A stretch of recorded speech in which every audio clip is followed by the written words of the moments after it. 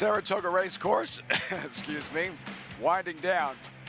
Week 3 around here, winding down, includes races featuring Breeders' Cup winners. Rebel Romance, last fall's Breeders' Cup Turf victor, favorite in the Grade 2, Bowling Green. Standing in his way, last year's winner is out. Rock Emperor Charlie Appleby, though, the trainer, representing Rebel's Romance, always dangerous when he sends horses over from the UK. Yesterday's Jim Dandy, combative stretch drive, photo finish, and inquiry controversy, and the champ does prevail in Forte. Great to have you with us on America's Saratoga Live, brought to you in part by America's Best Racing. For the love of the race, visit americasbestracing.net today. What a difference a day makes. A gorgeous Sunday afternoon in upstate New York. Final day of racing in July, and the August place to be next week, Whitney Week here at Saratoga. Alongside Paul LaDuca, Richie McLeori, I'm Lafitte Pinkai. Like, in case you hadn't noticed, I just somewhat lost my voice, so bear with me over the next, how long are we on, like 5 or 6 hours, whatever it is. I'm sure I'm going to be just fine. Richie, however, we sit down and I ask him how he's doing. He says, like, if I was doing any better, it would be illegal. Yeah, so you're having a much better day. There'd have to be something wrong. You just can't be this happy to be in a place like Saratoga.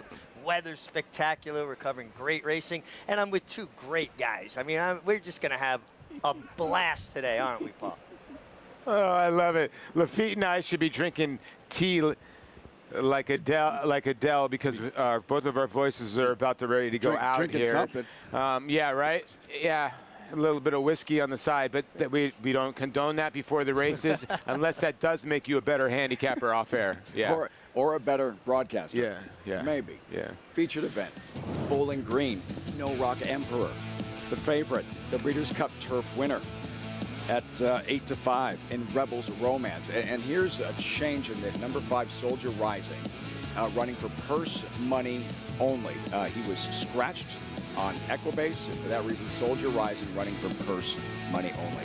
Well, I think that's a shame for people as far as a wagering standpoint goes, because he's a horse that fills out a lot of exactas, Paul. No, he does, and he's a horse that likes soft turf, but they all have to beat this horse in Rebel's Romance, winning the Breeders' Cup Turf. Now, since winning this race, he did go back to Dubai, did not run well. He lost to a champion in Equinox, let's be honest here. And now he comes back to the States. Now, he's only run once since this basically effort in the Breeders' Cup Turf. But Charlie Appleby just seems like he's got the keys and the ticket to bringing these horses over to the U.S. And you know what's incredible, Lafitte? A lot of these horses that come over for the first time in the U.S., they usually have gait issues, they usually have trouble. He's got that down to a T, where his horses break sharp, and they're usually very, very, very prepared, well prepared. As you look at the rundown of Charlie Appleby, Richie, I don't know that there's a formula, an exact science for horses, trainers sending them from Europe to the U.S. and win some of the biggest races here, but if there is, Charlie Appleby has figured it out. Yeah, I've always admired European horse people and how good they are at identifying what their horses do well. And I just think that Charlie Appleby has figured out what horses are going to excel in North American style racing. Just what Paul said, who's going to break sharply, who's going to put themselves in position, who's going to corner well. Right, a lot of races in Europe are run straight away or wide sweeping turns, different directions. The fact that he knows which horses are going to handle tight turns, I think he really just knows his horses well. You just want to see which Rebel's Romance shows up, the one that won his first several races on grass, or the one that was somewhat of a no-show in Dubai in his last start. We'll see a little bit later on paper, strictly the one to beat in Rebel's Romance, especially with the couple of defections and changes there. Meantime, speaking of changes, today's races brought to you by Claiborne Farm. Lots of changes. Races 1, 3, 5, 10 off the turf. The 7th and the Bowling Green, good to go. Turf courses listed as yielding. At 4 o'clock, coverage moves to Fox Sports 1. That's where you'll see the late pick 5.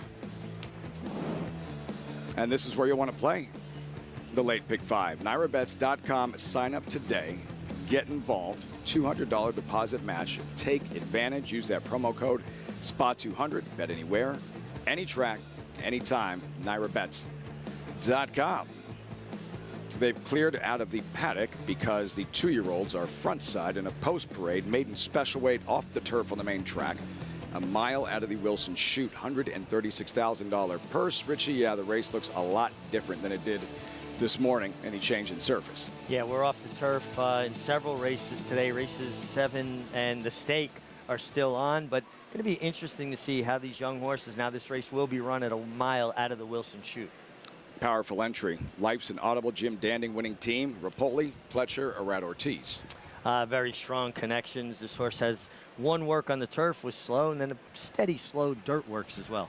Ms. Sense, Jose Ortiz on the second half of the Rapoli Fletcher entry. Well, you're getting both Ortiz brothers in an entry. Usually I like to box them in exactas, but they're going to slug it out in this one. Buku make the rider Tyler Gaffley on. This one has experience. It draws the rail. I like to ask Richie, especially with the Wilson Chute, with that rail. Let's see how that's going to be. Just Deny, when in doubt, Just Deny, 4-1. Then number 9, Classy Mischief and Javier Castellano. Well, this filly didn't show anything sprinting, but the whole family has excelled as they started a race further and further distances. Causeway's Jewel, welcome back, Johnny Velasquez. Yeah, and I see Johnny back in the saddle after that fall the other day. This is a full sister to Emmanuel, who won both his first 2 starts on dirt before being grade 1 placed in the Bluegrass. There's dirt pedigree here. Anthony Dutra, a terrific horseman. 2-year-old fillies, first of 10 races, start of the early pick 5 off the turf, a mile out of the Wilson Chute. We welcome Acacia Clement to the broadcast. Acacia, this entry, Ms. Sense, Life's Inaudible, odds on and rightfully so. Indeed, Lafitte, as they do pose a pretty strong threat here in this opener. I actually walked from the paddock with Mike Rapoli, and he said, I would love for Jose to nail Arad right on the wire, and they finish 1-2. But starting off with Arad Ortiz's mount, Life's Inaudible, the plain one. This one was in the body of the race, and a filly by Audible, who of course Todd Pletcher trained as well. The dam was just 1 for 16, sprinting on the dirt, but she was a sister to a good dirt sprinter in Uncontested, worked 10-1 at the OBS March 2-year-old sale, and I thought looked pretty quick in there. Watching a recent workout on XB TV, was a bit second best outside of company, and I think with that rather slow turf work being the last one, Todd was trying to get a little bit more out of this filly. I do prefer her stablemate, who Jose Ortiz is riding, Ms. Sense. This filly, the dam unraced, but sister to 2-year-old champion Shanghai Bobby, so plenty of precocity on the bottom side. And that dam, Ms. Kella, produced Canoodling, who won at 2, was good on turf, dirt, and was a multiple graded stakes winner. This filly looks like she will appreciate a little bit more distance down the line, but she's incredibly fit and well prepared and is moving beautifully, very athletic. Like I said, of the entry, this was the one that I did prefer. But the number 4, Buchu, does have some experience, as there is some turf pedigree in here. I think she will appreciate the grass down the line. The front wraps do go on, which sometimes trainers will use protectively if the track is a little bit wet and there has been some moisture. She wasn't the quickest in that debut, so hopefully she can be a bit sharper second time out. The dam was a very good turf runner for Aidan O'Brien, and the second dam, multiple graded stakes winning turf horse in the U.S. named Naples Bay. So we'll see if she gets on the grass in the future, but I do think this could be a good spot for her. And the number 6, Just Deny. This one sold for quite a bit of money as a yearling, $460,000. In the second generation, there's English Horse of the Year, Rocca Gibraltar, so plenty of turf as well. She wasn't moving as much as freely as I would have liked back in the paddock, but she did kind of loosen up and get into stride a bit better out on the racetrack when warming up. And I thought that her workouts on the turf were very strong in the way that she moves and the way she extends on the turf. So one that I'm going to be interested to see next time out on the grass. And maybe this will just be a good stepping stone spot for her, as we'll see which 2-year-old filly is ready in this spot, Lafitte. Just Deny, currently 5-1. Louis Saez, Danny Gargan, and it's been a theme we've touched on since the beginning of the meet, Richie, and certain trainers that seem to have more firepower with the 2-year-olds. And Danny Gargan was some of the very best 2-year-olds he's ever had. We saw Mage's little brother, the Derby winner, yesterday, and Dornock, a colt that he says is the most talented he has ever trained. And now here he is with Just Deny. Yeah, and Dornock was a bit green yesterday. I thought he ran well. He comported himself well, and then he seemed uncomfortable inside. It was interesting. Danny Gargan came to Saratoga as soon as they opened this year for training early May, and he brought all these 2-year-olds with him. So he's had a lot of time to sort out where they are in their development and who's going to be better suited to turf or dirt, because you have the ability to train on turf more here in the off season. Yeah, and you justifies 24%. Now you're taking a look at the 4, who I like here a little bit, and the reason why is you do get, like Acacia was saying, you're getting a horse that does have experience. But my issue would be, with the entry, you see that the 1 and the 1A draw the complete outside. Now the 4 draws the rail here, Mig. Now I know this filly started one time, so she's still a 2-year-old. She hasn't probably seen a rail like this, and I'm worried that she's going to go to open space, and she didn't break well last time out. Yeah, I mean, it is a tough situation. You could see how it's angled. They want horses to be able to kind of run straight into that turn. So they put that temporary rail to kind of give them some guidelines. But there is a lot of empty space there. And once you clear that temporary rail, now you have where the track, the chute, meets the main part of the racetrack, empty space. Young horses look at empty space. And sometimes, like water, they flow to empty space. It's a great shot of it right there. And we really appreciate it, I think, this year more than we did last year, because it was such a dry summer and we didn't lose a lot of races on grass last year. Now this year, with a little bit more rain and losing some grass races, the Wilson chute providing that option, where in the past it had been a 6-furlong sprint or 1 1/8, nothing in between for the horseman. Now you have this middle distance option. Yeah, and I think the other part about this, I think a lot of these 2-year-olds, regardless of how they do, are going to get a ton of fitness out of this race, doing that sharp little turn, having a rush to that turn.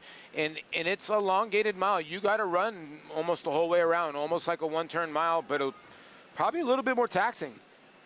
First of 10. There they are in the 1863 club, and one of the greatest, best views here at the track, and a chance to start the day with 2-year-old fillies in the opener. $136,000 purse. The entry, 2 for 1. You're getting 6 to 5. Life's an Audible and Ms. Sense. Frank Mirmati standing by with a call. The first from Saratoga. Causeway's Jewel awaiting her turn to load.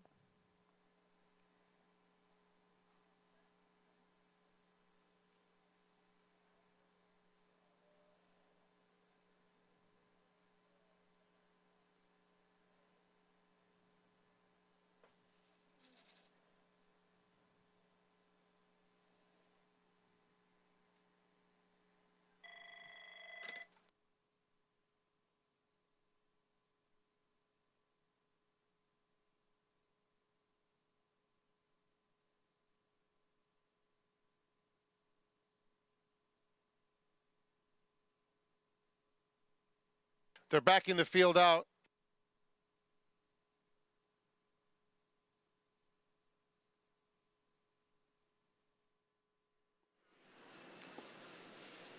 All right, so a slight delay before the start of this first race with his 2-year-old fillies. Did you guys catch anything? You might have. Well, we did. We heard a phone ring. The phone's ringing. So I'm wondering if one of the, sometimes what ends up happening, Mig, you've been in this position before, a horse isn't sitting right, we need to back them all out, or we need to back one horse out and let the state vet take a look at one of the horses. Yeah, when a horse acts up, a lot of times they'll back them out to make sure that they didn't, bang their head or, hit their nose against the front of the gate, make sure they're okay. And especially with young horses, I like when they go ahead and remove. Now, I wonder if the riders didn't see The those tire tracks Yeah. from one of the patrol judges' trucks. And you don't want those tracks there, especially with young horses. They're going to have a tendency to jump it. A horse doesn't see tire tracks. He sees an obstacle. He doesn't have the same depth perception as you or I. That's why when horses see puddles, they don't know if that puddle's an inch deep or 10 feet deep. Well, we saw yesterday in a turf race, when the 5 held on for Joe El Rosario, the 7 almost dropped Irad Ortiz out of his irons because the horse jumped a little bump on the turf course. So they are very aware of what's going on. So the jockeys probably said, listen, hey, can you guys at least smooth out those tire tracks so the horses don't jump them? It's almost like the downhill turf course at Santa Anita. A lot of those horses will jump that dirt little spot there. Yeah, They're not familiar with it. There's a different color, different texture, different contrast to it. Now, we got a crackerjack maintenance crew. Absolute. Now, you see now they smooth that out. Horses Immaculate. won't pick that up. See? Now you can hit ground balls to shortstop, Big, and we can start playing right now. You know, my father used to hit ground balls for me and my brothers in an old empty lot that had a lot of rocks because he wanted us to be able to get in front of a ball with bad hops. That's if you can dodge a ball, you can dodge a wrench, right? That was such a Richie story. Like, that was so Migliore. That was so Richie. Like, of course. Hey, he followed up well, though, with the wrench. I mean, right on cue. But the Crackerjack maintenance crew, how about Glenn Kozak? The head of it was absolute out there raking himself. Best in the business. Best in the business. Just deny. We'll try it again. Frank Mirmati, take 2, the first of 10 from Saratoga. Thank you, Lafitte. Here's Classy Mischief coming up. Life's Inaudible.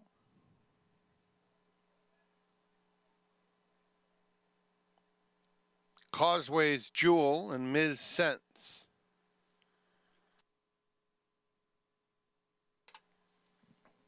Ms. Sense going in. They're in the gate. And they're off. Classy Mischief hustled pretty hard out of the gate and joined by Life's Inaudible. On the outside, here's Causeway's Jewel now up to take the lead. So it's Causeway's Jewel in front. Life's Inaudible in second. Buku comes away in third, about 3 lengths off the lead. It's another 3 or so, back to Ms. Sense in fourth, followed by Classy Mischief, who broke well, but is now at the back of the field with Just an Eye. The opening quarter went in 24 and 1/5 seconds, and it's Causeway's Jewel uncontested, leading the way by just under 2 lengths.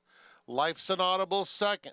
Another 3 back to Buku. Just an Eye, steady headway along the inside fourth, 4 lengths off the lead. Ms. Sense is a length and a half behind that pair, and Classy Mischief, 48 and 2 for the half. Causeway's Jewel has been the controlling speed, gets confronted now, and there goes Life's Inaudible. Life's Inaudible right up alongside. Also, Buku in the red colors is joining the party too, as is Classy Mischief, who was so far back. So the whole complexion changes. It's Buku and Classy Mischief who go on, and Ms. Sense coming through to their inside. Ms. Sense head and head with Buku, and right on by, rail skimming ride for Ms. Sense with a burst of speed, putting them away. Opening up 3 and in full flight. It's between Buku and Classy Mischief for the exacta, but a no doubt about it W for Ms. Sense, who strolls by 4. Classy Mischief rallied outside Buku. Then it was Life's Inaudible. Eye-opening performance. Ms. Sense, Jose Ortiz, Todd Pletcher, Rapoli, Viola. That was pretty good. That was a very nice effort from the far outside post. Ms. Sense found her way to the rail under a terrific ride by Jose Ortiz. And when you're on a young horse and they show, you know, this kind of grit, determination, right? Find the hole, kick between horses, take the kick back early. This was just a really nice ride. And it was after she bumped a little bit with the 11, Causeway's Jewel, who showed speed and absolutely stopped Paul. Yeah, you know, this horse was loaded. I told you guys, said, wow, the one's absolutely loaded here in the back of the pack of the 1A. And he did. Jose did the right thing. He cut to the rail. You can see the battle for second. Got to give credit to the 9. The 9 was in chase mode a lot of the way here. Classy Mischief for Javier Castellano. Rode that horse out to the line. And that man right there with the gray hair has been having a pretty good couple of days here. This team, and here it was Irad Ortiz yesterday. In the Jim Dandy here, Brother Jose with Ms. Sense. And yeah, we'll have lots to say and unpack following last night's Jim Dandy and a slugfest to the wire and the champion getting back to the winner's circle in Forte. Yeah, I mean, just a terrific effort by Forte. It's a kind of, to me, a little bit sad that it gets overshadowed by, you know, the conversation about riding and tactics and disqualifications. But what shouldn't be lost is that your 2-year-old champ came back in a big way and responded extremely well with the blinkers added. No, Hall of Fame trainer made the right move. Todd Pletcher has brought back 2 champions at the meet. Nest, sensational, her 4-year-old debut, and yesterday with Forte in the Jim Dandy. Next stop, the Travers, and right on cue. That's what we'll recap when we come back with Forte and yesterday's Jim Dandy, just getting started on Saratoga Live.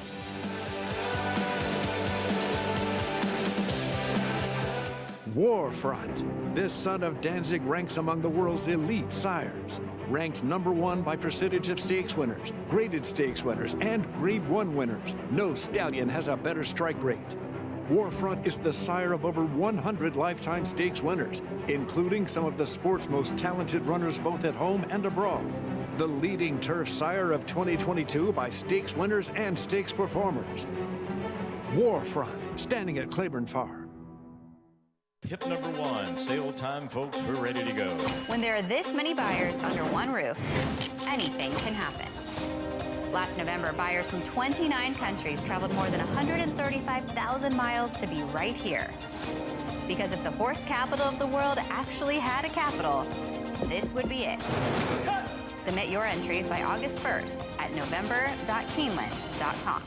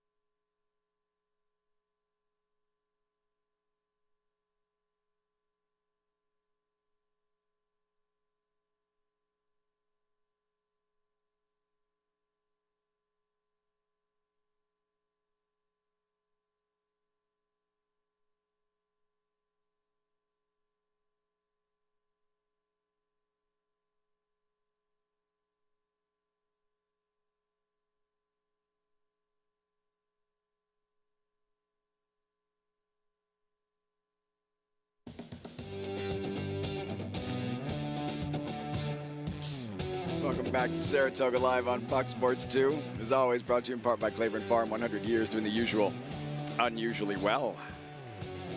That's Secretariat statue. Big Red Derby winner. That Philly sire, Derby winner, Street Sense, Ms. Sense, onward and upward, and an emphatic Mike Rapoli thinks he's fired up about this one. Doesn't take much to fire up Mike Rapoli, does it? He just wakes up fired up. Well, that's what you got to love about Mike. You know, he wins yesterday, and then obviously he wins with a 2-year-old. He's got the same amount of people in the winner's circle, right? They like to celebrate it together. And Todd Fletcher doing the training here. The Hall of Famer standing by live with Acacia. Todd sends out a nice 2-year-old filly winner here, Miss Sense. Todd, a nice pedigree, too, with Shanghai Bobby, the brother to the dam side. And that's be always fun when you're familiar with the family a little bit. Yeah, she's a very typical Street Sense filly. You know, we felt like she wanted to run long. We entered her to run on the grass if it happened, but with the other part of the entry, she drew on the also eligible. We got lucky and the rain and came off and get an opportunity to run a filly long first time out that wants to go that far. Talk a little bit about finding a spot for a 2-year-old filly or any 2-year-old, as you said. When you want a little bit of distance, you have to be a bit creative sometimes. Yeah, you do. And, you know, I think this is the first year they've run the mile. You know, I think out of the chute they were a little concerned to run 2-year-olds at one time, but glad that they did it. It worked out well for this filly, and, you know, so it gives us some options. Of course, we saw Forte get the win yesterday in the Jim Dandy. Can you talk us through what you were thinking throughout that inquiry? Well, there's so much going on. You know, obviously there was some jockeying for position at the top of the stretch. The horse on the lead kind of kept hurting everyone out, drifted out 6 or 7 paths, and that kind of kept pushing Forte out, and him and Angel of Empire continually kind of just right on top of one another, and we were fortunate to get there just in the nick of time. We saw Nest come back victorious, Forte coming back victorious. How special is it to see champions return to the races and get those big wins? Oh, it's huge. We're especially proud of Nest, having not run since the Breeders' Cup and running against the mare of the quality of Clairiere. And Forte, this is a good opportunity for him. We had the 10 weeks between the Florida Derby and the Belmont, and that was a lot to ask, so it was good to see him get back on track. Thank you, Todd, and congratulations here. Thank you. Lafitte. Todd Pletcher, this filly, Ms. Sense, impressive. And there's Red Ortiz there.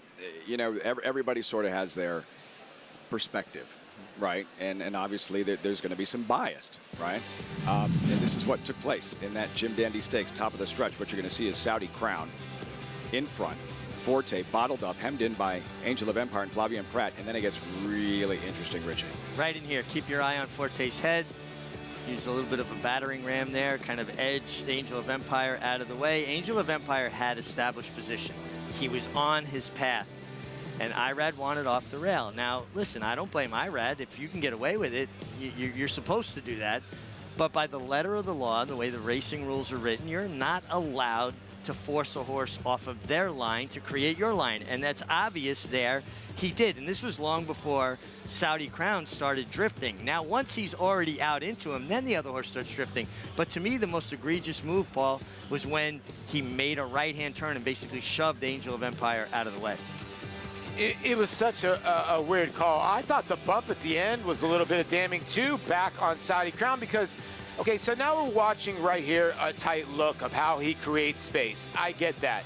Flavien Prat is trying to hold his ground. He can't. I get it that Saudi Crown is floating out, but he's never impeding Forte at any time. Now they go back to the rail. Watch Irad Ortiz. He almost loses the irons on the horse after hitting the two and just wins the bob. He didn't ride the horse out. So it was kind of a double whammy there. I know there was this, now listen, Forte proved, as soon as he broke out of the gate and broke well, you could just tell he was going to run well yesterday.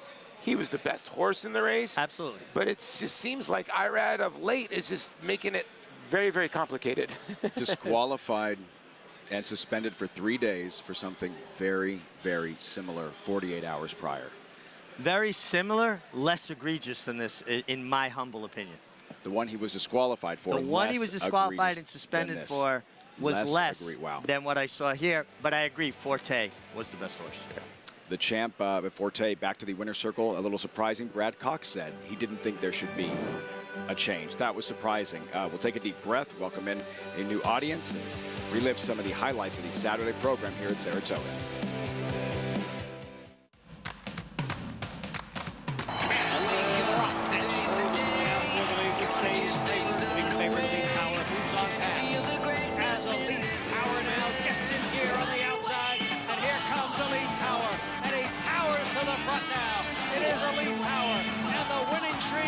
At 7 as he takes the Grade 2 True North Stakes. Elite Power, a champion sprinter. Herman, the classic sire. Experience the adrenaline-pumping, suspense-filled action of the Sport of Kings no matter where you are with Naira Bets. It's fast, easy, and secure. Download the app today and start winning with our lucrative weekly promotions, thrilling handicapping contests, and a one-of-a-kind VIP rewards program. Don't just watch horse racing, be a part of the action with Naira Bets.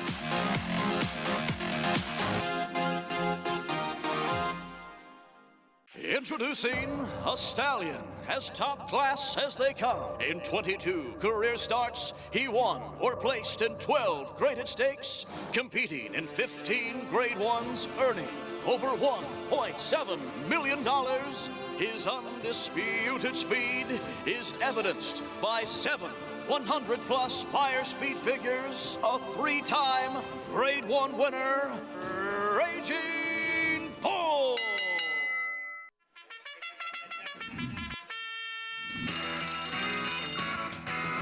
On the Park's 50-cent Win Early Pick 5 is one of the country's earliest Pick 5s, making it the perfect way to get your wagering day started.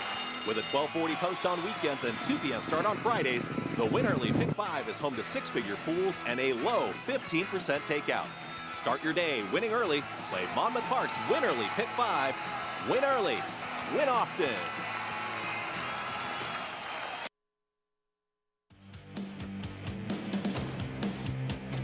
This is Saratoga Live. Welcome to our viewers on SNY.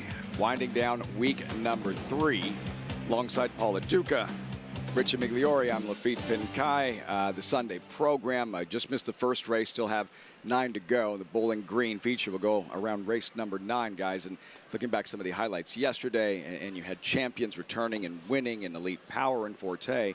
And then also, over the course of the week, is something completely different in young jockeys. The Miller highlight moment of the week, Katie Davis, Jamie Torres, Richie, getting their first ever career wins at Saratoga on the same day.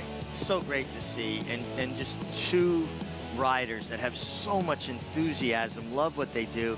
Katie is just such a good rider. I mean, she's really kind of blossomed in front of my eyes, and she's come back riding since she had the baby even better. It just seems like she appreciates it and enjoys it so much. And now look at this kid finish on a horse, Jamie Torres. He does not look like an apprentice jockey finishing on a horse. He is so talented. He's tall, but he manages his height so well, folds up on one, and you could see the emotion involved getting your Saratoga win, and thank you. That's what you're supposed to do. Thank the horses. The horses make all of us. That's when it is Miller time at Saratoga, Paulie, and I think for a young rider, a win at Saratoga, like a rite to passage, and maybe something like what you experienced when you had your first base hit in the major leagues. Well, 100%. It kind of takes the pressure off you, right? You know, you go to these iconic ballparks, or like you're a young kid coming up and you're just trying to get a hit. I remember I got my first hit at Coors Field, and I don't even remember touching first base. I don't even remember the ball hitting the bat. But then you go to iconic places. Saratoga, I equate to like Wrigley Field or Fenway. And I remember I hit my first home run at Fenway. Wow. And I was like just wowed. And that would be like getting in the winner's circle here at Saratoga. As a baseball fan, I have to ask, do you remember who your first hit was off of, who that first home run was off of? My first home run was off Al Leiter. And here's the crazy part. I would have gotten a tattoo. The crazy part about it is my first home run was off Al Leiter. I grew up a Met fan. I hit it at Shea. It landed in the Dodger bullpen. It was caught, and I still have it. That is awesome. That's pretty cool, yeah. That is awesome. Cool. Yeah, so some young careers and first wins here at Saratoga. So much live racing still coming your way. 10 deep on this Sunday afternoon. Bowling Green Plus, after 13 days of racing, Linda Rice. There she is, leading trainer, 14 wins, and has a contender in race number 2. Shigeko, go-to rider, will be in the saddle, and Jose Ortiz. 13 minutes out. Paddock report. Riders up in the post parade for the second at the spot.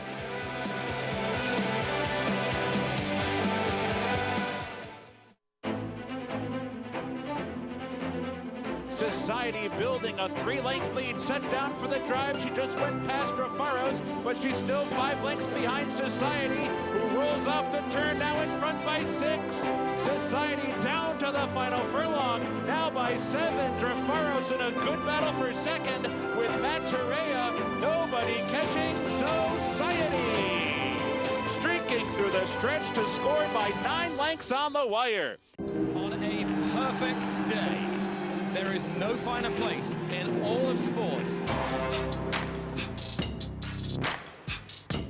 Nerves, excitement, and anticipation. Than beautiful, truly stunning.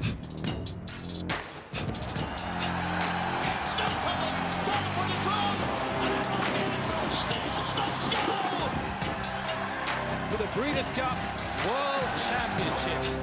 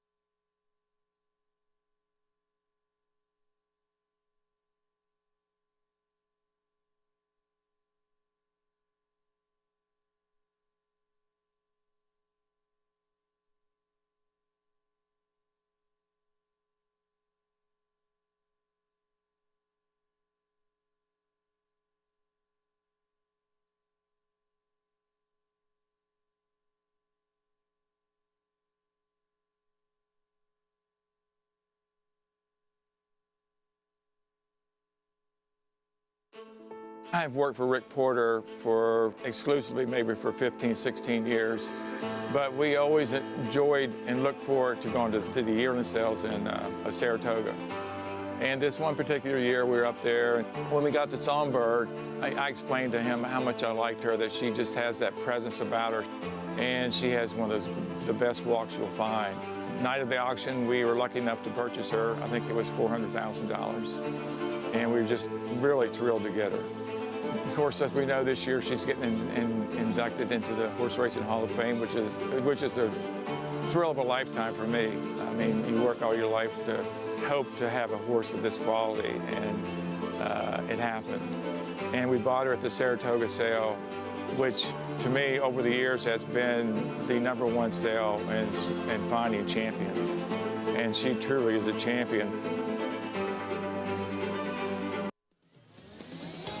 Annual sale takes place at the Humphrey S. Finney Pavilion, located less than a mile from the racetrack. It's always a highlight every summer at Saratoga. You want to come out and see tomorrow's champions. You may see a Kentucky Derby winner sold. You may see a Triple Crown winner sold. And in 1918, Lafitte, Fasig-Tipton sold Man o' War at their pavilion, which was on the grounds of Saratoga, where the racing offices was the Fasig-Tipton Pavilion. So we can go all the way back to 1918 and talk about the champions that Fasig sold. Wow.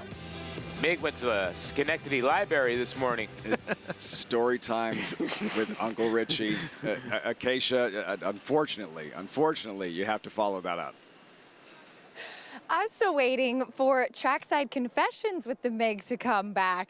But we'll take a look at horses here in the paddock, starting off with Shigeko, who's taking the early money, moving to the Linda Rice barn. And this was a filly that I think is just finding the right spot and the logical location for her. She obviously has some ability in there and could just, again, be with the right company today. She comes back looking well, making her first start for the barn. She was a horse that was always a bit of a good doer, but she has grown a bit and filled out. So again, I just think this is the right spot for her. Just missed in that non-winners of 2 affair back in December, and Jose Ortiz, Linda Rice teaming up.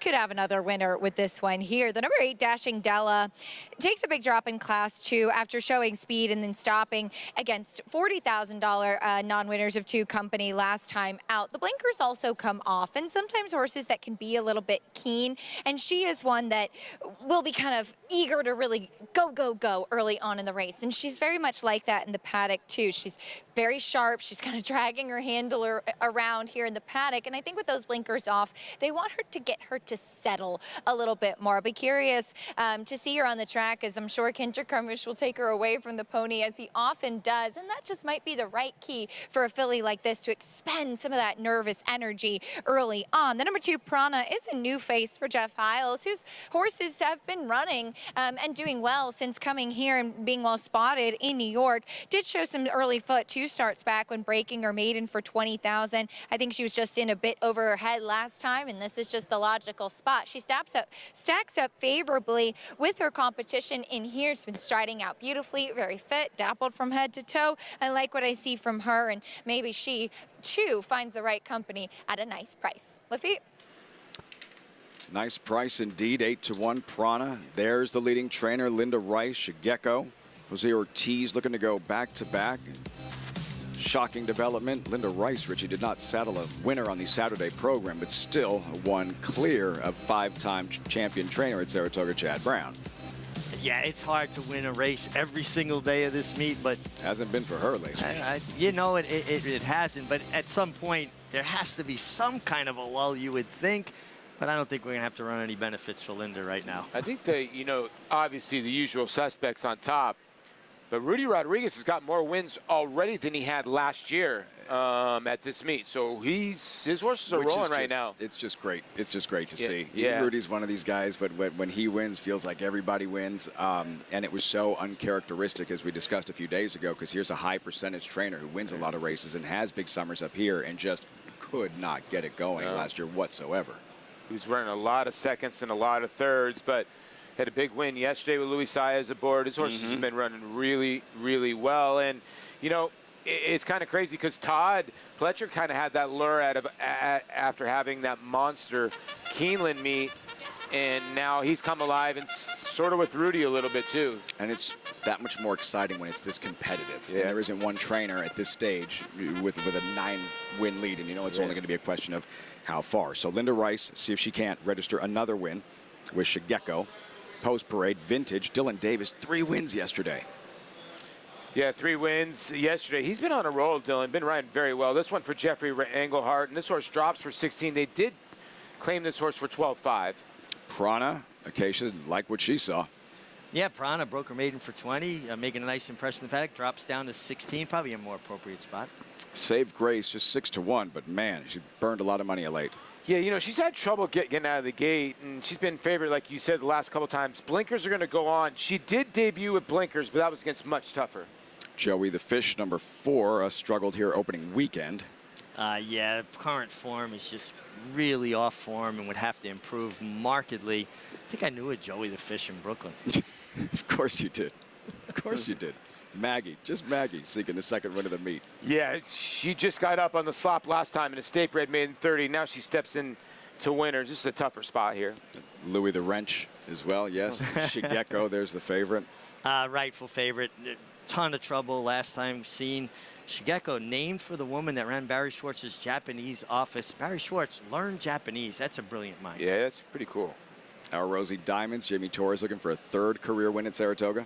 I think this horse has got a look in here. You know, the last time this horse was in for 16, she ran okay. She was 2nd, so she's a player in here. I mean, you can't say anybody here isn't a player, really.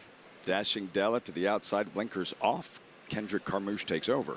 Yeah, flashed big speed last time. They take the blinkers off and drop in class, so I'm sure they're looking for a different kind of trip, more of a stalking kind of trip, Paul. So that's the field. Start of the early pick 4. Race number 2. You're looking at the favorite Shigeko. This is her latest. Last December, Aqueduct claimed that day Shigeko, and Maddie Olver looking for room to operate down along the inside. Yeah, tried to split horses there, changed her mind, went over heels there. I talked to Maddie about that afterwards. Dangerous move there.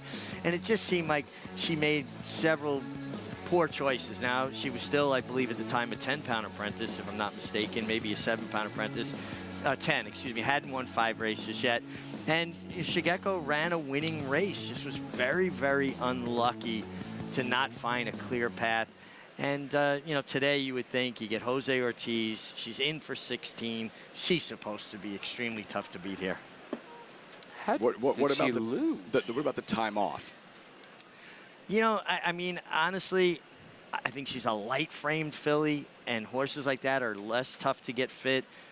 Linda Rice is hitting on all cylinders. You're getting Jose Ortiz, who works so many horses for Linda. And basically, they're in the same family now. Linda is the aunt to Jose's wife. Taylor. You know, so, I mean, he's over there every morning. And this is what I said. I made a comment earlier in the week. I think that Jose will make a good horse trainer at one point because he's involved. He goes to the barn. He's really paying attention to how to get horses prepared for races, not just showing up to ride them. Okay, we saw that last race. Okay, so obviously it was December 18, 2022. There's no secret. Obviously, Maddie Oliver doesn't have the experience that Jose Ortiz does. Now this horse is carrying 10 pounds more. Where our Rosie Diamonds, are they that much farther apart where the 6 is carrying 10 more pounds than the 7? It's a great point. I mean, and, you know, and I kind of even actually overlooked that. 109 pounds with Maddie Oliver last time, 123 pounds. And I just said she's a smaller, lighter frame kind of filly. Our Rosie Diamonds, there's not a lot separating them, and you get the breaking weights with apprentice Jamie Torres, who's now got 2 wins at the spot. Let's check in with Keisha, who's made her way trackside. Yes, and Richie and Paul are absolutely right on that note, but also wanted to point out that with that big drop in class for Shigeko last time, it was kind of a spot that she was supposed to win. And Maddie Olver, before she went out to become an apprentice rider, was a regular exercise rider for Christophe Clement. So it was really a spot hoping to give Maddie a winner in that non-winners of 2 back in December. So that's why you saw a 10-pound apprentice on her that day. She makes a lot of sense in here, and as Richie said, is a lighter frame type, but she has grown coming back as a 4-year-old. Wanted to touch on the 3 Save Grace. As Lafitte was alluding to, she's been a bit of a money burner. And if you've been with her all along, 6-1 might be the time to take a shot. Shortcut cheater blinkers go on with her in here today. She stretches out a little bit to the mile. I'm not confirmed. I'm not absolutely confirmed that longer is better for her. I think she's actually a touch shorter. She's a little bit of a handier type. She's fine for me. I just don't necessarily trust her not having gotten the job done. And wanted to circle back to the 8 Dashing Della, who, as I said, taking the blinkers off and can be a nervous type. When you expect Kendrick Carmouche to take a horse away from the pony, he actually did the exact opposite with her today. Kept her very quiet, kept her with the pony, and she's relaxed nicely, but not the usual big Kendrick Carmouche solo gallop out on the track, Lafitte. Often see really revving those engines, not so much on this occasion, Acacia. Dashing Della as we get set for the second race, and we have a more detailed explanation, specifically, Richie, as to why Soldier Rising is running for purse money only in the Bowling Green. Yeah, the statement put out by the New York Racing Association via Patrick McKenna was at 11:29 a.m. Equibase briefly but mistakenly posted Soldier Rising number 5 as scratch from the Grade 2 $250,000 Bowling Green. As a result, the Board of Stewards ruled that Soldier Rising will run for purse money only in today's Bowling Green, which is carded as race 9, and they're trying to protect the betting public because some people put their bets in early, yes. Paul, and if they looked up and said, well, Soldier Rising scratch, oh, I was going to use him, and now he runs, and he ran as, you know, a wagering entrant, those people would be precluded, and then they're going to see the results later and go, wait a second, I thought he was scratched. Yeah. So they're doing that to protect the betting public, and the horse is getting his rightful chance to compete in a big race. Unforced error, a mistake, it happens. Handling it the right way, that's the right call. You got to protect the public. Listen, they're wagering their money, and it's the right decision. I know a lot of people are upset about it, but it's a clerical error. It's just one of those things that just happens in life. You know what I say to people with that? 3 words. Deal with it. And with that, I'll hand it over to Frank Vermati with the live call. Race 2, Saratoga. Final check of the tote board reading 8-5. Powerhouse combination, Jose Ortiz, Linda Rice, Shigeko. Save Grace going in. Our Rosie Diamonds. The last one will be Dashing Della, following Joey the Fish. They're in the gate. And they're off. Vintage is out quickly and opens up a couple of lengths in the first few jumps. Shigeko came away with the top flight, and Maggie is third in the early going. They're joined by our Rosie Diamonds, who's headstrong all the way up to take second, and Prana is down at the rail about 3 lengths off the lead. Save Grace is down on the inside, being passed by Dashing Della, who's passing a couple of rivals, leaving Joey the Fish at the back of the field. They went the quarter in 25 seconds flat, and it's Vintage just in front, pressed by our Rosie Diamond in second. Then Shigeko between horses, Dashing Della on the outside, and Prana inside that pair.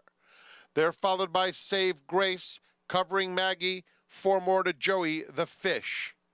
Around the far turn, Vintage 48-4 for the half mile, and it's Vintage opening up 2.5 now.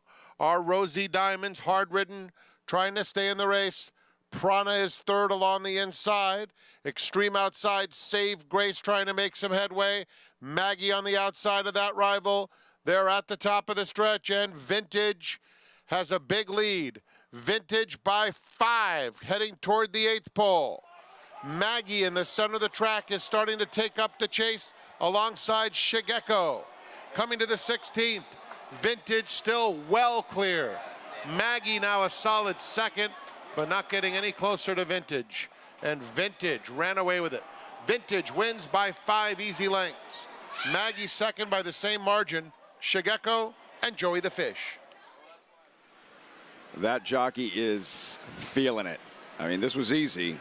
Vintage by many at a price 14-1. 3 wins yesterday. Dylan Davis strikes early on the Sunday program. Yeah, and he's not winning with favorites either. He's winning with prices, and Dylan is doing what he does when he's successful, and that's being aggressive, getting his position going forward. Went to the lead with that good inside rail draw, going the mile out of the Wilson chute. Halfway around the far turn, it was a foregone conclusion, Paul. This filly was gone. Never looked like a loser. The 7, our Rosie Diamonds, with the Bugway, was trying to stay close, but nobody was making up ground at all in this race. And just Dylan just ran them off their feet. Congratulations to Jeffrey Engelhardt. He gets his first win in the meet. Dylan gets another winner, and Maggie completes that in exactly. That's going to be very, very nice. This is going to spice up this. Yeah, it Big is. 5. Yeah. 14-1 over 7-1. Last race, early June on grass at Mountaineer. And she does like 14-1 shots, win all the time. Not like that. You know, she won like an odds-on favorite. She really did. She won as easy as can be. But the only race that she ran on dirt was arguably her best race ever, and that was at Belterra, an allowance race. And obviously, they found the surface she really wants, Paul. I always go back and I look and I go to myself, I say, okay, what did I miss? Well, Vintage has had one start on a dirt track, and it was an allowance race at Belterra. I don't care where it was. The horse ran a 55 buyer. Name another horse in this race that's ran a 55 buyer going long on a fast track. Start looking. You see the 8 on the outside, 60 some odd buyer. So it shouldn't have been 14-1 when you hindsight, you know what I mean? Hindsight. Seen a lot of smiles from the Davis siblings the last few days. 4 wins over the last couple of days. Dylan Davis, an upset by many. Vintage, that was not an upset. That was a champion showing you his mettle, elite power, stirring performance, and a stirring edition of yesterday's Grade 1 Vanderbilt.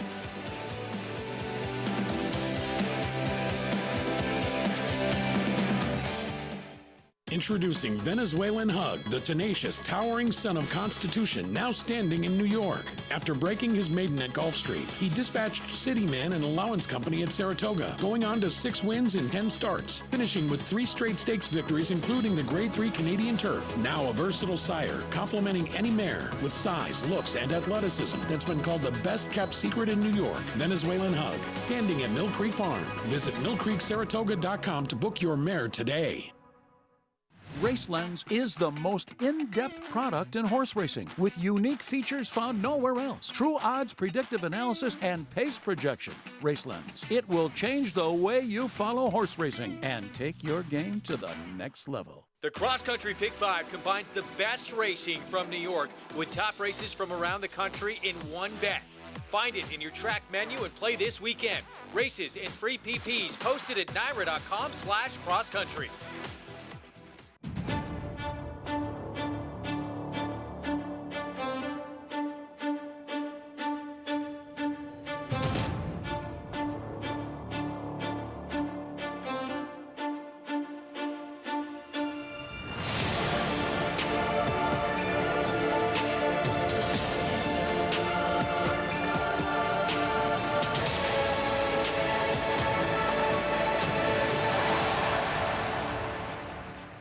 Racetrack Television Network brings you every race, from every track, on every screen, every day.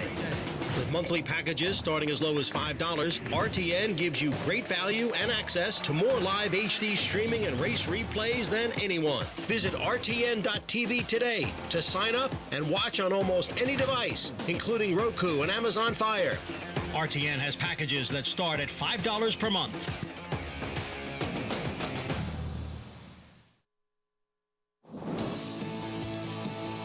You're watching Saratoga Live, brought to you by NYRA Bets. You can bet any track, anywhere, anytime. Get started at NYRABets.com or download the app today. In race 2, it was Vintage, as Dylan Davis has been seeing a lot of the Saratoga winner's circle recently. Dylan, aggressive ride with Vintage too, and this horse widened against Company this afternoon. Jeff did a great job, got it ready today, and he didn't really give me too much instructions. She's won on the lead, off the lead, different surfaces, everything, but just played the break. She gave me a really good first 2 jumps. I let her have it and asked her a little more into that turn, and then she just took the lead. She responded with the bit in her mouth. She slowed down. She got a great rhythm down the backside, and then even into the second turn, she wanted to get out just a touch, but was able to help her through there. And then once she switched over back to the right lead, then she was able to respond again and get the job done. We've seen you being a little bit more aggressive with your rides, too. How much of a difference do you think that makes? And as Richie Migliori often says, getting your position going forward. Oh, no, it means a lot. You gotta get that position, and then when the chance comes, a hole opens up, whichever you're ready for, you're right there, because you don't want to be next to last, 10 lengths plus back, hoping that they go too fast. You want to be in a good spot at the right time and hope you have enough horse to finish it up. For anybody in racing, there are ups and downs of this game, and when you're in a groove, it just feels like things are going smoothly. How's that feeling, especially up here at Saratoga? Oh, it's especially great. It's great that you're winning up here, you're getting a little momentum coming up here, and you know, it's tough. Sometimes you get in a little bit of a lull, but I try to not get too negative on myself. I know sometimes the horses aren't ready or it's too tough, but just trying to push through it. You're in more lows than highs here in the game, and I went through a bunch of it already, and I know how to handle it. So I'm happy that I'm getting at a high point right now, and especially at Saratoga, it's a great feeling. Good place for it. Congratulations, Dylan. Thank you, Keisha. Hurry. And as he said, Lafitte, this is where you want to be peaking. Absolutely. You know what he sounds like, Richie? Like he's in a really good place and just a very confident athlete. He really is. And I think that's one of the things that Dylan had to mature into, right? Because then you're more consistent. You stay kind of balanced, and you go about your job in that consistent fashion. I tease Dylan all the time. I think he reminds me of the elf in Rudolph the Red-Nosed Reindeer that wants to be a dentist. He wants to be a dentist.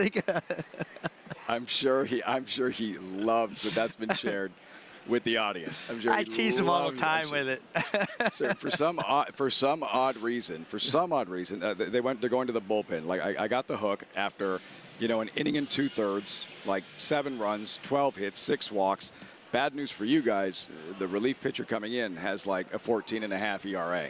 That's the bad news. Well, supposedly the pitching coach changed his arm angle, so we'll see how he does today.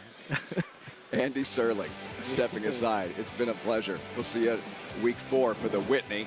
Paul and Richie sticking around. And in case you missed this yesterday, you want to see this.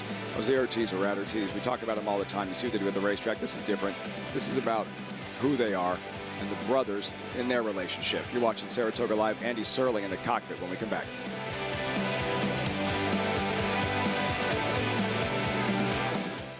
I just happened to be up on the 3rd floor of the grandstand at Saratoga. So I saw a horse load up in the gate and just decided to clock it. Went like 11 and 22 and 33 and 44 and change. It was one of the fastest gate works I've ever seen. Nashville, first time out, much the best. Spice Down was a super fast horse. Certainly no surprise when he has an offspring like Nashville. Never asked for a thing, track record. Nashville for the best sprint time of the Fairgrounds meet. Like my old boss, Wayne Lucas, always said, you can't coach speed. Welcome to the Adelphi Racing Club experience. Take ownership of stakes-winning thoroughbreds like Funny How, racing at the highest level circuits. Funny How is in front. It's Funny How who's up by 3 lengths, approaching the 16th pole. It's all Funny How. Funny How, Katie Davis more than amused. Funny How wins the Broadway. Contact us online to get a taste of the Adelphi difference and come hang with us this Saratoga meet.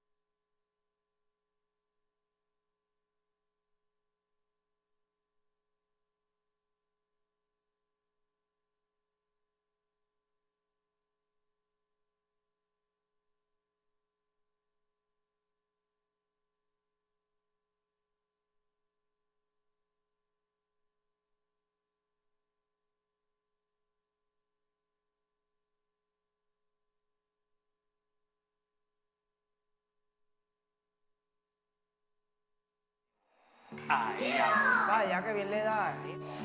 Cuéntanos. Every single sport that we play, we compete. We play this game every day. Who do you think is gonna be the winner there? We never face each other against each other. We never did. Like now. Like now. Yeah. ¿Energy de qué? ¿Energy de qué? First of all, it's very fun to share your success with your brother. We spend together more than 15 hours a day. We know how to manage business and life, real life, so that's pretty good. When we understand that, we have a line right there, it's perfect. Despite how close the brothers are, sometimes their competitive nature lends itself to some tense moments. We've been very heated moments. We curse a lot and say a lot of bad words in Spanish. When we was younger, we never throw punches, but we've been so close. Yeah. We don't talk about races before the race runs. It's fun. Ira is very quiet, like you cannot say nothing. It's like on his own, and I don't want to know anything about his thing. yeah, it's very fun when you can outsmart the competition. I have to think how he thinks to try to beat him. It's very hard to a rider like Ira try to read his mind before he does it because he's so unpredictable.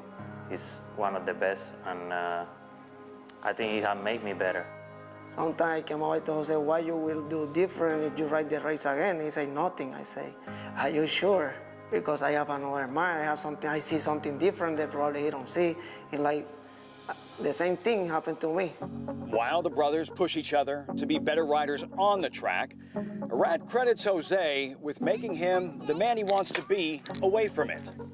He used to be too on the muscle, like too keen, and I tell him he need to calm down and think before he do things and say things. He start winning like crazy and start winning all the Eclipse Awards. And I told him just, my job is to keep you grounded and keep you doing the right thing. As a person, I think he made me better. He's so good at some things that I'm not. So I try to get whatever I can get of him to make me better in that part of the racetrack. He's been working, so he's been doing a lot better, become a better person, a better father, better son, and everything. So it's nice to see that. Always gonna have him. He's my brother, he's my blood. I love him. Welcome back to Saratoga Live. Paul LaDuca, Richard Migliori, and I'm Andy Sterling. I'm not Laffit Pincay, and I'm not even going to try to be Laffit Pincay because I have no chance to do that. The Ortiz brothers, if they aren't the story in racing and the story up here, I don't know what it is. They are the story, and the both of them are brilliant riders. They do a great job. Now, a lot of people are down on Irad because they say he's over-aggressive. If he's allowed to ride that way, why would he not ride that way? His job is to win races, Paul. That's the truth. And listen, Jose's taking tips from his brother Irad, and we learned with that beautiful smile on the left that he actually is the one that talks more trash than his other brother Irad. So these guys are a tour de force, let's be honest. And for the people out there that think, oh, they read the racing form together and they try to play with, no. These guys are more competitive, just like my older brothers were, just like your siblings are. Let me ask you a question, Paul. You're a catcher. You caught for a lot of great pitchers in your day. You saw a lot of great pitchers. Think about the pitchers like, who was the great pitcher for Atlanta, when the umpires let him have the outside corner. He established the way he pitched, and he got away with saying it wasn't really a strike. Isn't that what Irad's kind of doing here? 100%, and I'll tell you right now, I remember I used to catch Tom Glavine all the time, and I used to tell the umpire, hey, listen, I'm going to set about 5 inches outside, and it's going to hit the middle of my body, and you're going to get booed all night. So if you don't want to get booed all night, you might as well start calling it. So what ended up happening is Tom would always go 5 inches to 4 inches. Then the umpire would start calling it, and now you got 4 inches outside. So you make a great point. It's a great analogy. And he's established a move, and it's working pretty well for him. A lot going on today, a lot more racing to come. We are off the turf in race number 3. Where are we going here? Who are we looking at? The number 7 War Officer, a firster for Todd Pletcher. Irad Ortiz, well, he left one in the first race. It was Jose Ortiz on that one. We'll see how it works out in race number 3. As we head into break, we'll be back after a quick break here on Saratoga Live.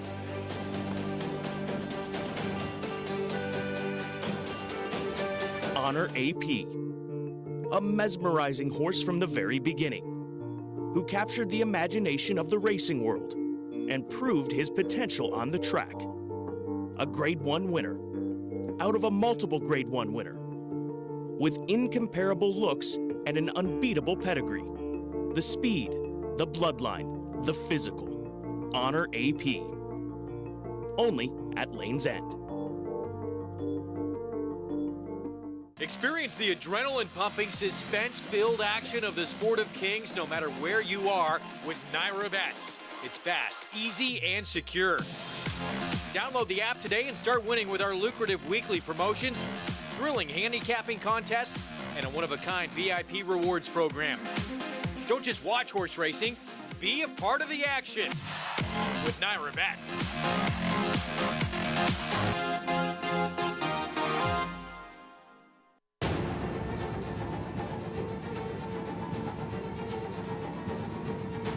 $500,000 in the back. Thank you. Oh, what a Preakness! It's National Treasure who gets the lead lane. $1 million in the back. Thank you. Flight line, then full flight. Flight line, 20 lengths. Flight line and a jaw-dropping, awe-inspiring Breeders' Cup Classic win. The 102nd Saratoga Sale, August 7th and 8th in Saratoga Springs, New York. Where will you be? Reach for the unreachable. Race to new horizons. The artisan's quest for beauty burns in the heart of Japan, forging strength like no other, with love and honed to perfection. Noble, authentic, and only here. The legacy of strength.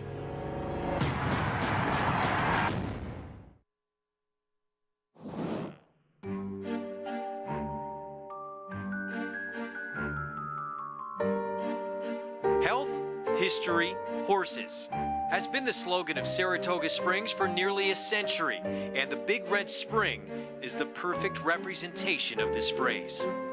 Long before the racetrack opened in 1863, Saratoga Springs was a popular resort destination. Its famous mineral springs were believed to treat a wide array of medical conditions. Introduced in 1975, the Big Red Spring was named after two of the sport's most legendary chestnuts, Man o' War and Secretariat. In addition to their immense talent, the two stallions also shared the same nickname, Big Red. For the last 46 years, people of all ages have sampled the Big Red Spring as a part of their racetrack experience. It is a tradition that establishes Saratoga as the most unique racing venue in the world. Welcome back to Saratoga Live. It's a great attraction. People love it. People hate it. We're a little bit in disagreement on the set here, but the Big Red Spring, a very important part of the history of Saratoga.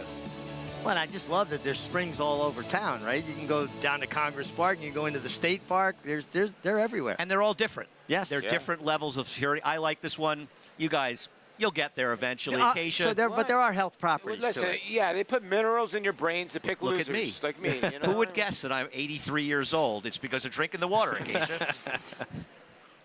You've found the real fountain of youth, Andy. But talking about some horses in here, we'll take a look first at the first-time starter who does stay in the body of the race, the number 7 War Officer. Debuts as a 3-year-old and was sold for $120,000 at the OBS March 2-year-old sale last year. And I think the connections are being very, very realistic after that rather slow 10-3 workout that we saw back as a 2-year-old, that this is a later developing turf horse, and he's definitely turf. He has that flat pancake-like hoof to him. He's by Warfront on the bottom side. The dam did win it too. She was precocious over in Europe, and she's the sister to plenty of quality and Group 1 type horses, including Lancresse, who was second in the Breeders' Cup Filly and Mare Turf as well. This guy's been very distracted, screaming since he came into the paddock, and probably will need a race mentally as well as just getting to tuck up a little bit. So I think that's the big reason that we do see Todd Pletcher leaving him in here to run on the main track. Taking a look at the 2 main track only runners, starting with the number 11 Coops, who was a little chatty when he first came in, but mostly just reacting to that first-year War Officer. And he's settled nicely now as they've saddled him outside of the saddling stalls, and has been very sharp, but not over the top. He's kind of bubbling beneath the surface, which you do like to see. By Gervin, who showed speed on debut. That was back in September, and we haven't seen him since then. So the layoff, of course, is a question. He does look to be very fit coming back, and he was incredibly green in that debut effort. They do add shortcut blinkers on him as well, so hopefully that will help him to sustain that speed a little bit more. The number 12, Arrow Smash, is the other main track only runner, and he is a horse that did not show any speed on debut, broke slowly, and then kind of lost ground. And Andy, you'll be better with these kind of track trends than me, but it seemed once he got to the rail over at Ellis, he was able to close much better late. That said, I don't know how much you can take out of that race, and I hope that he is able to show a little bit more speed in here, because he has been sharp in the paddock, in fact, very sharp, getting the tack on. And he's have to plenty of quality horses as well. The Dam was a good dirt sprinter and has been a very good producer as well, including Grade 2 winner Slammed, who is an 8-time dirt sprint winner. Andy? Thanks, Acacia. I mean, looking at the number 12's race, and Acacia alluding to it, it was almost like it was better when he could finally, and it may have been the rail, just sort of getting to a spot in there as Irad Ortiz making his way out. The attention of just about everybody. Yeah, that's for sure. He certainly has been the talk of the town, if you will. Yeah, and he's cashing tickets for people, so he's giving high fives. You're going to see the jockey standings coming up, and he's ahead of it right now at 24 wins. He just got off to a monstrous meet. I'll tell you what, though, Luis Saez, and, you know, for Jose Ortiz, who missed those days, it's pretty impressive with 13 wins. I agree. It's not over. It's not insurmountable, but it's going to be very hard because he kind of rates to win more races than the other riders anyway, right? Yeah. He rides for all of the best outfits, and a great job by his agent, Steve Rushton, being able to juggle. You know, I'm sure there's times he's got to turn down Todd Pletcher for Chad Brown, or turn down Chad Brown for Todd Pletcher, and hard not to get guys mad at you when you're in demand. I agree. I mean, and that's the thing, right? They all want him. It's the truth. And the other thing that, you know, both of you guys have said, he's an old school guy. You know, you see a lot of these guys, listen, Mike Smith and some of these older guys, they get to a point where they've earned the right to pick their ride.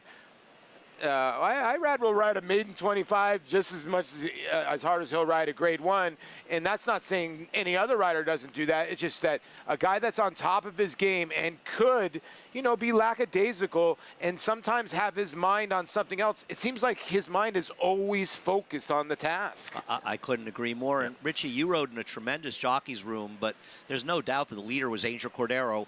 Is it a comparable situation between those two riders? Well, I think he's patterned his riding style after Angel. You know, intimidation. Yeah, and being aggressive and making it happen. Listen, he loves what he does, and that comes through. I think he takes it to a place sometimes that's a bit much for me watching it, but I also admire his skill set. Right. He shouldn't be. He's not a bully out there who, you know, he can ride.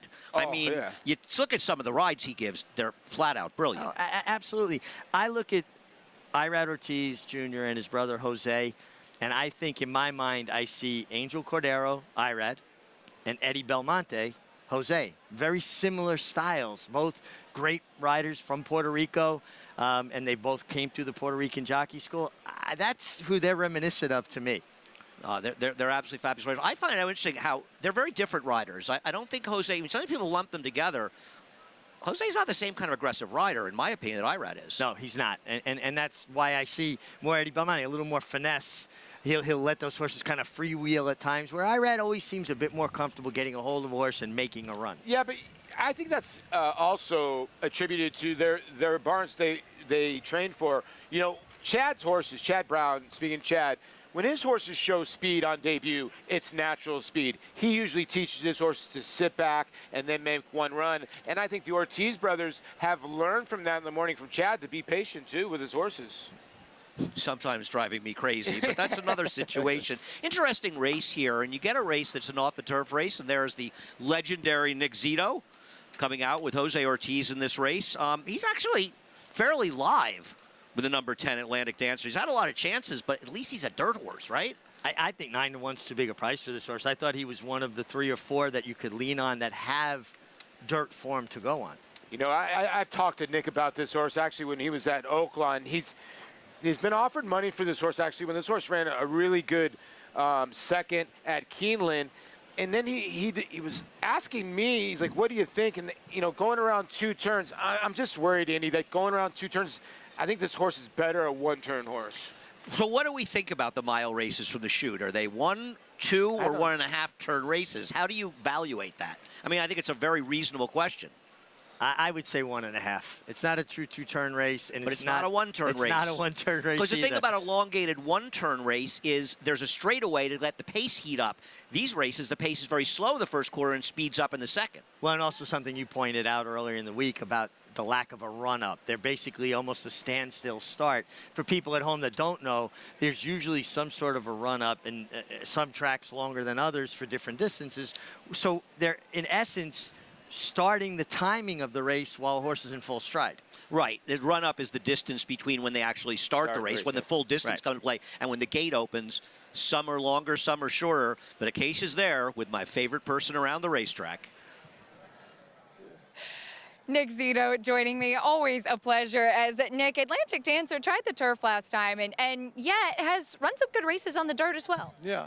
Well, that was a great race on the grass last time, and it would have been wonderful if it stayed on the grass, because by American Pharoah. However, he doesn't have any bad dirt form, so you leave him in, and then you get like a special star if you run, because then you can run back. The special star they give you over here. I like that. Yeah, if you scratch out, you kind of get not the first priority of getting in your next race. No, you go way back, and so it's almost like but he has good dirt form, so might as well. Last week we saw the Birdstone here. Does it bring back some great memories for you as you presented the trophy? That's tremendous. I mean, it's, what could you say? That was a spiritual race. Anybody that was here that day was, to witness that Travers under that cloud, under that storm, under Mary Lou getting drenched and singing in the rain, and just a spiritual day. Down the backside, it just got black. And then if anyone saw the movie, The Natural, it's when, what's his name, hit that home run, broke the lights. It's the same thing. It was like, it was great. But thank you for reminding me. Those are the things the preachers always say. Remember the cars you drove and the races you won. I love that. Great advice, Nick. Thank you as always. Always. Fox, best. You heard it here first, Sandy. We apologize that we're not spending the next hour and a half with Nick Zito, and we have to take over from here. But the horses are on the track for race number 3, and the 3 certified Loverboy, Dylan Davis riding for Ray Handel. Yeah, showed good speed in the slop. 3 back at Aqueduct going a mile. Should be forward. Dylan's been riding aggressive and riding well. The number 4, Paxational, tries a dry track for the first time for Jamie Torres and Eddie Barker. Yeah, and I know, and this horse has been on turf, and the 2 races on dirt have been sloppy racetracks. War Officer, the number 7, Irad riding for Todd Pletcher. Yeah, beautifully bred son of Warfront, Claiborne Farm stallion. A lot more turf pedigree here, though. The number 8, Sedona Red, certainly runs some good races on the dirt. This one goes out for Nicholas Palmer, Joel Rosario. Yeah, this horse coming in from Gulfstream Park in Florida, Joel Rosario aboard, and Andy's right, back-to-back good races. Fly Right, one of the favorites, Lear Giamatti and Javier. Yeah, the Luke Wong favorite right now. It feels like people are betting this horse on the dirt off of the turf form, though. And we already heard the story on the 10 Atlantic Dancer from our friend Nick Zito. The 11 is Coops. Luis Saez has the mount for Joe Sharp, has speed. Yeah, showed good speed going 7 furlongs, adds Lasix and blinkers. Blinkers could accentuate that speed. We round the field out with the number 12, Arrow Smash, Tyler Gaffleone riding for Philip Bauer. Yeah, this horse actually didn't break well last time, but they did go pretty fast pace, made up a little bit of ground, needs to break better, and I thought would actually battle for favoritism. I think a little chilly on the board, actually, for being a main track only. Do you think it's a little unusual that there's 2 MTOs in here, and they're actually like the 4th and 5th choices in the race? And we'll start with the 11, who I was kind of hoping would be aggressive in here. I thought ran okay after breaking slowly in his debut.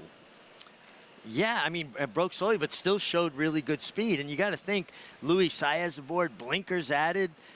He's got to be forward, no? Yeah, and that's Joe Sharp's move. Joe Sharp's move is blinkers going on, and they will show speed.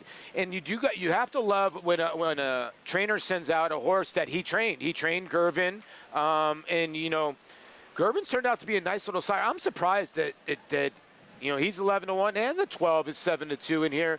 They're betting the 9. I get it, Leo Giamatti, but like Mick said, is that horse going to transfer to the dirt? There's a workout that's saying that the horse has worked well in the dirt, but it's a 3 furlong workout. We're going a long way in here. general, you're supposed to bet against horses like Fly Right and look to horses that you know can handle the surface. If Fly Right was 10-1, that's one thing, but not at that price. And Richie, Sedona Red, very fair price at 7-2, given his dirt races. I think so. And listen, he was ridden by a 10-pound apprentice last time, showed very good speed. Now, it was a sloppy track. Now you get Joel Rosario. Nick Palmer, for people not familiar, trained his first winner December 30th of last year, 2022. He trains this horse for his parents, who are also the breeder, Dave and Teresa Palmer. And this horse made an outstanding impression in the paddock and on the racetrack. Let's get more on the 8 Sedona Red from Acacia. Yeah, Richie, and I'm glad you mentioned Nick's connections, and it looks like he's been doing well with a limited number of horses, and this one did look terrific, but he was very naughty back in the paddock when they were saddling. He was very sharp, and he was actually starting to back up and actually nearly crashed into the 12 Arrow Smash. And typically when you see horses backing up like that, you want to do everything in your power to keep them moving forward because they're trying to rear up on their hind legs and act up, and he was doing that in the paddock. Obviously, I'm not familiar with him. His groom did a tremendous job holding on to the shank, and he actually backed up into one of the poles holding up the canvas over the saddling stalls and was able to settle a little bit after that. But he warmed up beautifully on the track, which I was happy to see because he was pretty naughty in some of the preliminaries. I do think he looks like a dirt horse too, and he was pressing last time against Cape Trafalgar and maybe just second best in that race, but 2 solid dirt races to go off of and getting onto a fast track today. Thanks, Acacia. The number 12 horse, Arrow Smash, going out Phil Bauer. And Phil had such a great meet here last summer that you sort of expect to be winning in bunches. But even he said to us earlier in the meet, I'd be happy if I could just manage to win 2 up here. Well, he only needs 1 more to at least. No, actually he needs 2 more to get there. But Paul, sometimes you come into a meeting and you know that you're coming in with horses that are just doing so well. Yeah. They're live, they're loaded. And also, there are races in the book for you. You know, sometimes trainers have a horse ready to run, and they just can't find the race that fits that horse perfectly, whether it be the distance, the conditions, whatever it may be. I think last year a lot of things came together for Phil Bauer, but this is a major player out of a mare that was 7 for 8 in her career on dirt. I think the thing about it too, Andy, he got off to a hard start, and I think the issue is, if you remember, last year, the beginning of this meet, the Churchill Downs horses were winning everything. It's completely changed this year when they went to Ellis. The Ellis Park horses aren't the same. It's amazing how that happens, though, here. It feels like it's not a total all or none, but we have summers where the Churchill horses do great, and we have summers where they can't seem to get out of their own way. It's weird. I wonder, though, if it was maybe a little bit different because they had to close Churchill early and they had to go to Ellis. And that kind of, I think, interrupted. Things. You're right. They're going to train there, going to run there before coming here. Extra shipping, too. Yeah. You know, you can hypothesize as to why, but they just are horses that seem to be struggling quite a bit here. And the other thing is, past success in Saratoga is no guarantee of future success. You've had great meetings here. I'm sure you've come here and you feel like you can't get out of your own way. The worst meet I ever had here, I won 3 races in a 24-day meet, and I rode a favorite in the first one day and a 50-1 shot in the last. After the favorite got beat in the first, I took off the 50-1 shot, won, and paid $120. That's how it goes sometimes. Set the tone for the rest of the meet. And it's so hard. It's not like you're doing anything different. It's not like you've become a bad rider for being a good rider, but it's tough here. Well, you got to be a good rider to begin with. I was just a bad rider. It's tough. I mean, I'm sure Paul, you've had good meets up here, but I'm sure just like the rest of us, you've had some tough ones. This is my first tweet I put out here. The first meet, I said, "Let the games begin." Ding, ding. This is a war every day here at Saratoga, trying to figure out who's going to win these races and trying to figure out the puzzle, where these goes, and try to look inside the lines of these horses because, you know, yesterday was tough. It's been getting a little bit tougher here. You know what I mean? But that's why it's so great, because when you have success at any level in Saratoga, it's extra special. Yes. Because you feel like you know you've earned it, because it is just tough for everybody to win up here. Well said, definitely. They're heading into the gate for this race. I'm interested to see what the number 4 horse, who had worked well as a 2-year-old, does, finally getting a dry track at a big price. We'll see what happens. We'll head upstairs and get the call for race number 3 from Frank Miramati. Thank you very much. Welcome, Andy. Here's War Officer going in. Sedona Red taking up his spot. Arrow Smash will complete the line. Right up to the gate. Going in. They're in the gate. And they're off. Pexational is very quick away from the gate and takes the lead. Down on the inside, Certified Loverboy is showing speed. Sedona Red now ranges right into contention to take second. On the far outside, Coops in the orange colors is in the mix, as is Fly Right, one from the outside. Blue Cap only a length and a half off the front runner. Then it's a gap of 3 to the next flight headed by Coops, who is 4 lengths in front of War Officer, and another length back comes Atlantic Dancer. Down the backstretch behind Pexational, who leads the way by 2 lengths. Sedona Red in between rivals in second. Certified Loverboy at the rail third. Fly Right is fourth. As they head toward the half-mile pole, about 3 lengths off the lead. Coops is trying to make a little bit of headway along the inside with Arrow Smash down at the rail. It's then a gap of 4 to the first-time starter, War Officer, who races inside Atlantic Dancer. Around the far turn, Pexational pressed hard by Sedona Red. These two will arrive at the quarter pole together. Certified Loverboy angles out with a nice bid third. These three have pulled well clear at the top of the stretch. Certified Loverboy is coming to Sedona Red as they come toward the 8th pole. And Certified Loverboy has taken command and starts to pull away. A length and a half in front. Sedona Red is second. It'll be a battle for third. Here's another for Dylan Davis, who's on a roll. Certified Loverboy, just shown the whip late, scores by 3 easy lengths. Sedona Red was second. Atlantic Dancer a distant third. Pexational weakened to fourth.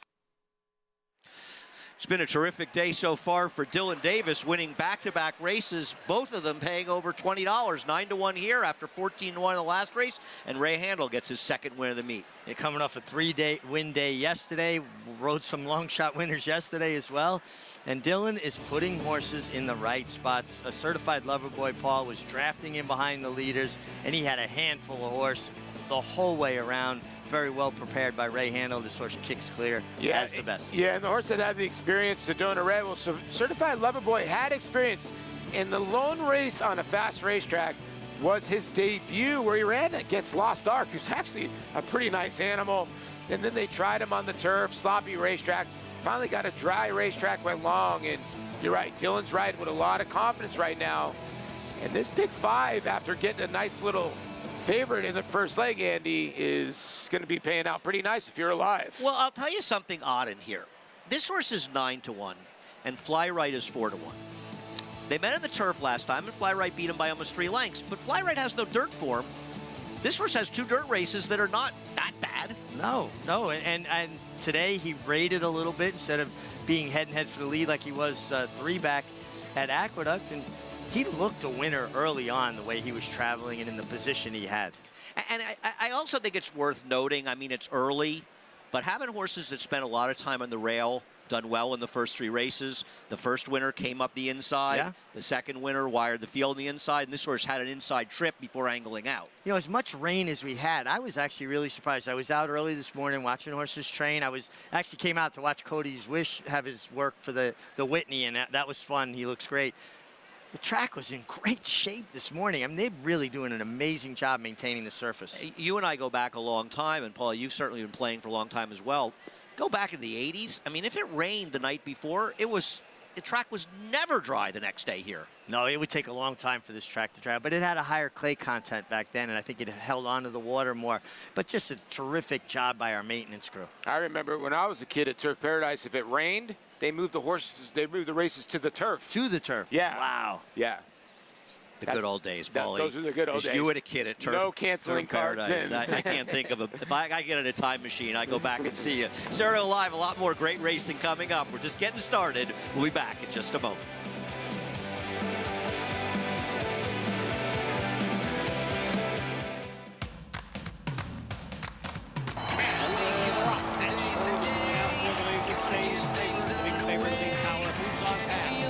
As the leaders, Howard now gets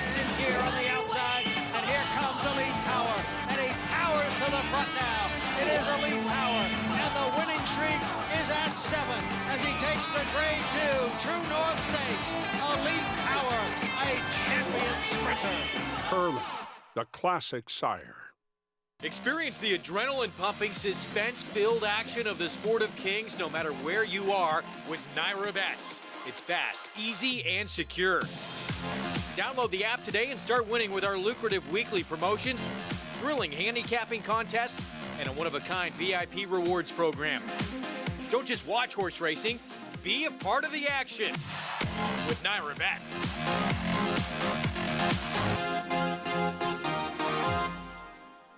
Introducing a stallion, as top class as they come. In 22 career starts, he won or placed in 12 graded stakes, competing in 15 grade ones, earning over $1.7 million. His undisputed speed is evidenced by 7 100-plus Spire speed figures, a 3-time Grade 1 winner, Raging Bull.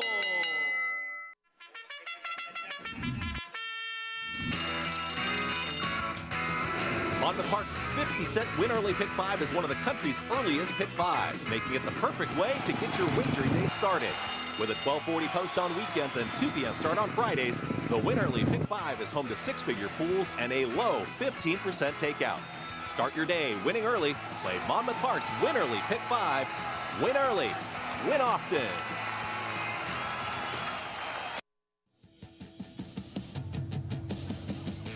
Welcome back to Saratoga Live, brought to you by Claiborne Farm. 100 years of doing the usual unusually well. Certified Lover Boy gets the job done in the third, as I'm pleased to be joined by his trainer, Ray Handel. And Ray, he had that good dirt race going back to October. It seems like he can just handle pretty much anything that's thrown at him.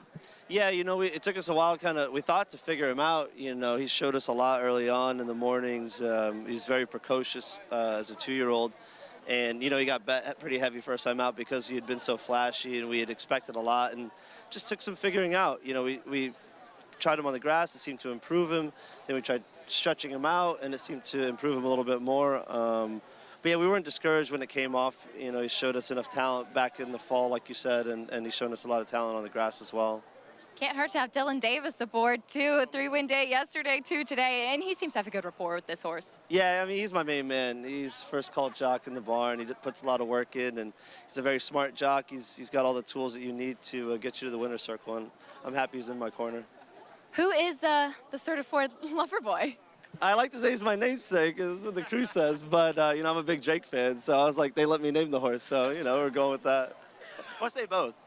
We're going with that, Andy. I can't get away from Ray. Every time I turn around in whatever restaurant I'm eating in, Ray is sitting right next to me. Nice to see him get the win.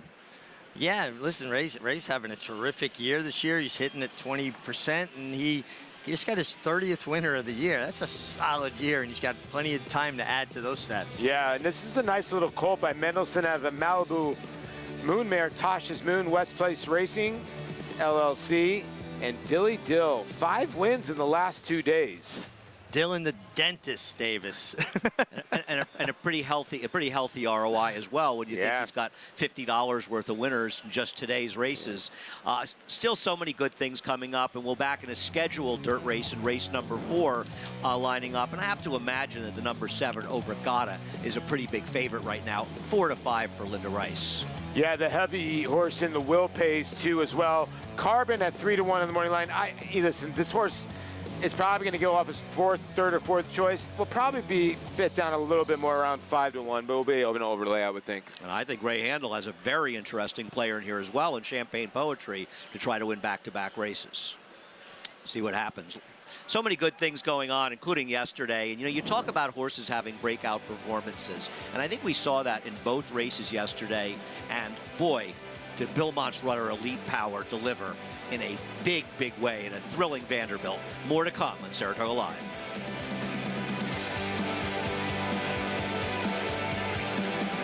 DeMarchelier offers breeders a rare opportunity as the only son of Dubawi standing in Kentucky. Dubawi, one of the world's most celebrated stallions, is now a sire of sires. With a picture-perfect pedigree, this son of Dubawi brings one of the world's most potent bloodlines to America. Now his progeny are bringing top dollar in the sales ring. DeMarchelier, standing at Claiborne Farm.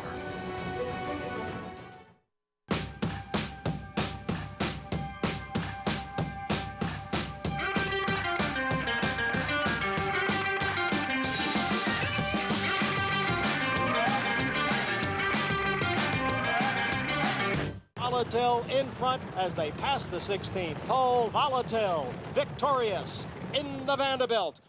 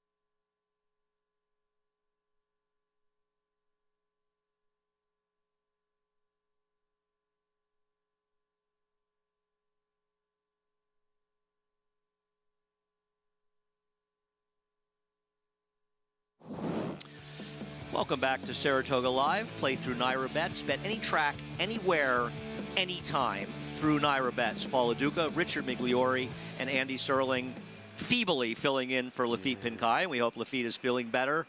Lafitte with no voice is better than me with a voice. You're doing a fine job. We miss Lafitte, but we want Lafitte in full force. It's amazing. I mean, listen, every Come summer in on, Saratoga. you got to play hurt, Lafitte. Go ahead, Andy. What were you saying? I'm sorry.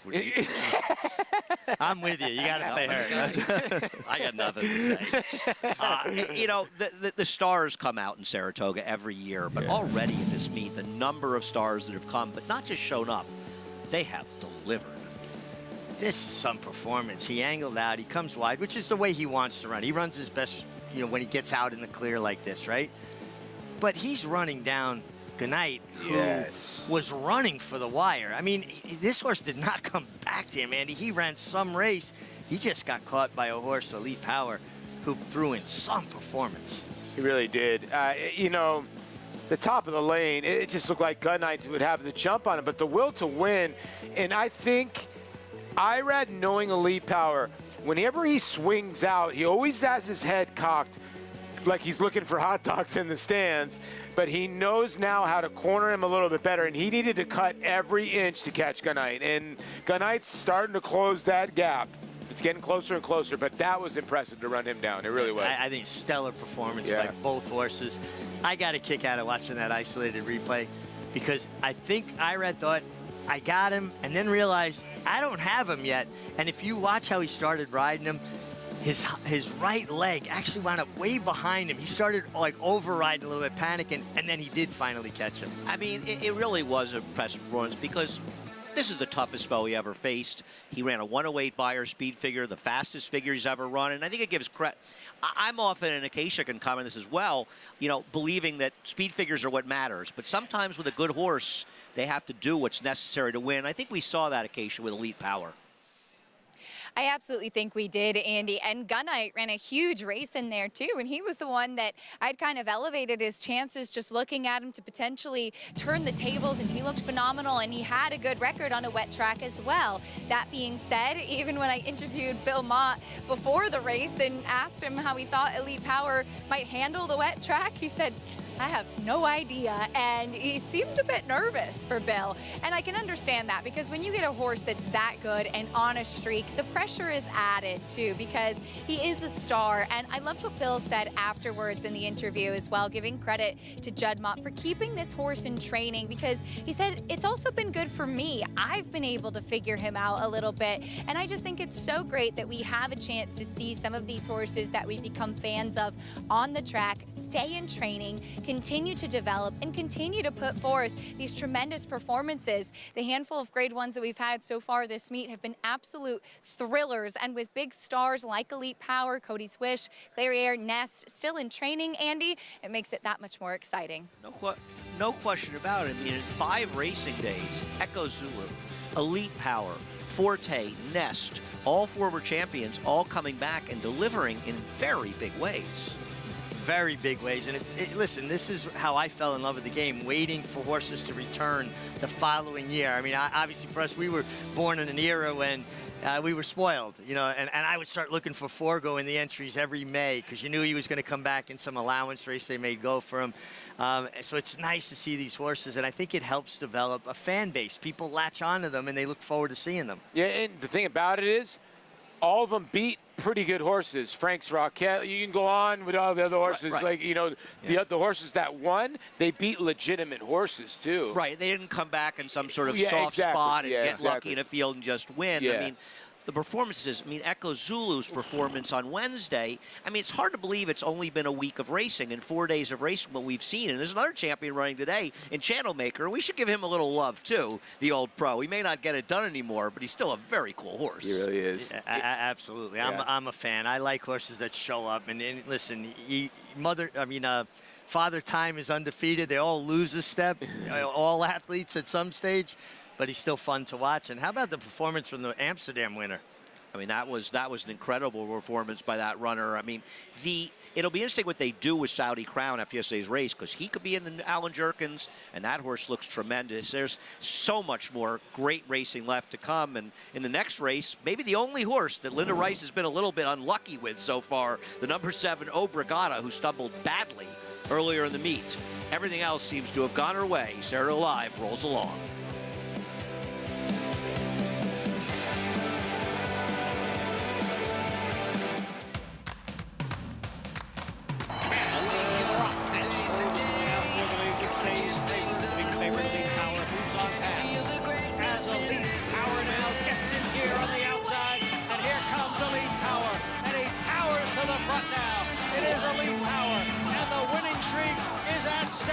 As he takes the grade 2 True North Stakes. Elite Power, a champion sprinter. Herman, the classic sire. Now more than ever, it's time to get with the program. When shopping for your next race prospect, consider that New York breds start with an advantage. Our New York breds run for serious green. At Saratoga Race Meet, New York bred maidens run for up to $88,000. New York bred allowance horses run for up to $100,000. And New York bred owners can collect awards of up to $20,000 per horse per race. So get back with the program. Seriously. It's 1,000 words fighting back, coming down to the finish. If a picture is worth 1,000 words, this is one stunning picture. 1,000 words just in front. 1,000 words wins the Robert B. Lewis. Honorary P is full out now, second on the outside, and they're coming down to the line, and 1,000 words has done it.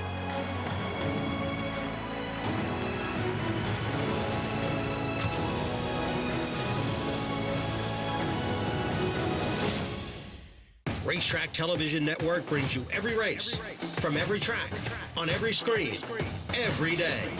With monthly packages starting as low as $5, RTN gives you great value and access to more live HD streaming and race replays than anyone. Visit RTN.tv today to sign up and watch on almost any device, including Roku and Amazon Fire. RTN has packages that start at $5 per month.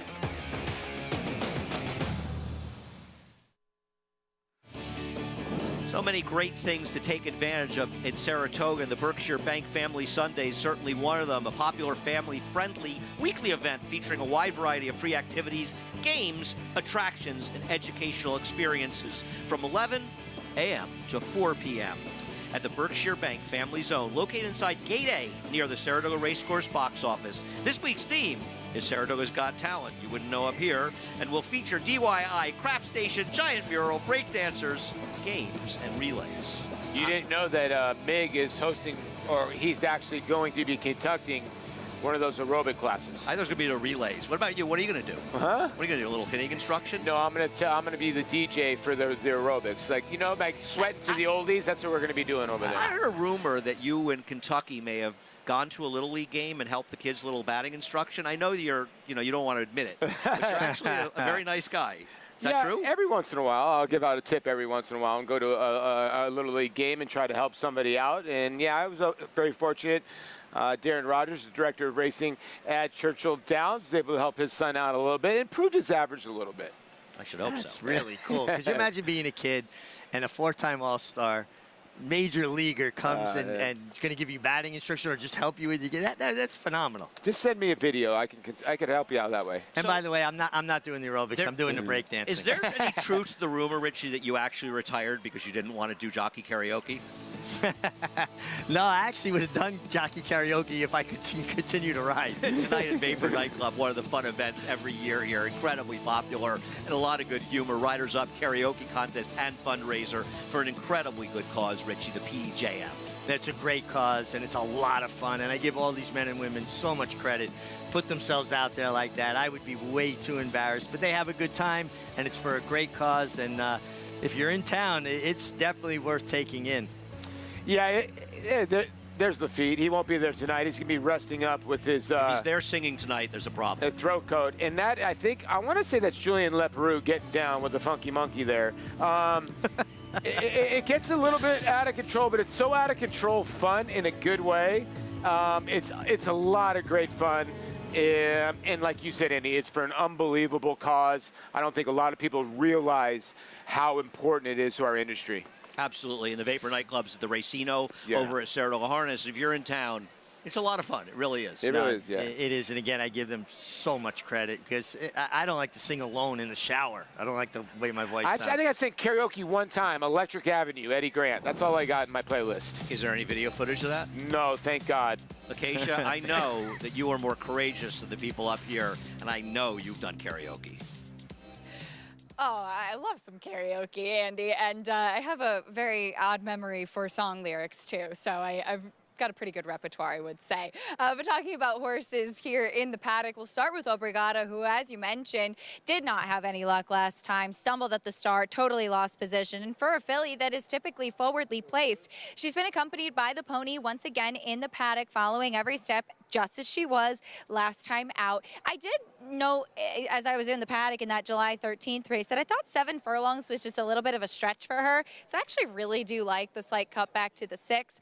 The biggest thing, though, is that she's going to have to break better. She's such a quiet, relaxed type of filly that I find it quite odd that she's accompanied by the pony, but maybe just a bit of a security blanket. And the other day when I spoke to Linda Rice about equipment that she had kept on a horse when claiming, she says she likes to keep things the status quo. If it's working, don't change. And I think that's what we're seeing with Obrigada, who hopefully can get out of the gate better today. If you're looking for some alternatives, though, it could be the number 5 Champagne Poetry, as Ray Handel will look for his own double here. And she was very sharp, very keyed when she first came into the paddock, and Ray actually looked at me and she said, is this filly always like this? As it'll be his first start with her, and I actually haven't seen her since last year when she broke through the starting gate, was just very tough to handle before the race and the preliminaries. So she has matured coming back now as a 4-year-old, but she does have the tendency to get herself a bit revved up prior to the race. The short cut blinkers do go on, and I think she's going to be well served going back to the main track. She looks phenomenal in here, very, very strong and fit and well muscled coming back, but hopefully she could keep things together mentally, as they do also have that cotton in her ears, so to muffle the sound and try to settle her down a bit. To the outside, the number 8, Icy Reply, will try to build off of that second place finish last time out, and she did have a wide trip. And this is something that Richie actually turned me on to. The second time Javier Castellano rides a horse in a row, and he has actually ridden her to victory before, but staying aboard, having ridden her last time, when sprinting on a muddy track, she gets to a fast track today too, which I think she will appreciate because she's a bigger bodied type of filly. She could have an outside chance and hopefully pull a better trip today, Andy. Thanks a lot, Acacia, as the horses make their way out of the track. And boy, I know we got some rain yesterday, but it is really taking the humidity out. It's just a spectacular day. This has been our best weather day since we got to Saratoga. This morning was that cool Saratoga morning we come to expect and embrace. I had the best morning out watching horses train because of weather. It cut the humidity in half.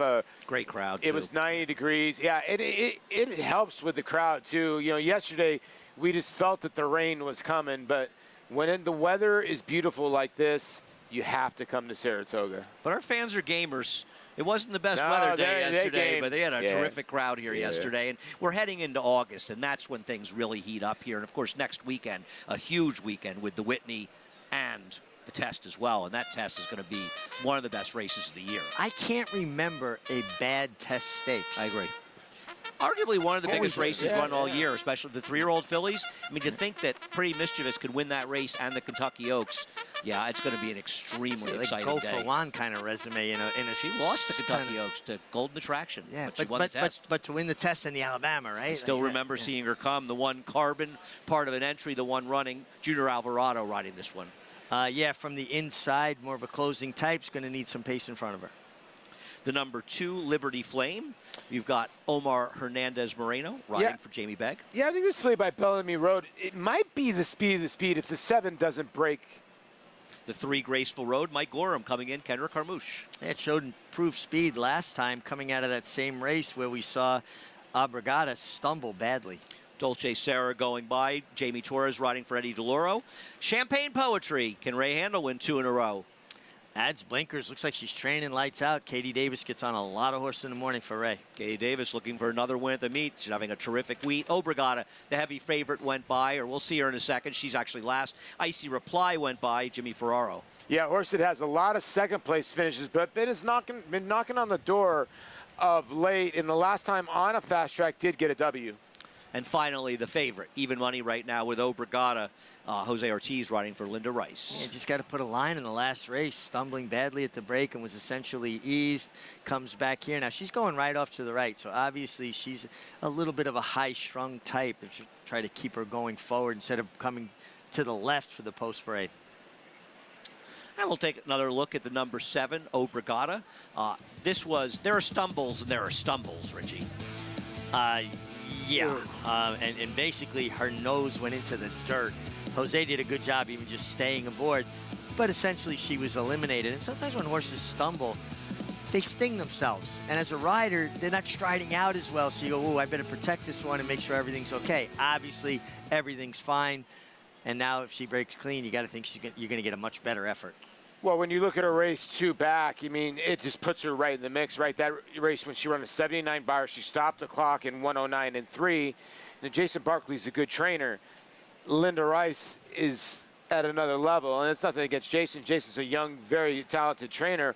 So you figure if this horse breaks and runs that number, who in here can come close to that? That's your worry, you know?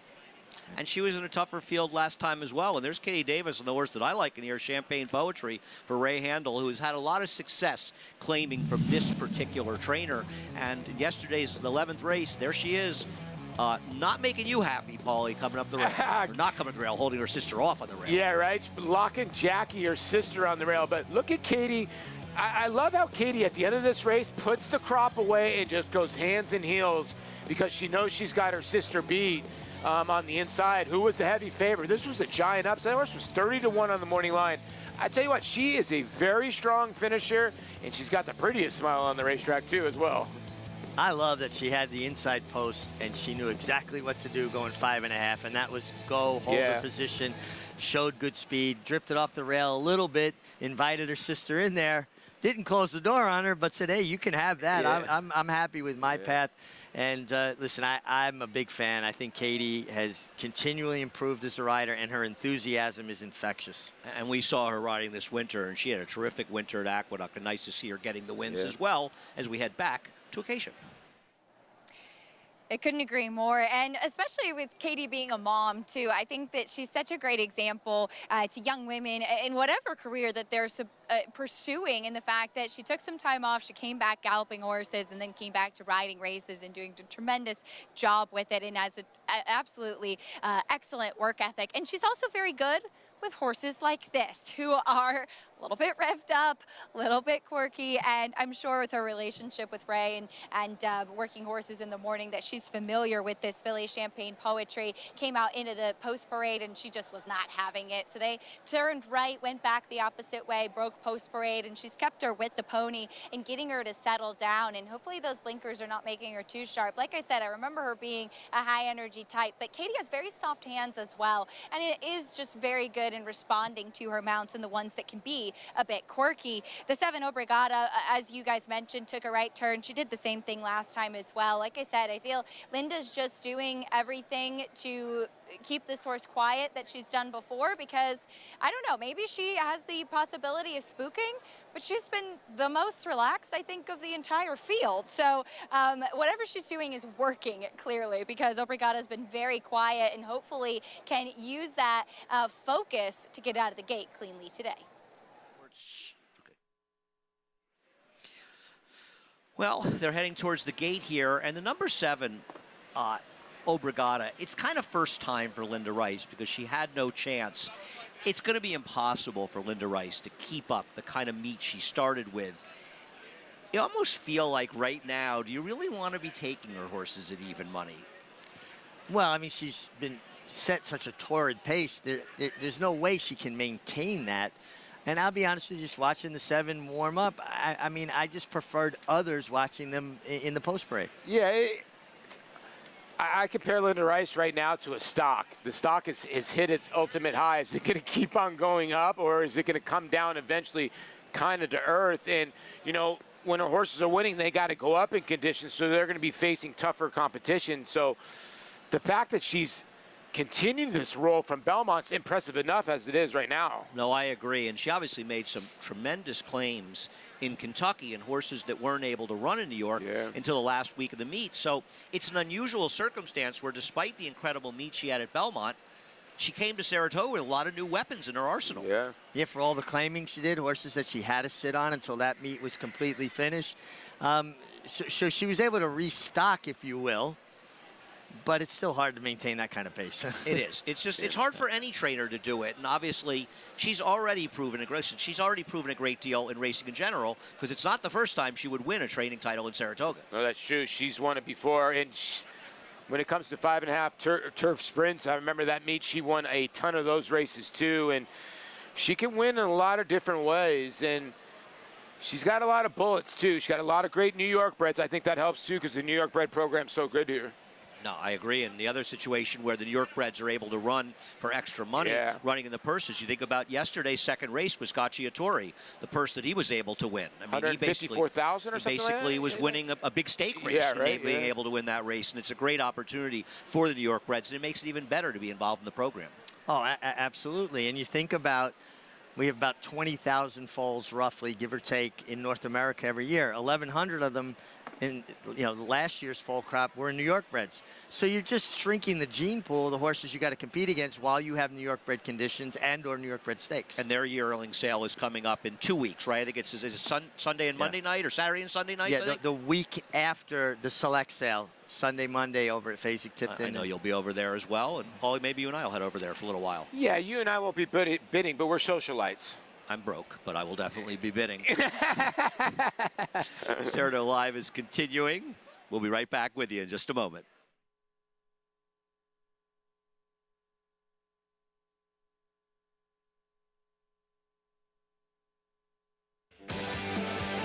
Welcome back to Saratoga Live.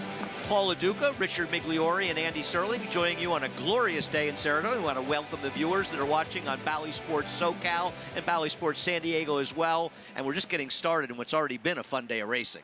Oh, terrific day, terrific weather, and I'm just so happy to be here with you guys covering it. I mean, really, I'm going to talk about horses anyway, so it's great to be here talking horses with you guys. And Acacia Clement's here as well. Yeah. We'll be hearing from her in just a few moments. Yeah, we got the Bowling Green. Now, they've taken a couple races off the turf. 7 and 9 are on, but the feature, the Bowling Green, does stay on in there, Andy. And a big favorite in there for Charlie Appleby. We do have a situation in that race where a horse is running for purse money only, Soldier Rising. Soldier Rising, we'll get into more on that later. And by the way, we're talking about New York breds beforehand and the advantage they have in the open races. 2 winners yesterday running for $150,000 purses, because not only did Scott Giattore get it done, but Tough Street as well later in the day. Yeah. It's such a huge advantage, and it's a great thing we're doing this summer here in Saratoga. And fantastic purses, and I remember when the Whitney was $100,000. I won my first $100,000 stake up here in New York bred stake, the DeWitt Clinton, and now you got allowance races with $150,000. Yeah. Well, look at this purse right here. It's a starter allowance. You're getting $70,000. Half of these horses have been in for 25. This is a great purse right here. And the 1, 2, and 3, all New York breds as well. They're really such a huge part of our program here, and they're obviously more than competitive with the 2 horses winning yesterday on a Saturday in Saratoga. They're loading into the gate 4 to 5 on the 7, Abrigada, Linda Rice, and Jose Ortiz, a horse trying to get another chance after stumbling badly in her Saratoga debut on opening day. Frank Miramati, the voice of Saratoga, has the call. Abrigada going in. Icy Reply to complete the line.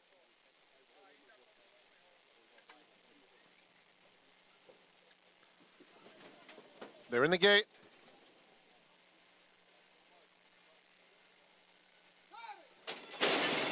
And they're off. Abrigada was off last. It's a quick start for Icy Reply alongside Liberty Flame. Those two dueling in the opening furlong with Champagne Poetry just between them, close up in third. Abrigada, who was last a couple of seconds ago, all the way up to take fourth.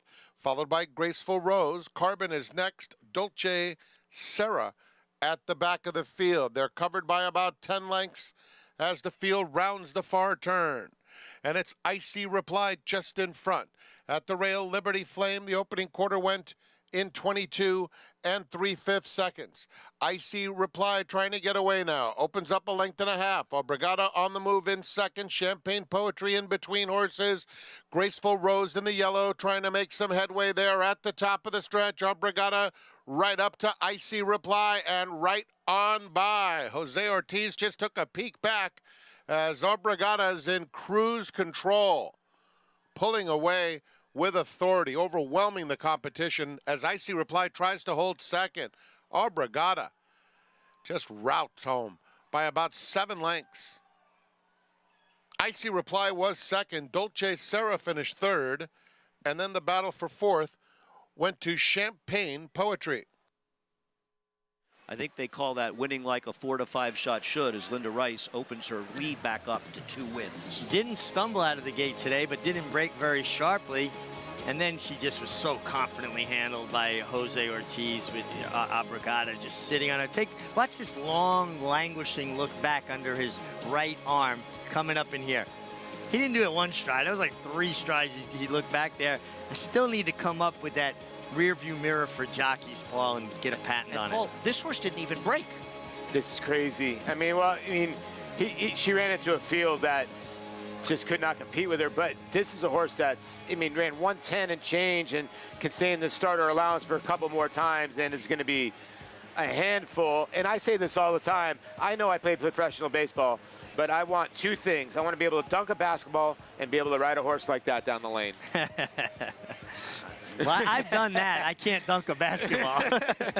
I mean, this was about as easy a win as you could possibly have. Yeah. Icy Reply, who showed speed, was able to hold on for second, but it was a distant second by a horse that arguably could have won by more. Yeah, second best, Abrigado, easy kind of winner, and didn't get off well. Got position right away, though, and got a nice, confident ride from Jose. The sire alternation, the sire Serengeti Empress. I always talk to Tom about that alternation. I remember I go, how'd you figure out with the alternation? And he said, when he bought Saratoga Empress, he said, you know what? The owners told me to buy the best-looking horse there, and this one was the best-looking horse. It happened to be Saratoga Empress. Was he Pin Oak Farm and Donnie Van Hemel? That's a good call. I think you're 100% right there. It was a pretty cool horse, actually, alternation. Yeah. So much more racing to come. There's Linda Rice.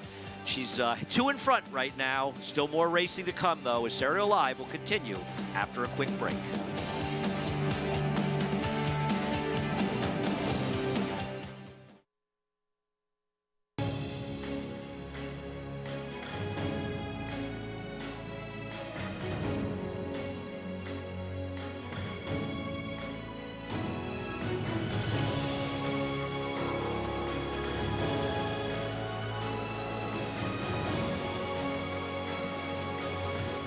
Olympiad leads American Revolution. Olympiad gets the gold in the Jockey Club Gold Cup.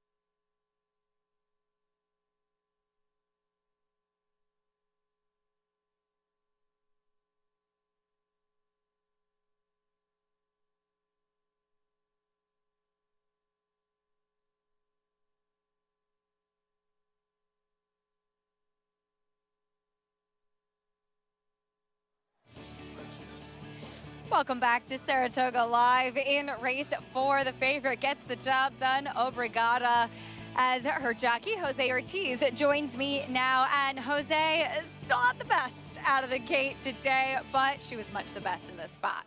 Yeah, she's very nervous in the gate, and Linda had done a great job with her, schooling her in the morning, and the gate crew always, they're great. So she settled a lot today. I think she was very quiet, and that's why she kind of broke a step slow. But she got in position real quick, and I was very content going into the turn. I had a beautiful position, 3 horses in front of me, and I was just waiting for the right moment to go. Yeah, I was watching her in the preliminaries. You know, she doesn't do the post parade. She's with the pony. It seems like all of the steps, whatever she's doing, is working to keep her quiet. Yeah, she, the filly, she's very nervous in the mornings too. So we've been working with her to keep it quiet. Even when we breeze her, we can back her up. We gotta go straight up. But she got a unique personality, but Linda gotta figure it out, and I think she's gonna get better and better. Filly, she's a nice filly. I like her. Coming up in the Bowling Green a little bit later, you'll be reunited with Soldier Rising. Maybe he hasn't gotten that big win, but he does show up every time in these big races. I love that horse. He always runs very good. Hopefully today we get the win, but he always shows up, and that's what we can ask for. And I'd rather have one that always show up than one that shows sometimes doesn't. He's one of those that you are very confident. You're out there and you know he's going to give you his best. So hopefully he give me his best today again and we win the race. I like it. I'm biased. I don't have favorites in the barn, but we all know how I feel about Soldier Rising, Andy. He's a terrific racehorse, Soldier Rising, and unfortunately he'll be running for purse money only for the people that wanted to bet on him. A mistake was made by Equibase in posting a scratch erroneously, and to protect the bettors that thought he was scratched, it was ruled by the stewards he'll run for purse money only in race number 9, the Bowling Green. Yeah, you don't want to see the connections, the owner, trainer, and everybody involved with the horse be punished and not be able to have an opportunity to compete in the race. And I guess it was the only move and the prudent move to protect the betting public. So what we're trying to do at all times, and hopefully we are doing it as best as we possibly can. Obregat, an easy winner there for Jose Ortiz, and it's nice to have Jose back, especially after that spill last week and coming back after just a few days. Yeah, and it obviously has not affected him at all mentally or physically. And I love listening to Jose's post-race interviews because they're very thoughtful, and he really talks about the horses and the relationship he forges with them. He gets on a lot of horses in the morning for Linda. Well, he's matured mentally big time. And I think that's helped him coming back from this injury. He's got 6 wins already. And let's not forget, when he got injured, 4 or 5 people picked up mounts that he was on that won. He'd be right there with Irad with around 20 wins somewhere. So he's picking off right where he left off at Belmont, riding very, very well. Well, when Acacia Clement isn't busy working with the rest of us, which takes up a great deal of her time, she spends a lot of time, excuse me, I'm kind of new at this. She spends a lot of time thinking about the horses as well. And we'll take a look at her Racing for Home feature on Acacia Clement and Racing for Home.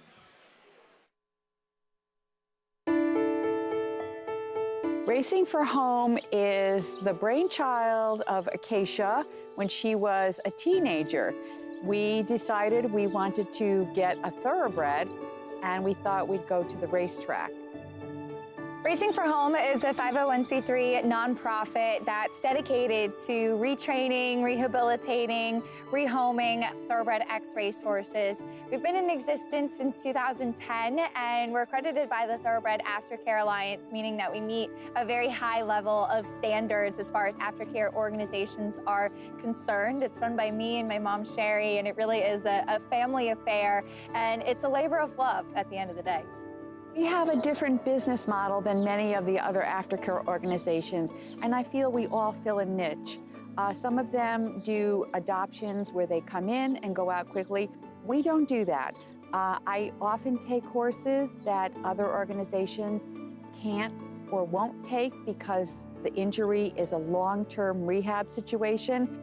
I had some horses be in some pretty bad situations, and it's amazing to see the transformation. There's no fear in them. There's no anger in them. They become like giant lap dogs, really, that just want to love on you and get their treats, and that's because my mom is this amazing individual that loves them and makes them feel safe.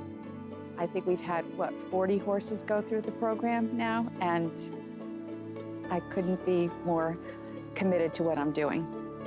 Right now, Sweet Flattery, who was a Christophe Clement trainee, he only raced once, and he came back to Racing for Home. My mom retrained him, worked with him, and he's now up in Saratoga at the Oklahoma training track as my husband Miguel's pony, getting all of the 2-year-olds ready for the meet. More needs to be done for these horses that do everything for us, give us thrills, happiness, make people fortunes, to make sure that they all have the life that they deserve, because horses can live well into their 30s, and typically they're done racing 6, maybe 7 years old. This is a nonprofit organization, and we truly do not profit. It's a labor of love, and like I said, it's something that we've taken on willingly because horses have given us everything.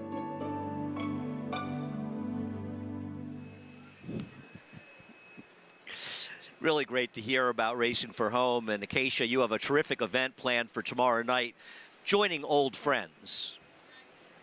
That's right, Andy. We'll be teaming up with old friends at Cabin Creek. If you've come up to Saratoga and haven't had the opportunity to go visit the farm, I highly recommend it. They've just gotten in a shin forward who we actually saw siring some New York breds here locally too, and he'll be spending out his retirement over at Old Friends Cabin Creek. So excited to team up with them for our event. Old Friends and New Friends will take place tomorrow night, Monday the 31st from 6 to 9 p.m.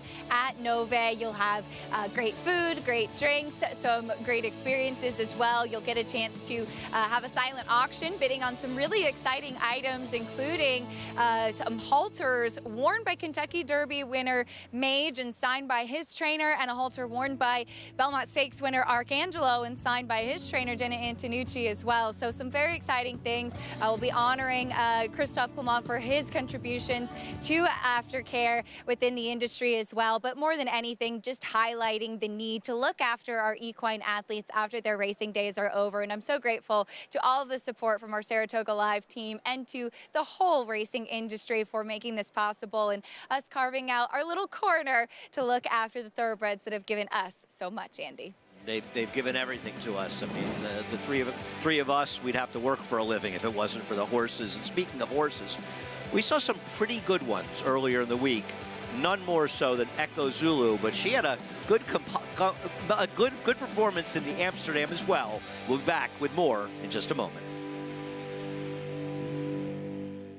Maximum Security proves he's the real deal with a gate-to-wire win in the Florida Derby. Champion 3-year-old. Maximum Security has won the TVG.com Haskell Invitational. 11 triple-digit buyers. Maximum Security, he smoked them in the Cigar Mile. Grade 1 winning 4-year-old. Maximum Security takes them all the way in the TVG Pacific Classic. Maximum Security. When it comes to horse racing, you can never have too much information. With Twin Spires, you can place your bets with confidence. Whether you use handicapping insights, like our Brisnet speed ratings, prime power and past performances, the guidance of our experts' top picks, or just choose a name that catches your eye. Yes! No matter how you pick your horse, bet with Twin Spires. Start earning your $200 sign-up bonus when you sign up with offer code GET200. The momentum continues for War Dancer as Ms. Big Bucks goes wire to wire to win the New York Stallion Stakes. Ms. Big Bucks, who got the job done today. Ruse also wire to wire. Ruse, rough draft, one last try. Ruse holds on. And Long Shot War Museum delivers at Monmouth. War Museum is now in front. War Museum at 41-1. Shouldn't you have a War Dancer? War Dancer, proud to stand in New York. Monmouth Park's summer season rolls on with live racing action Friday through Sunday. Fridays features a 2 p.m. first post, while weekend action begins at 12:40, kicking off the Win Early Pick 5. Home to full, competitive fields and big paydays, Monmouth Park continues to prove itself as a place to profit. Joining us on site, be sure to lock in your odds with fixed odds wagering at Monmouth Park Racetrack.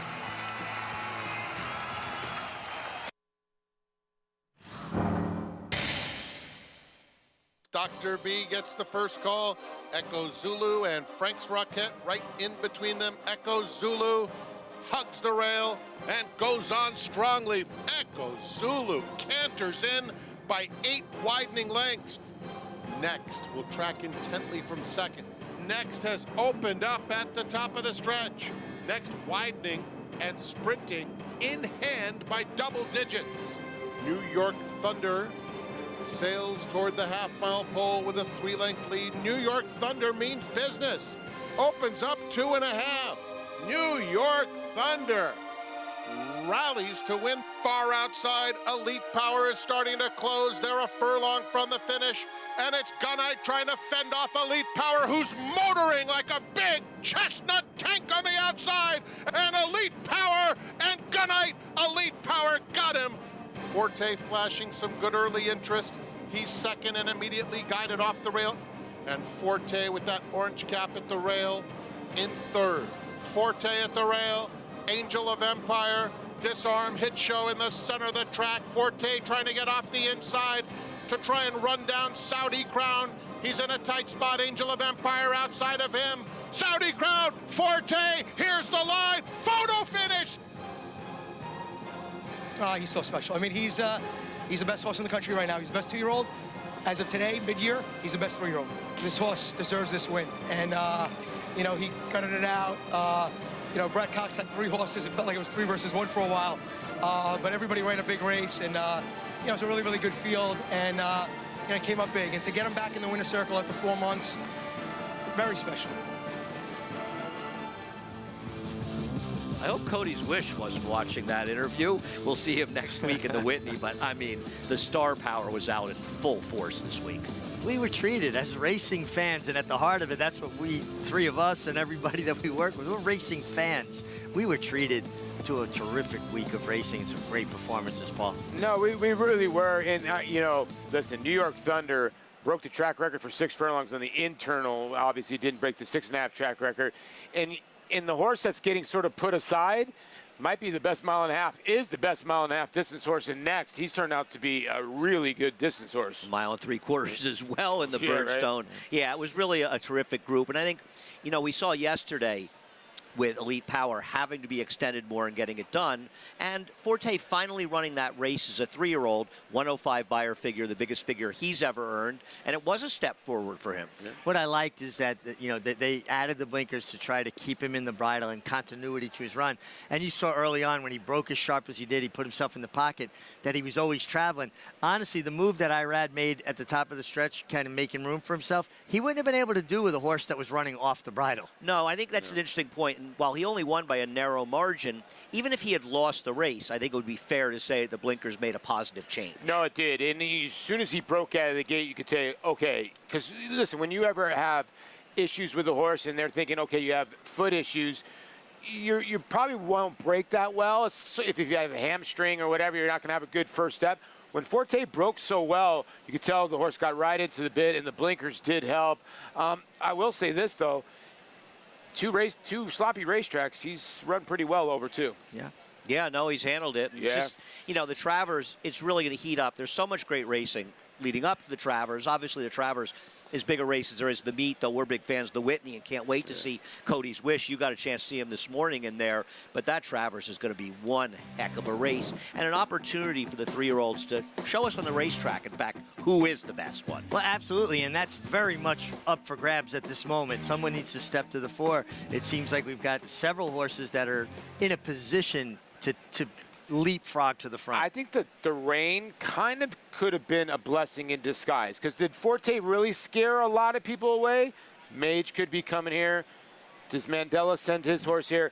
Mage is already here. Yeah, Mandela's staying out in California. Yeah, I get it. But what I'm saying is, like, a lot of people might look at the race and go, you know, it was on the wet. Let's see what happens when it's on the dry now. And they might not be scared of Forte. I don't think there's that many people. And I think Angel of Empire might come back, too. Well, I mean, I don't think any reason that they shouldn't come back. It's the Travers. They all ran well yesterday, and we'll see what decision Saudi Kran makes as well. And we'll see what Acacia Clement thinks. We'll head out to the paddock to hear from her. Well, Andy, unfortunately, this race off the turf, but we do have 3 main track only runners, and we'll start there, beginning with the number 8 Signal from Noise, who faced a very good one last time out at Monmouth when trying the Lady's Secret. She ran behind Shotgun Hottie, who would come back to win the Molly Pitcher with a 98 buyer speed figure, and even Miss New York, the 3rd place finisher, would come back to win a stake in her subsequent start. So she set the pace, going 1 1/16 miles and off of a bit of a layoff. And I noticed watching that replay that Sammy Camacho, rode her that day, had a very strong hold on her, and she wanted to do more. Well, she isn't the burliest type of filly, and some of the Arrogates, particularly the females, aren't. She's a big, leggy type of physical, very much resembling her sire. I don't think that she'll have a problem with the distance, and I think her speed is a dangerous weapon. The number 9, Fanny and Freddie, physical, not a turf sprinter. Pedigree, not a turf sprinter. She's out of Connie and Michael, who was second in the Grade 1 Mother Goose, a multiple graded stakes winner. Produced Curly Jack, a Grade 3 winner as well. And I'm wondering if Al Stahl kind of did that move to sharpen her up a little bit. And you'll see trainers do that in cutting horses back in distance to sprint races to get them a bit sharper. And she is on her toes here in the paddock. She broke slowly in that turf try and hadn't been showing much foot before that. But going back to last year, she had been a little bit more forward. Given her demeanor in here, I would say that she should be in the first flight, which she'll need to be in a short field. The 10 toned up, the daughter of Tonalist. Distance is no problem for her, and I've always wanted to see her go longer. So I like her trying this mile and a quarter. She's a massive mare, and she's dappled from head to toe, incredibly fit, making her first start for Rob Atras, and off of a bit of a freshening. Once again, with her pedigree and with her physical, distance is her friend, Andy. Thanks, Acacia, and of course, as a daughter of Tonalist, you would think a mile and a quarter wouldn't be a problem for her. It is the mile and a quarter, guys, a bit of a monkey wrench in a race where I don't think we want to argue with the public. Signal from Noise on paper is an hour and a half the horse to beat. Yeah, she looks really, honestly, too tough in here, coming out of a race beaten by Shotgun Hottie. Mile and a quarter, sure. Question, not less of a question with Chad Brown as her conditioner. Well, maybe we'll see. Acacia, does Al Stahl have a plan on how he's going to beat the heavy favorite? We'll see if he does. We'll get it right from the horse's mouth, so to speak. As Al, you'll send out Fanny and Freddie. Can you tell me about the decision to run her turf sprinting last time, to sharpen her up a bit? Well, we were just trying to figure out what she liked. We tried a one-turn dirt race. She was kind of even, one-paced about it. Malibu Moon, I said, let's try the turf, and I didn't want to go long, and she might have gotten tired, so I said, well, let's see if she closes on the turf, and that didn't work out, so it looks like she's a two-turn dirt horse. And she's been on her toes in here as well. Do you expect her to be a little bit more forward than she has been recently? Yeah, that's how she is. That's how she is. I think she's sitting on a good race. Her nerves have gotten in her way over the past few months, and we think we got her a little bit lined out. What are some of the steps you can take as a horseman to get a bit of a nervous filly to relax? Because sometimes that can be their undoing before the race begins. Right, well, she's actually been subclinically tying up on us. You can't see it outwardly, but her blood was really out of whack, and her last blood about a day or two ago was clean as the Board of Health. So we think she's going to hit on all cylinders and feel pretty good today. Might even be on the front. We love to hear that. Best of luck, Al. All right, thank you. Andy? Thanks a lot, Acacia. Always nice to hear from Al Stahl as well, a trainer who knows how to win a race or two up in Saratoga in the past. Yeah, absolutely. It's funny to think two top trainers were actually roommates in college, Tom Amoss and Al Stahl.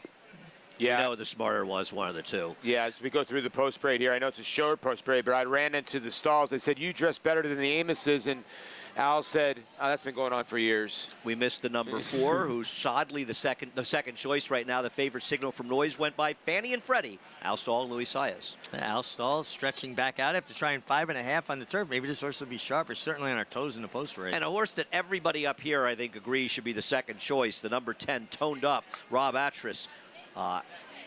Trains. Yeah, 1 for 16 the last 2 years. That's your worry, but a horse that might be going in the right direction. I was surprised. I know everybody's playing 8-4 here because they're thinking maybe the 4 is the horse that can get the distance. I was with you, Andy. I'm surprised this horse is the longest shot on the board. I don't get it. I mean, I think we all do, and we'll talk about that horse. But Signal from Noise. We'll take a look at a race from Gulfstream Park 2 races back where she was able to get the win. Her last race, she was on a dead rail for a portion of the race, and she was running against a worse Shotgun Hottie that came back and won the $500,000 Molly Pitcher over Search Results, who I would say is the better one from this barn. Well, let me ask you a question. If either one of them were in this race, I mean, she's 2-5 for a reason. Rightfully so. She's just run faster and faced better. She's also the controlling speed, Paul. Yeah, she is. When you look at, usually when you get these main track onlys, they do show some speed. Now, Fanny and Freddie, the 9 with Luis Saez, has had some gait issues, but it's a horse that does come from a little farther back. Maybe we'll have the horse up close. You don't know what toned up, but she's never really shown any speed in the past. Yeah, I know it's a mile and a quarter. It's hard to see her not controlling the race. And, you know, the public, it's another situation off the turf race where they're betting a horse based on turf form in here. And, yeah, she can handle the distance. But in my opinion, Amani's Image, the 4, and we're glad that Graham Motion stayed in. But shouldn't she be the 4th choice, not the 2nd choice? I would agree with that. And I do think that people are being drawn to her because of her turf form more than her dirt form. Well, yeah. I think the other part about it is, are people going, okay, is she the one that's going to get this distance, being by Tappet, and you have the 8, 9, and 10, who, well, the 8 did go around 2 turns. The 9 just comes out of a 5.5 furlong race. The 10's off a long layoff. So then maybe they're thinking the 4's got the stamina edge, I guess. Yeah, I think they do, but I would also say that at least Amani's Image, Acacia, has improved a bit since going to Graham Motion. She absolutely has, Andy. Sorry, as I'm juggling my notes here. But the number 4, Amani's image has improved since being in Graham's barn, and I would imagine that he did want to have her on the turf today. And she looks a bit like a turf horse, too. She has that kind of flatter hoof to her as well. She had been one that was very green towards the start of her career, but she seems so settled now with Graham here as well. And I think that that's been the big key of it, too. She's had some decent dirt races. We'll see if she can run back to those. But for the lone horse staying in the body of the race, at least she has a few things to run back, though I do think she is a better turf horse. I know Signal from Noise is the one to beat. I'm taking a little bit of a shot with a long shot to the outside, but wanted to circle back to what Al Stahl was talking about with Fannie and Freddie, as he touched on her tying up, and that's something that that trainers will look at so carefully in testing their blood prior to races, and it's basically an imbalance, and you'll see horses basically have muscle spasms, and that's what they talk about with tying up, and you have to watch them very carefully for the symptoms in the mornings, in training, around the barn, and that's where being a good observant horseman and having a horseman, a team that will be able to observe as well, are so key. So the fact that he was touching on that her blood is clean, and the fact that she's not going to be having an electrolyte imbalance, those muscle spasms, all the symptoms that come with tying up, is a huge benefit to a horse that's just doing well at the moment, Andy. Thanks a lot, Acacia. Acacia certainly always providing a lot of interesting information, and I think, we all try to add something to the show, but I think, you get this from Acacia as well as from Maggie, a perspective that you, Richie, are sort of well aware with your experience with horses, but people like Paul and I, we don't have that kind of hands-on experience with the horses. Well, I think when you can incorporate what you see on paper and handicapping the races and speed figures and trips, and then you see a horse that you like on paper and for those reasons, and then they look extra good on the racetrack, right? And they make that impression on you in the paddock. To me, that's the double check mark. Yeah. It's not a beauty contest. We're just trying to give information that a horse is doing well. They're healthy. If you like them, you can have maybe more confidence. My friend Al, the wise guy, who is a genius at looking at horses, used to say, I can tell you who looks the best out there, but I got to try to figure out which one has the best engine. That is true, yes. Right? Yeah. You can always have a nice paint job. It's just what's inside the engine. And when you look at this race, at 2 to 5, crowd, by the way, Paulie. Yeah, beautiful crowd on the rail. And like you were saying, I've been talking around to a lot of people. I think this might be the one year while we might get as many fans as the Whitney as the Travers to go see Cody's Wish, or even more. That's how popular Cody's Wish has gotten. I think also the Whitney is a day in a race that people really, sort of the first weekend in August in Saratoga, and even though we've extended from 4 to 6 to 8 weeks, it's still the August place to be. Yeah. And the Whitney weekend is always that first weekend in August, and it's one of the most important races in the country. The Travers is more a celebration as we head towards the end of the meet. Yeah, absolutely. And I was out early this morning, and I watched Cody's Wish, and he could not look any better. I tell you guys, he trained as nicely as you're going to see a horse train. He was ridden by Neil Posgansky, who is one of Bill Mott's assistants, one of only 4 people to ever be voted the Eclipse Award and the Sovereign Award in the same year as leading apprentice jockey. That's pretty cool, actually. And you're doing the farm tour, the tours, the backstretch tours as well, and you met the people who live in the house next to I grew up in before I moved to Saratoga as a kid. Yes, in New Jersey. Yeah, and Sarah and Chuck Schaub, who gave me this beautiful tie. I want to say thank you to them. I knew you had a especially nice tie today. I knew you couldn't have bought it. It's either Mel or somebody else. No, I got a lot of kids, so you get a lot of ties for Father's Day and different things. But I really appreciate it, and they were so much fun, and we had such a good time. And they told me that they live in the house right next door to the house that you lived in New Jersey as a kid. Yeah, they brought me pictures, actually, of the house last year. I showed my mom. It was really great. So, yeah, it's really always nice to see them. I saw them last week, and they told me they were looking forward to that. And that's something that's a really great new thing we've added around here, being able to take that backstretch tour. Yeah, and it's all encompassing history and talking about where the great horses were stabled. And then I sprinkle in a little of my own personal history. Really? You told some stories? Yeah, now and then. It's hard to believe. Story time with Uncle Mick. And it's really nice to have these things, especially in Saratoga, and people coming out where so many fans come and getting a chance to see more than just the front side. No, you make a good point. The breakfast in the morning is outstanding. I recommend that to a lot of people. And the other events around here, SPAC, obviously the Performing Arts Center. We just had Dave Matthews that came in. Zach Brown Band's coming in soon. Like, there's so much to do around Saratoga besides the racetrack as well. So gearing up for those fish benefit shows on Travers weekend. How about for the flooding in Vermont? Yeah, Fish and Travers the same weekend. That's going to be a fun fish. With PH, by the way. PH. Richie knows about fish. We have a I only know about fish because of Andy big fish and Sean Connolly. Or Sean. And you mentioned Sarah's, my friend Sarah's birthday today as well. We wish her a happy birthday as they're heading towards the gate for this race. Signal from Noise, 1-5 right now. And oddly, the number 4 horse still remains the second choice for Graham Motion. In a lot of ways, I want to see Graham rewarded for leaving the horse in as well. Okay, now we talk about this, and admittedly I'm not savvy with wagering. I bet a big exacta 8-10. I'm with you. And then I backed it up with a small exacta 10-8. Is that a good way to do it? Yeah, I think that's a very fair play. I would play the 8-10 cold in here. You don't want to put that insanity insurance in case the 10 somehow beats the 8. Yeah, I'm with you. I'm completely with you because the 10 is the wild card horse in this race. I agree. Heading into the gate, you see those Michael Dubb Silks going in there. Frank Miramati with the call of the 5th from Saratoga. Toned Up goes in. They're in the gate. And they're off. Fanny and Freddie is going to the front. Toned Up on the outside, comes away in second. Signal from Noise is a close-up third. And Amani's Image is 4 lengths off the pace, being set by Fanny and Freddie, who's a tiny bit off the rail. Toned Up in second. Signal from Noise is down on the inside, close up, just about a length or so off the front runner, having to steady off those heels. And Amani's Image at the back. The opening quarter went in 24 2/5 seconds. Fanny and Freddie, a length and a half in front of Toned Up. Gerard Ortiz has a nice hold of Signal from Noise in third, and the other gray Amani's Image is 3 lengths off the pace as they straighten up for the run down the back stretch. Fanny and Freddie and Luis Saez left alone on the front end, maintaining a length and a half advantage on Toned Up in second. Signal from Noise, biding her time on the fence, and Amani's Image the half in 50 seconds flat. And Fanny and Freddie heads toward the half-mile pole. Been there throughout by a little more than a length. Toned Up second.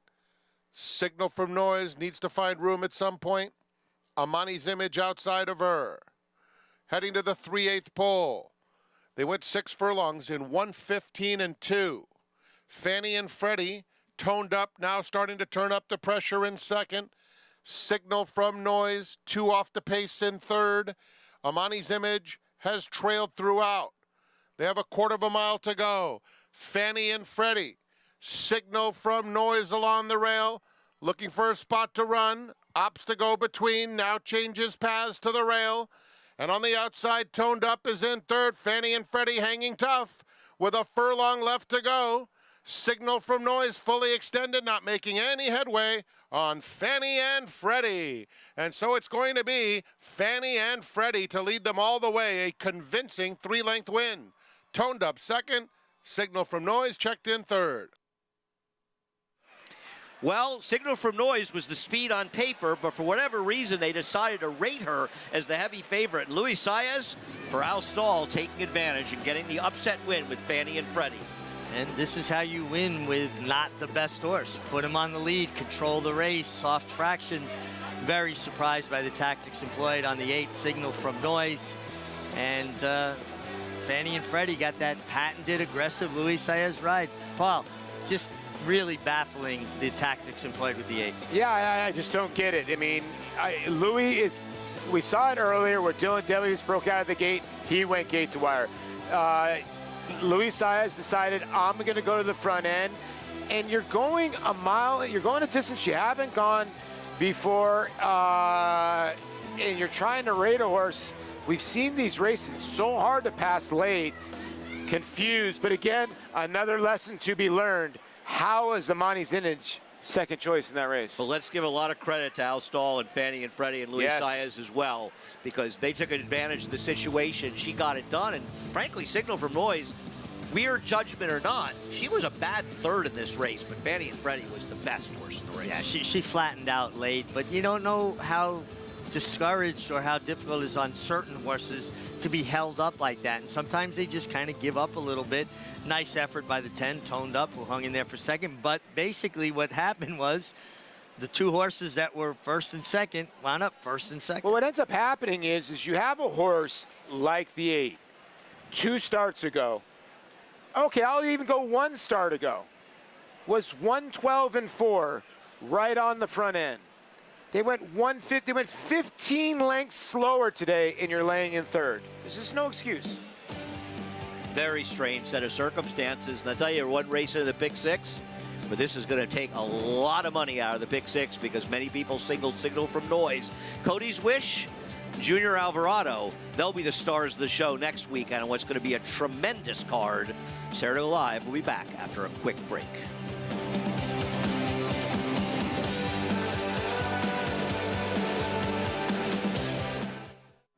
This proven son of Giants Causeway has sired 7 millionaires. With over 10% stakes performers, his recent top runners include Tarabi, placed in the Grade 1 Spinaway and Breeders' Cup Juvenile Fillies, Grade 2 winner Plum Ali, plus these standout performers.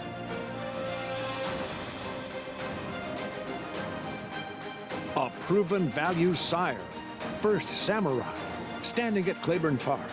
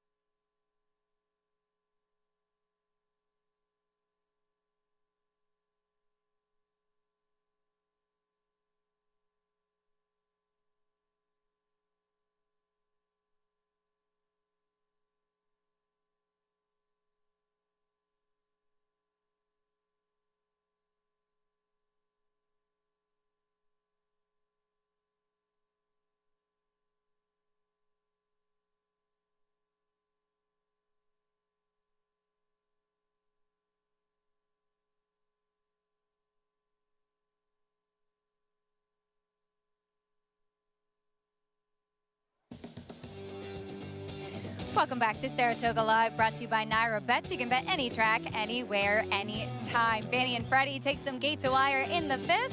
Her jockey, Luis Saez, joining me now. Louis, this filly was very sharp in the preliminaries, and you put her right on the front end. Was that always the game plan? Yeah, well, today that was a game plan. We know we have a lot of speed, so we just tried to keep in calm because she was a little bit in her toes. But she broke that well, and we controlled the pace. And when she came to the top of the straight, I have a lot of horse.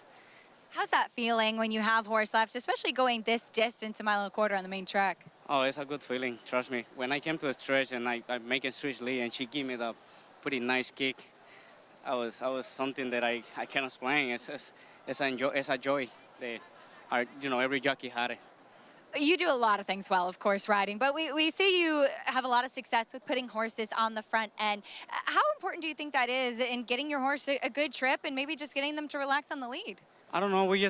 We always hope to have a good break and behind the gate try to keep in most relaxed we can and always try to break good. That's the key. Sometimes a lot of horses break well and be in a good position, but if you open the gate like we say and you're in front, we can take it too. It's a good feeling. Well, it should be. It worked out today. Congratulations. Thank you so much. Gracias. Luis Saez with the win. And Andy, just have to give hats off to Al Stahl with that pre-race interview, giving some great insight. Always really very grateful to these trainers and owners who are so candid with us, and what he talked about with the clean bill of health and the clean blood after tying up for Fannie and Freddie came true today.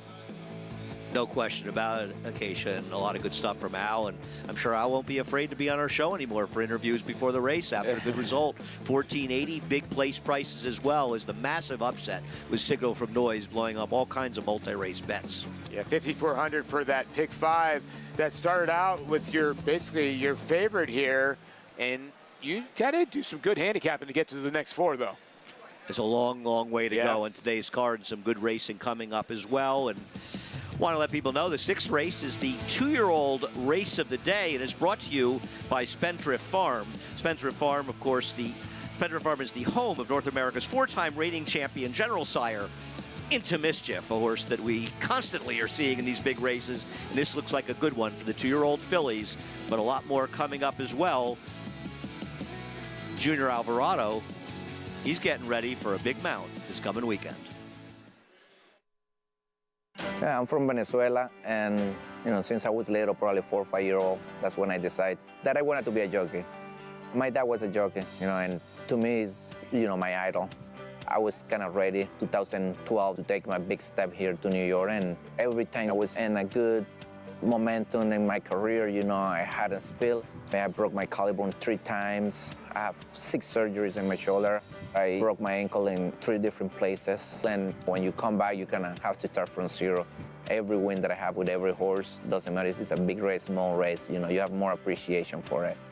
I've been riding for Bill probably for maybe 11 years. When I go out, he let me do what I feel is the best for the horses and for us to win. And, when you get to understand the horse and he understands you, I don't think there's nothing like it. Cody's Wish, I've been with him since the beginnings. I won here in Saratoga, the 4-go. Cody Dorman, he wasn't able to come here, and he sent this note, and I remember they told Bill, you have to show the note to Cody's Wish before the race. We got to run against Jackie's Warrior. A win for us might be just finishing 2nd. And then when we start picking it up in the turn, as a jockey, I got that feeling. Cody's Wish with the upset in the Fargo. Us, along with the rest of America, just love watching the whole story unfold. And having kids, it does give us a different perspective, and it's amazing to see the connection that Cody has with Cody's Wish. Actually, teaching my kids, we have to have more appreciation for what we have. We're just very lucky. I want this beautiful story to keep going. And Cody's Wish, is always going to be forever in my heart. Welcome back, and of course, great to hear that story. And Cody's Wish, he's really probably the most talked about horse, certainly of the older horses in the country. Yeah, and rightfully so. I mean, his Met Mile was a tremendous performance, circling the field, making an early move. And I watched him this morning. You taped this, Richie? Well, that's actually the Met Mile. Here is the Met Mile. Yeah, he's making that big, wide, sweeping move. And, I talked to Junior about him in the 1 1/8 and how he thought he'd handle it. And what he said was, when he was younger, he would be a little bit sloppy or a little bit slow leaving the gate.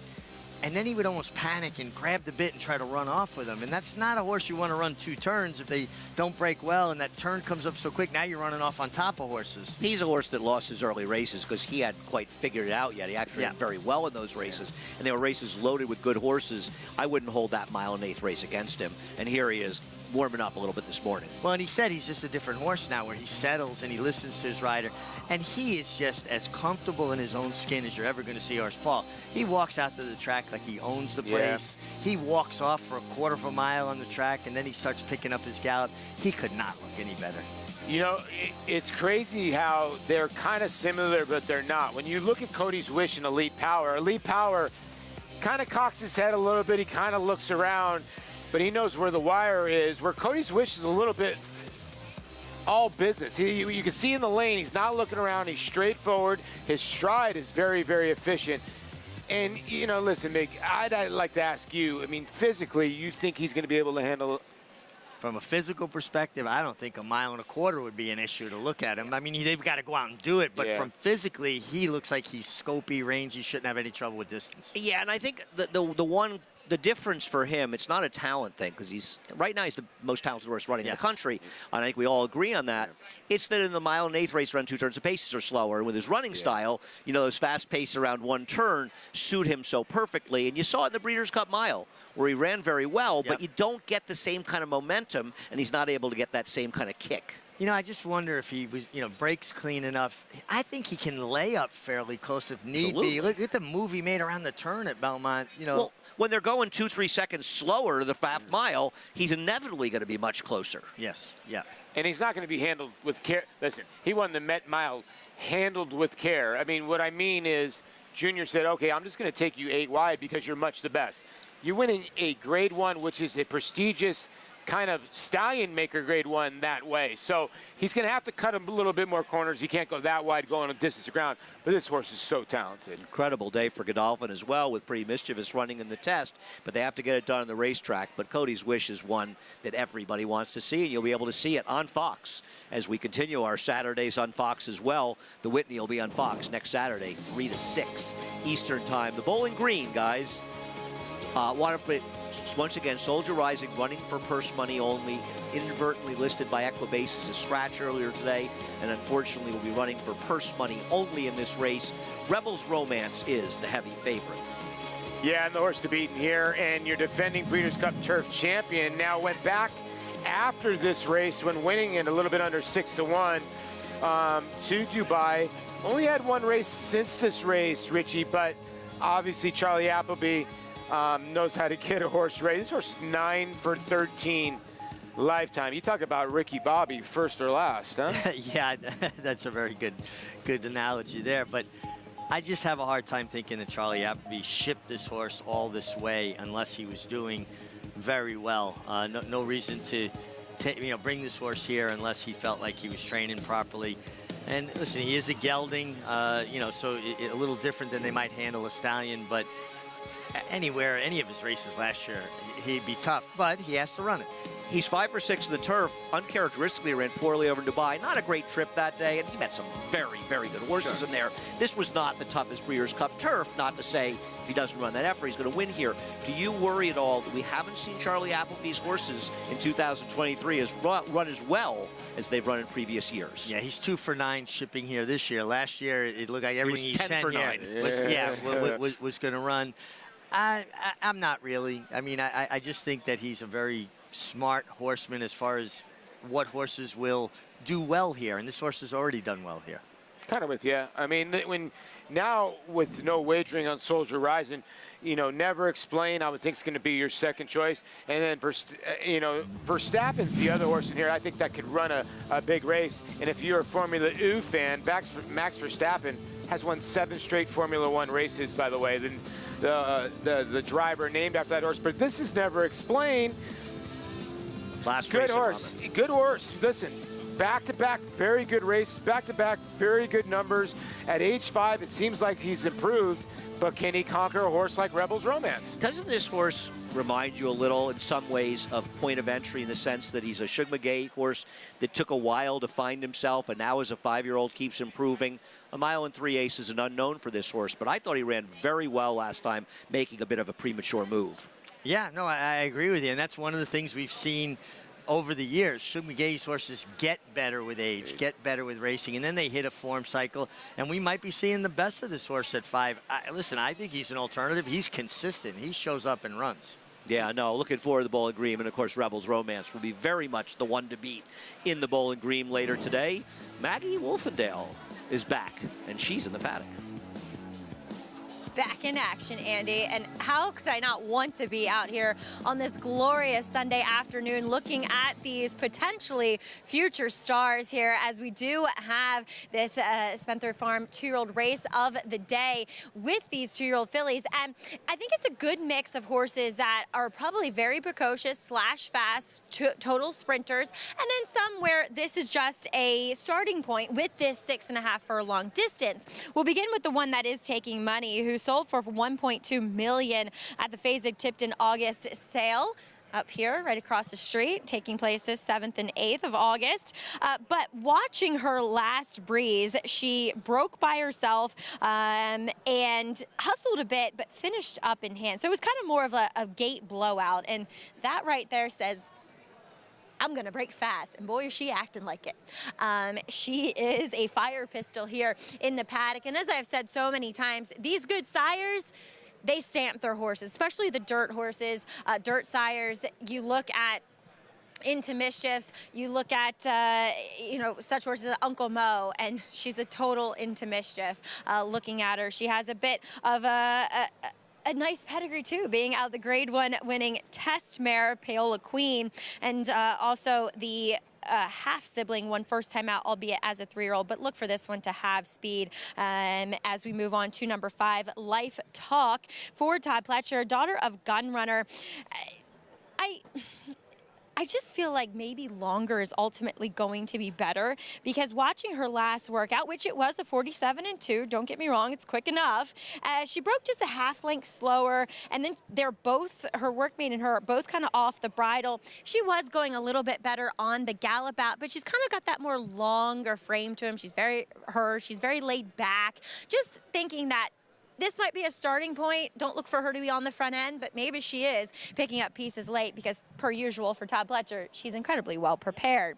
Moving on to number 7, Ringy Dingy, getting the feeling that this one should have some early speed too for Danny Gargan, as her last workout was from the gate with Dornock, who ran a respectable second first time out in the mud yesterday behind an experienced runner, and she actually outbroke him. So she's giving me the impression that she should be quick. She's built that way too, little smaller, little handier. She is wearing blinkers, but she has been wearing them. And as Todd Pletcher's a trainer that I don't like to see blinkers on his first-time starters. With a trainer like Danny Gargan, it's usually okay. I don't love it, but it's okay with him because they train so much in those blinkers. But Andy, she is really, really fit in here.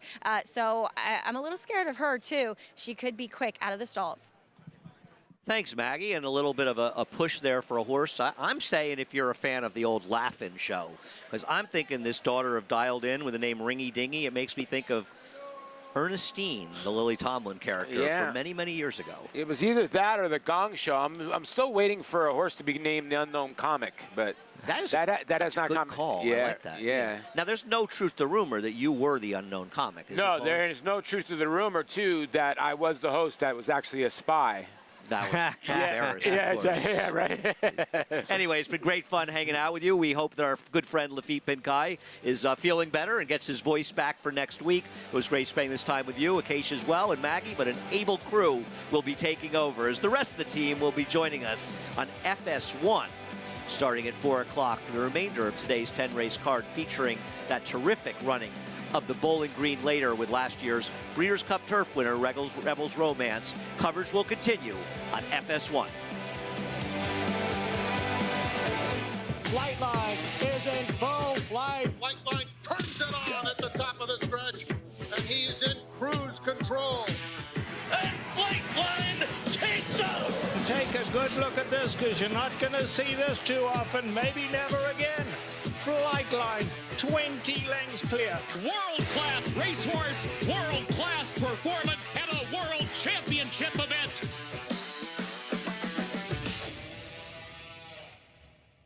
Experience the adrenaline-pumping, suspense-filled action of the Sport of Kings no matter where you are with Naira Bets. It's fast, easy, and secure. Download the app today and start winning with our lucrative weekly promotions, thrilling handicapping contests, and a one-of-a-kind VIP rewards program. Don't just watch horse racing, be a part of the action with Naira Bets.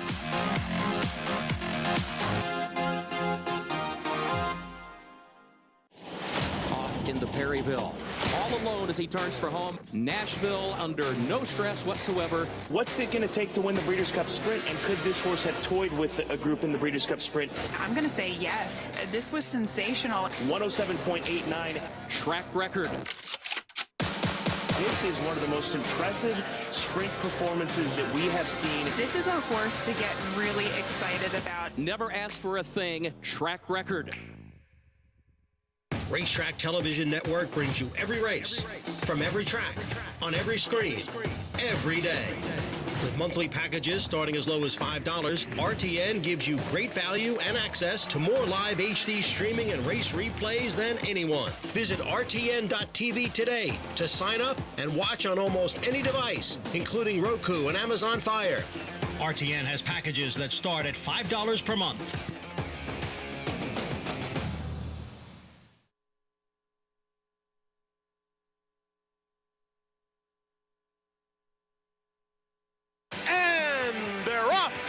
Saratoga.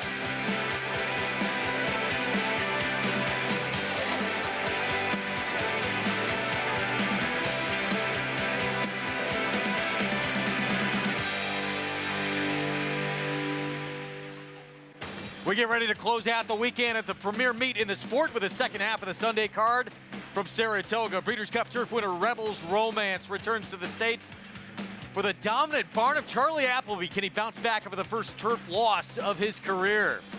Does 9-year-old Channel Maker still have what it takes to capture a graded stake?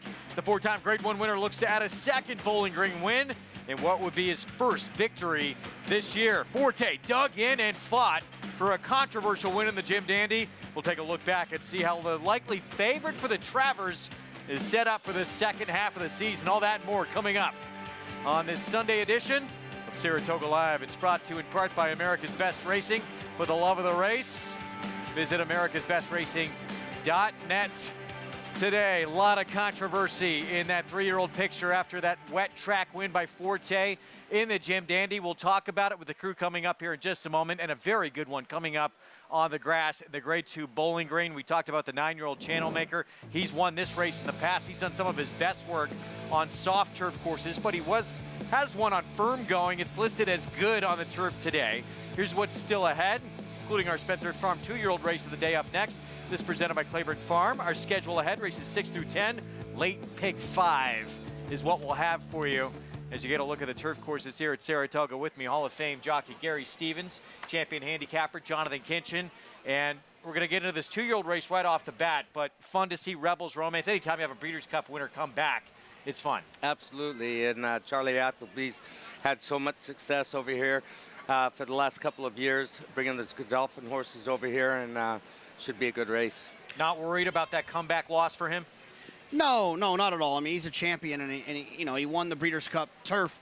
And there's not really Breeders' Cup Turf type horses in here. If he is a little bit short, I still think that he could still get the job done. He's just better than these horses. Late pick 5, we're going to begin in this race coming up. Maiden special weight, 6.5 furlongs.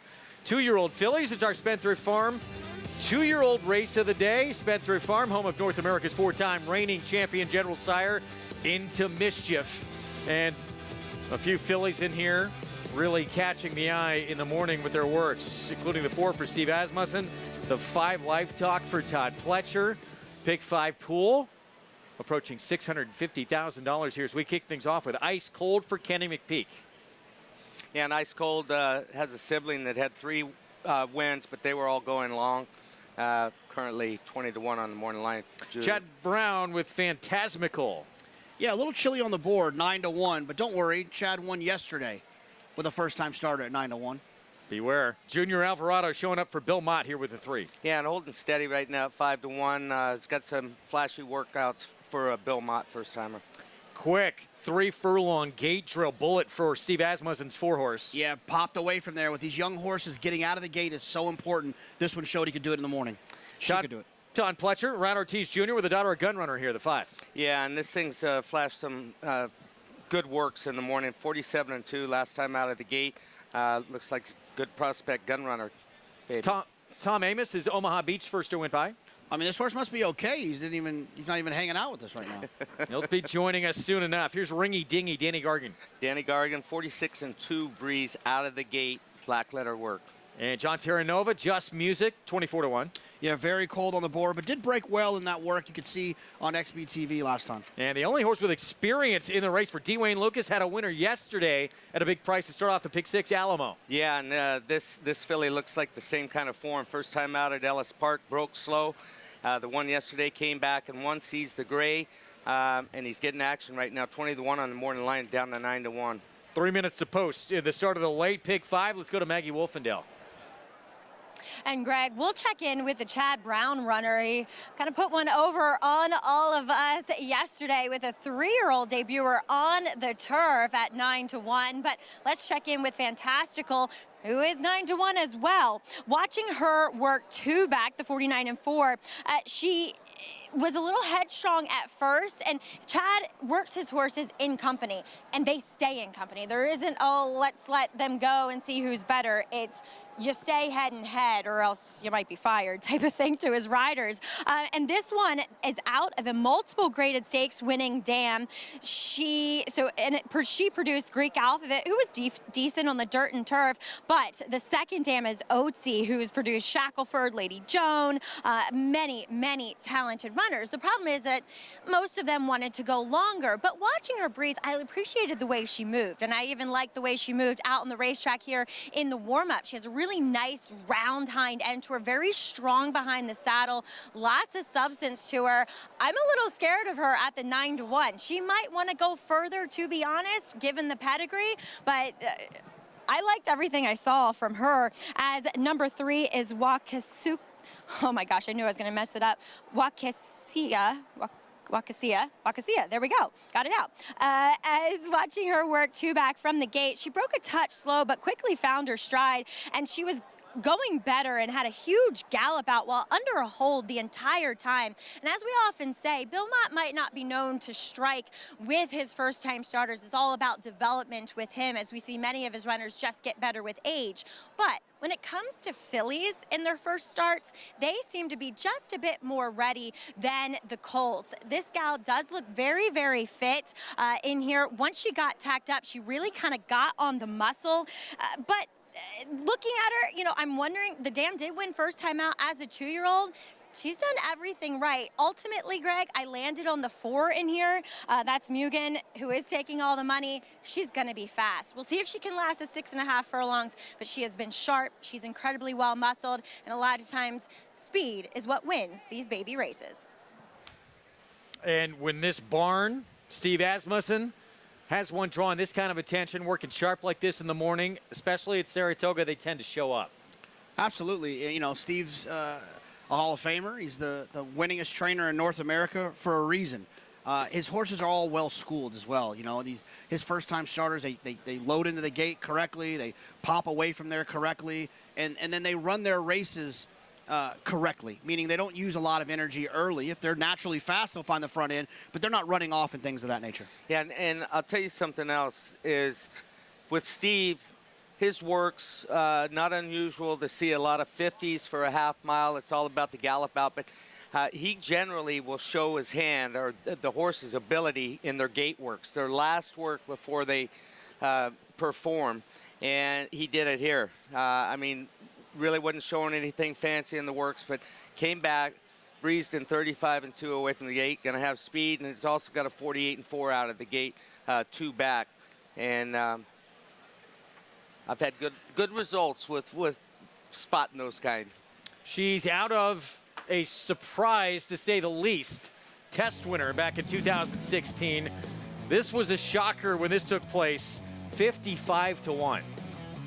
It's funny, I forgot about this, that she won this race, Paula Queen.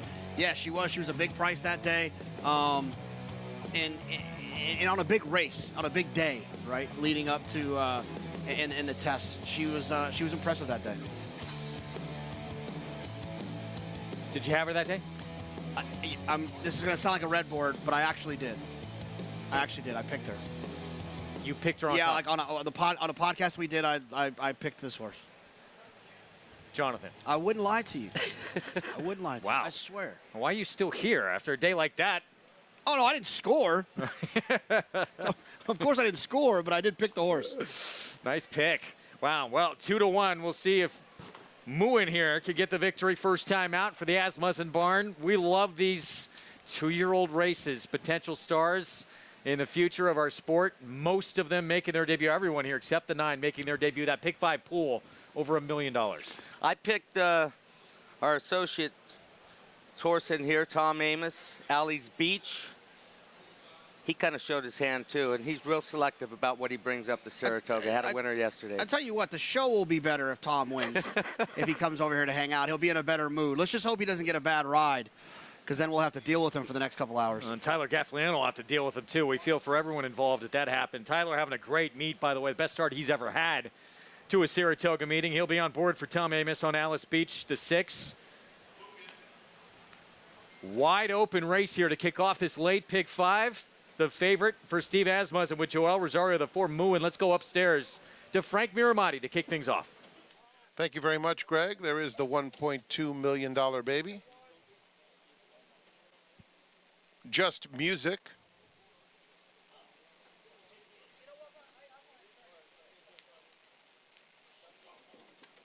Just a little hesitant going in now. And the last one will be Alamo in the colors of Joseph Sutton.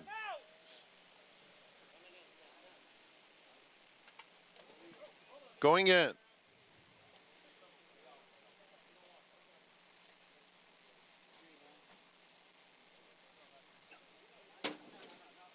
They're in the gate.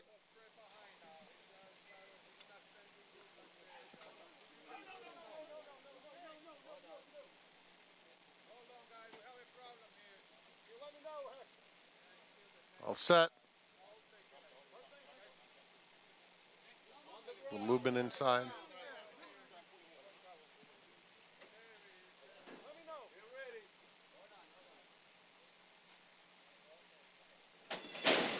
And they're off.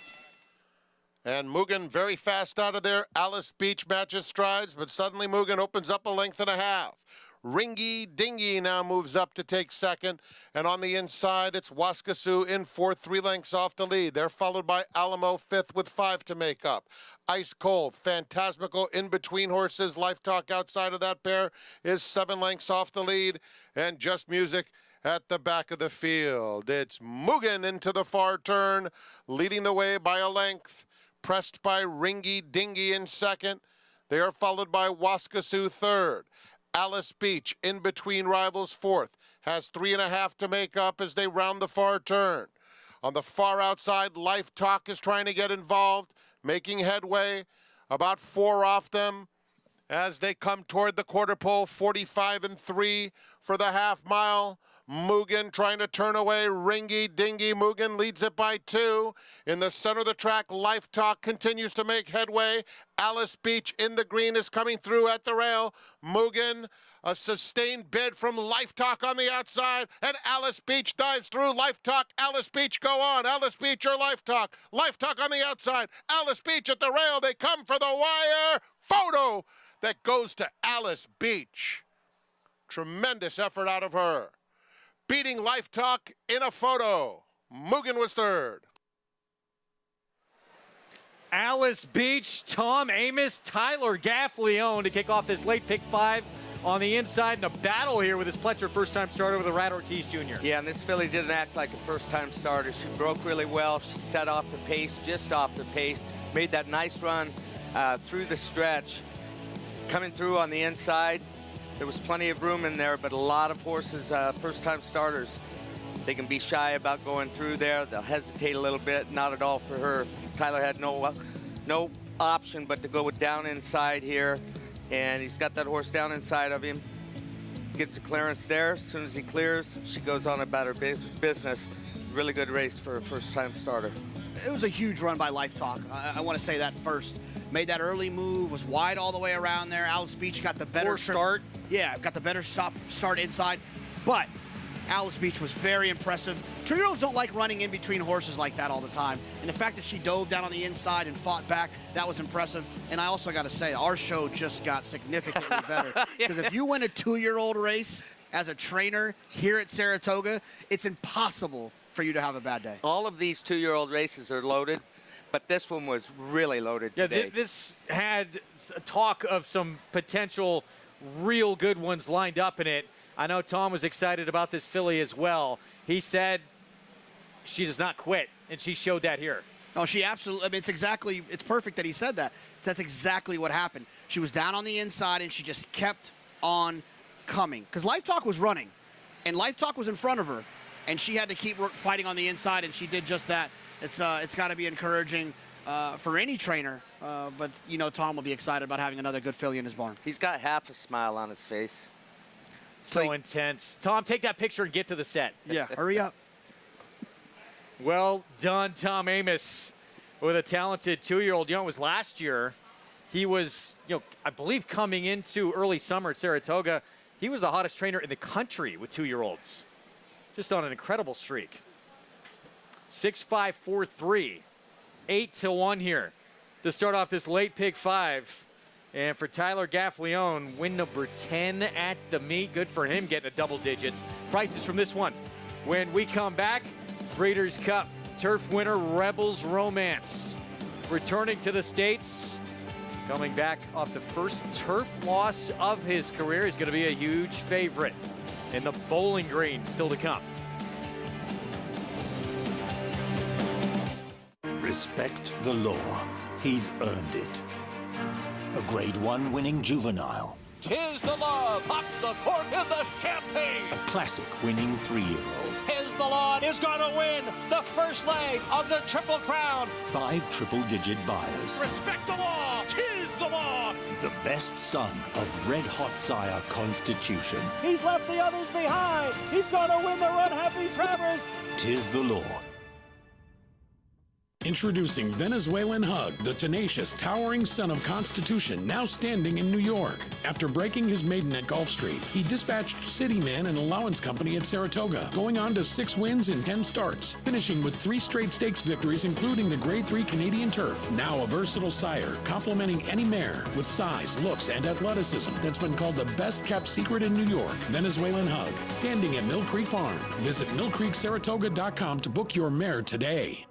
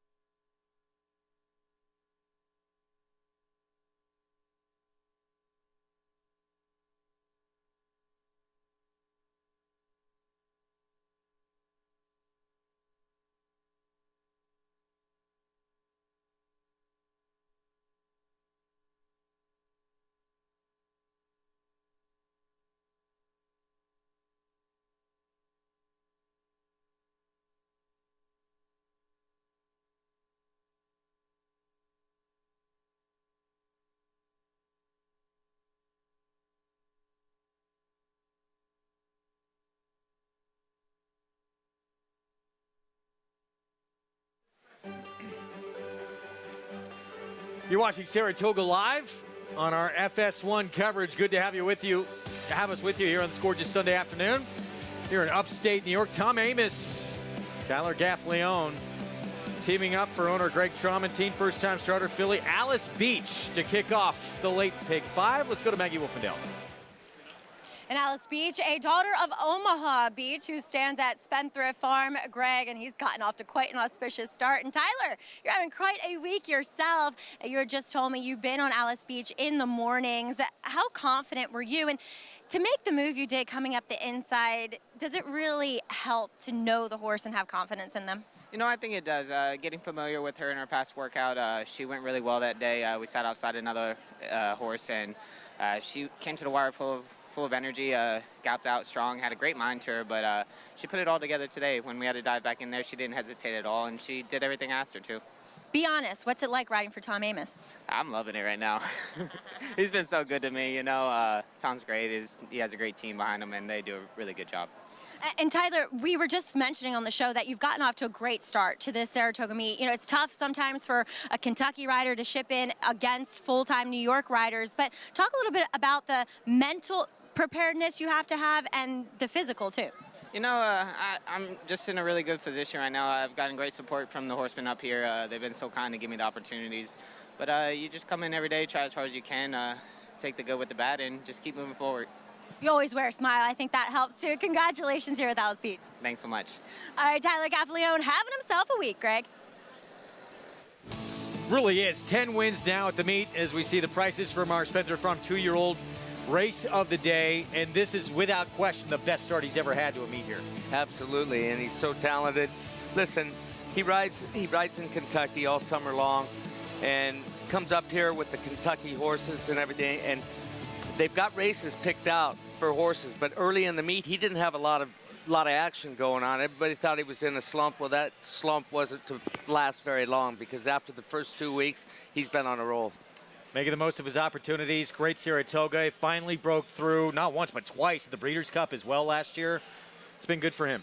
Yeah, I mean, Tyler's an outstanding rider, and he's had a ton of success in Kentucky, like you guys talked about, but he comes up here and bangs heads with these guys, with the Ortiz brothers, with Joel, with Louis, with Johnny, with Manny, and he holds his own every time he comes up here. I think he does an outstanding job. He's a great young rider, and I think he'll continue to improve throughout his career. Got someone about to join us. Just one with an impressive 2-year-old filly. Tom Amoss is going to join us in a moment.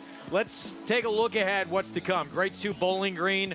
Change in this race. You're not going to be allowed to wager on Rock Emperor, but he will run in the race for purse money only.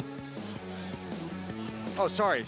Rock Emperor is scratched. Soldier Rising, the horse I'm talking about for Christophe Clement, will be running for purse money only. Thank you, Bobby Klatt.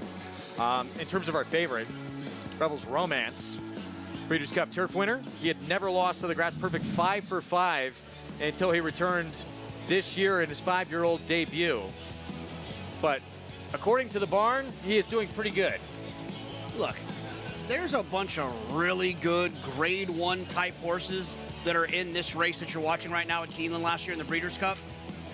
I understand that, you know, he's coming off a break and he's not facing any of these horses. This is a superior animal, in my opinion. If he just comes in even a little bit short on fitness, I think he still gets the job done. I think you're 100% right. This was the cream of the cream that he raced against there. And listen, this is a very good race, don't get me wrong, but I think he breathes different air than any horse in here. And the other thing, the turf course, it was listed as yielding early on. It's good now, but he's raced on good surface before in Europe, and he hasn't been beat on a good surface. Connections, yeah, they believe he can run on any kind of turf course. They're not concerned about the condition of it at all. He's going to be a big favorite in here, and look what Charlie Appleby has done coming to the U.S. All these winners, of course, that 3-win Breeders' Cup, Modern Games, Space Blues, Yabiri. Also, it all started back in 2021 when Althika pulled off that double in the Just a Game in the Diana.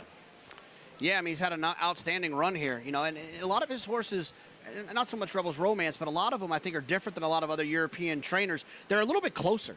They're usually a little bit more tactical. He's got a little bit more speed. He's kind of got that mixture of that American speed with the stamina and grass that you see over in Europe. And I just want to say why Soldier Rising is running for purse money only, because I got some text today, what's going on, why is he running for purse money only? He was accidentally scratched this morning, and it wasn't Christophe Clement that scratched him, and therefore is why he is running for purse money only. And if you're watching that race, obviously, if he wins the race, the horse that runs second then will be the winner from a betting standpoint. All right, let's take a look at him here. Jose Ortiz will ride for Christophe Clement. Clement feels he's yet to win a Grade 1. A lot of placings, hasn't won that big race. Believes there's a big one out there very soon with his name on it. Yeah, I mean, he's a talented horse. He's knocked heads with some good horses. He's 5 years old, should be coming into his prime. He's won 4 of his 17 races. He's Grade 1 place, but hasn't won the Grade 1 yet. I think he's a cut below. You know, his last win was an allowance race where he was a heavy favorite, and that was a desperate win up here at Saratoga. I just think that, you know, if 75% of Rebels Romance shows up, they're all running for second, except for Soldier Rising because he's running for first only. If he shows up, I think, yeah, everyone in agreement here. He's the horse to beat by a long ways. Of course, a Grade 1 still to come at the meet that will set you up for that in the Sword Dancer. But by all accounts, he's ready to go today. So we're just to see a horse like this at this kind of caliber, we're excited about it. Still got to do it and produce that kind of performance. Up next, race 7, as we continue along in this pick 5. Very competitive group that will line up. Mile and a 16th on the turf in this allowance optional claiming field. Favorite is 3-1 right now. That is the 11. Jury the Nipper from near the outside here. Todd Pletcher, Jose Ortiz. And these guys, what an incredible start they have had. Even an injury to Jose early on has not kept either of these two guys back. 14 wins for Jose at the meet. Meet leading 24 for his brother. We'll be right back.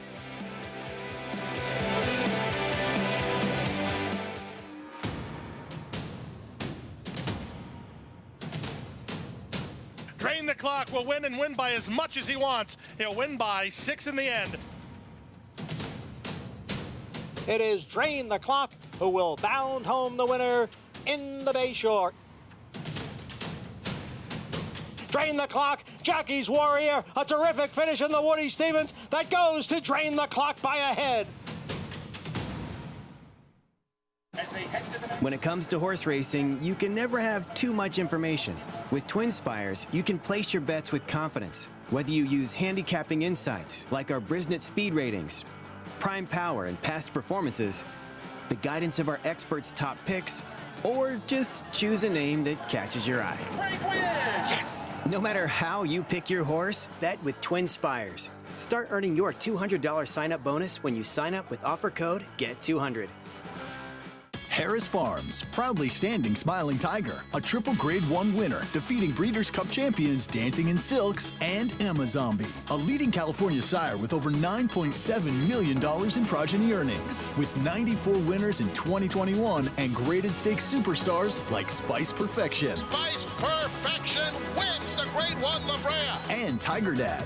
Smiling Tiger, a leading California sire, standing at Harris Farms. It pays to be Cal-bred.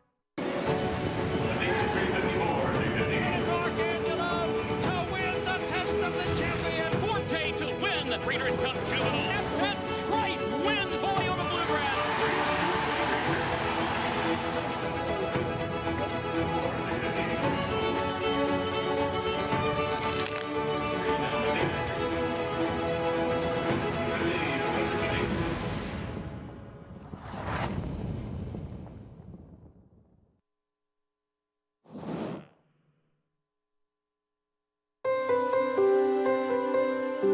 Curlin's obviously one of the great sires today. He's currently the second leading sire. He's a horse that gets Grade 1 winners, he gets champions, he gets classic winners, so he's really, you know, in a league of his own. I'm very excited about Army Mule, off to a great start at stud as well. His first crop are 3-year-olds like Good Magic, and you know, he's getting stakes winners and a very good progeny that can really run from a book that probably wasn't of the highest quality, so we think that he's a very good sire in the making. McLean's Music, top sire of Jackie's Warrior, and other Grade 1 winners. Cantharos is having a big year this year. The Charlatans are foals this year, who we're very excited about. Violence had a champion last year, or second Forte in the Belmont, so he's had been great years. So we've really had a great representation right across the board on really all of our stallions. Good Magic looks like he can be special. The newest horse is Loggins. So Loggins is a horse that I thought had tremendous ability. He got hurt, and you know, in his second start, he was just beating a Forte, who I think is a very good champion. And he's a great horse to look at. He's well bred. He's got the right names in his pedigree. I know there's always a critique when horses have a limited career that you're bringing unsoundness into the gene pool, or you know, those kind of things. But you know, if a horse takes a funny step or hurts himself, for me that doesn't demonstrate unsoundness or a genetic predisposition for unsoundness. You know, you take a funny step, you get hurt. That's bad luck more than anything. So, you know, we've had good luck with you know, horses like McLean's Music and even Candy Ride, who raced limited number of times. So, you know, we don't specifically look for horses with abbreviated careers, but I wouldn't discount those horses either because something went wrong. So it's very rewarding when they separate from their peers and they look like they're going to be very important stallions. And you know, the hope is always that you'll stand a breed shaping stallion like Curla. Back on Saratoga Live on our FS1 coverage, brought to you by Hillendale at Alapa. And they had a pretty good week, didn't they? Son of Curlin, 8 in a row now for the reigning sprint champion Elite Power, and Son of Violence, the 2-year-old champion Forte, setting himself up to still be in the picture as a 3-year-old champion. We'll have more on that. Jim Dandy, a lot of controversy in that race and that finish. We welcome to the set one of the top trainers in the sport who just had a big win with a talented debuting filly, Alice Beach. Well done. Thank you. Thank you. I don't know what the energy is here now, but guys, I'm bringing it. I would hope so. You want Saratoga with a debut maiden? You're fired up. What were you thinking coming up the fence when you're in a dogfight down the stretch with that Pletcher first-time starter? I was recalling that 10 minutes earlier I told Tyler, I think the rail's the wrong place to be. Let's try to go around. That's what I was thinking. Wow. Worked out in the end, and a filly who may have a big future off that performance. That was fun to watch. We're going to get into race 7 here coming up on the turf. Mile and a 16th on the grass. Maybe the most competitive field we have this entire day coming up. Yeah, I mean, look, it's definitely there's some good horses in here that look like they could turn out to be stakes horses. I would imagine that Kuramata, if they can continue to move forward, they were trending in the right direction last year. That's Chad Brown, Flavian Pratt with a 2. Let's go to Maggie. And we'll take a look at those 2 Chad Brown horses coming in off of layoffs, beginning with number 2, Kuramata. As JK said, a horse that, you know, is verging on being that graded stakes type, but this is the right spot and condition for him to be eligible for to come back in. Now, he comes back as a new gelding. Not that I ever observed anything necessarily as far as behavior or him being too much of a heavier bodied horse. It's probably just because, let's face it, he is a son of Australia, out of Invincible Spirit Mare, who's done the majority of his running in America. He's not a very sexy stallion when it comes to stallion prospect when it comes to the States, and I'm sure there were other things that I just don't know about. But anyway, he comes back looking incredibly fit and just probably one of the best turned out times I've ever seen him in his career. So I really like what I'm seeing from him today and think that he is one that, too, with the gelding, not that he broke poorly, but I think he's a horse that's better when he can lay closer, and I think that will allow him to do so. So moving on to Chad's other horse, Unanimous Consent. Now, he's the younger one. He's had some trips, such as the Hill Prince, where he was just wide the entire way, never able to save ground. So there's some reasons to be forgiving of some of his defeats. Comes back healthy, great coat to him, and he looks fit enough, but he just gives the impression that he'll just need one to possibly come together a bit. To be fair, though, he has run well off of layoffs in the past, including winning first time out. So I'm not going to be surprised if he jumps up and gets the job done. It's just comparing the two of them, Kuramada looks like the fitter, tighter individual. As we'll move on to number 9, Easter. I like this horse. He overcame a lot to win last time. He was away probably a length or two slowly last time. Then he went up 3 to 4 wide, circling the field, and was even knocked off stride a little bit down the lane and was able to prevail. He's a cool horse. He's huge. He's this big, leggy type of character. And I know that leads to him not being able to break. Sometimes we'll see what kind of trip he's able to pull, but he looks utterly fantastic. As I just feel as though coming back this year as a 5-year-old, this could be his best year yet, Greg. Thank you, Maggie. So there he is. Tyler Gaffleone will ride for Graham Motion. He's coming in off a win, and problems out of the gate have been an issue for him. Absolutely, and look, and that's an issue.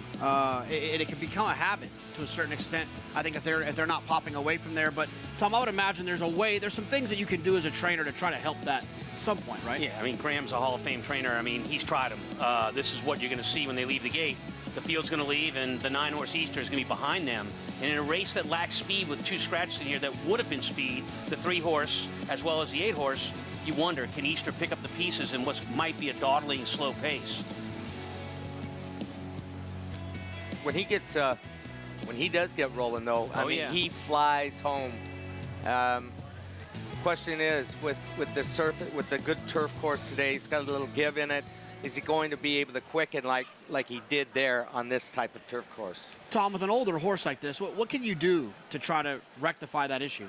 Well, one of the tricks we use a lot, and if you guys watch him go in the gate, a lot of times our cameras are behind the gate watching the horses go in. You'll see some of the starters that work on the gate staying on the ground behind the horses. They'll actually take the tail of the horse. They'll just hold it in their hand, maybe tilt it up a little bit, and we call that tailing. It doesn't hurt the horse at all, but the horse wants to get away from that pressure. When the gate opens, they'll go a little quicker out of there. See what happens here. We'll keep our eyes on Easter out of the gate. The 9-horse here for Graham Motion. We start with starting over. Mike Maker trains. Yeah, has a little bit of tactical speed from the inside, but did not run very well last time. Chad Brown with the current favorite, Kuramada, making his 6-year-old debut. And that makes sense. I mean, this is a horse that has tactical speed. He's going to come from off the pace. Strong race to win last time. It moves up. Stablemate, Norad Ortiz Jr. on unanimous consent. That's the other Chad Brown horse. A great 3-year-old year. Looking to debut in the 4-year-old year against Olders. Easter's got a stablemate in here as well. That's Chulayan. Yeah, I feel like this horse probably wants to go a little bit further. One going 1.25 miles last time. And he's still got speed in the race with this one here for Wesley Ward. Yeah, Dominican Pioneer, the 6-horse. Let's treat this one with respect. This is the one I think goes to the front early and maybe has a chance to control things. Field Pass has some big figures, not too distant past. He's 19-1. Yeah, look, this horse does have some back numbers, but seems to be trending in the wrong direction.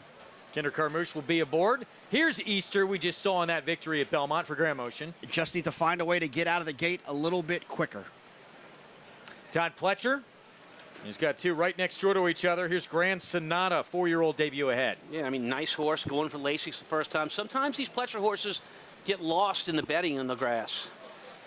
Well, Pletcher switched Jerry the Nipper to the grass. It's been a very positive move. Absolutely. He switches back to the Lasix as well. Last 2 performances didn't have the Lasix. Last time this horse had Lasix, he won. And welcome back, John Velasquez. He's riding for George Weaver on main event. I like this horse. You know, I think we can get a trip from the outside, some tactical speed with main event. And, you know, as far as all that goes, he's like a lot of them. He has a lot of class making his 4-year-old debut. Pick 4. It begins in this race coming up. We're 3 minutes away. Tom, how are you going to play it? Well, I'm going to spread out in the first 2 legs. I think these are wide open events. But when we get down to the last 2, that's where things get really interesting. And we're off the grass in race number 10. I think you can look to one of the main track onlys in number 14, Little Prankster. Blinkers on, gate to wire perhaps in that spot. I'm going to single him. That one cutting back in distance for a barn that was just lights out here last summer. Phil Bauer, Rigney Racing. That'll close out our card as we get a look here at Kuramada. Those silks of Peter Brandt. Let's take a look at him. Back on August 14th of last year, this was the last time he ran. It was a stakes win in Monmouth. Yeah, I like this horse in here today, and like Thomas said, it's got good tactical speed. Should be noted, he's been gilded since he last ran in Maggie was talking about his appearance in the paddock area and how good he looked, and that can make all the change in the world. And obviously the question is he going to be able to show his best off of the layoff? He's worked 15 times. 15 times leading up to this. I think fitness shouldn't be an issue. And you got a trainer that wins off the layoff. I mean, Chad Brown off a big sample, 30% off the layoff. He knows how to do this, among other things. So 3-1 on Kuramata here. Meanwhile, Jerry the Nipper, who for a moment was the favorite in here. Outside post, not exactly where you want to be in this layout. But again, switching to the grass, took 9 starts to finally get him on the grass. He has really become a different horse. Yeah, you know, we've been talking about that since the start of the meet. The outside post, not where you necessarily want to be. Well, it's proved different in the last 3 weeks. That the outside post drawn horses, if they have some tactical speed, they've been running very, very well from out there. And he's got tactical speed. He's going to have Jose Ortiz aboard as well, New York bred, who's shown a lot of talent on the grass. Let's go to Maggie. And guys, I think it has to do with which course you're on. I don't think the outside posts on the inner course are favorable, whereas on this outside course, the Mellon Turf course, it's a little bit easier to overcome an outside post, as well. Oh, I'm still on camera. Sorry, I was trying to look at the monitor. Anyway, we'll take a look at the 2 for Todd Pletcher here as they approach the starting gate, and beginning with number 11, Jerry the Nipper. You know, his job, as well as a horse like the Dominican Pioneer, their job's got a lot easier because of the overmatched speed horses being scratched here, like Safe Conduct and Rinaldi. They can be a little bit more comfortable, I think, on the front end. Now, you see Jose Ortiz constantly moving Jerry the Nipper, big warm-up, saying, buddy, let's get out there. We got to break well and sit a position. Now, last time out, when we saw him in the Hudson Valley, it was a pace that completely collapsed, where Dakota Gold just looked to benefit enormously from that, as he went off, I think, 3 to 5 that day. And Jerry the Nipper, of the pace runners, finished by far the best. So I think it's a great point what JK brings up too with the Lasix. He is a horse that maybe sometimes doesn't look that great in his coat. Sometimes that signals a horse that does have a little bit of propensity to bleed. And I think it's a good point to bring up. As number 10, Grand Sonata, returns for Todd as well. He's done very well, 3 to 4. A horse that took a while to develop, especially develop a hind end. And he did that throughout the course of running last year, and it's almost like he's done it again now, coming back off the layoff. Now, I think he'll benefit from a start, to be completely honest, but I can't ignore the fact that he's done very well from 3 to 4, and a horse that at times has shown up and danced in many of the big dances as a 3-year-old. So excited to see what he does off the bench here. But guys, ultimately I landed on Easter. He's hurt a little bit by the scratches, but I just feel like he's a horse that's thriving at the moment. And Tom, let's go back to the scratches, because you brought it up. 2 of the scratches near, they were both speeds. They were. What does that mean for Dominican Pioneer, the 6? Is this horse loose on the front end? Yeah, I mean, I think he's loose on the front end. That's what I'm going to be looking at. When they leave the gate, I think the 6 horse is definitely on the front and controlling things. What the pace is in this race will have a lot to say about a lot of these big contenders and how well they can close against a light pace. Horses near the front are going to have a lot of energy for the end of this race if they go slow. JK, you surprised his price hasn't come down more with those scratches and aggressive Luis Saez aboard?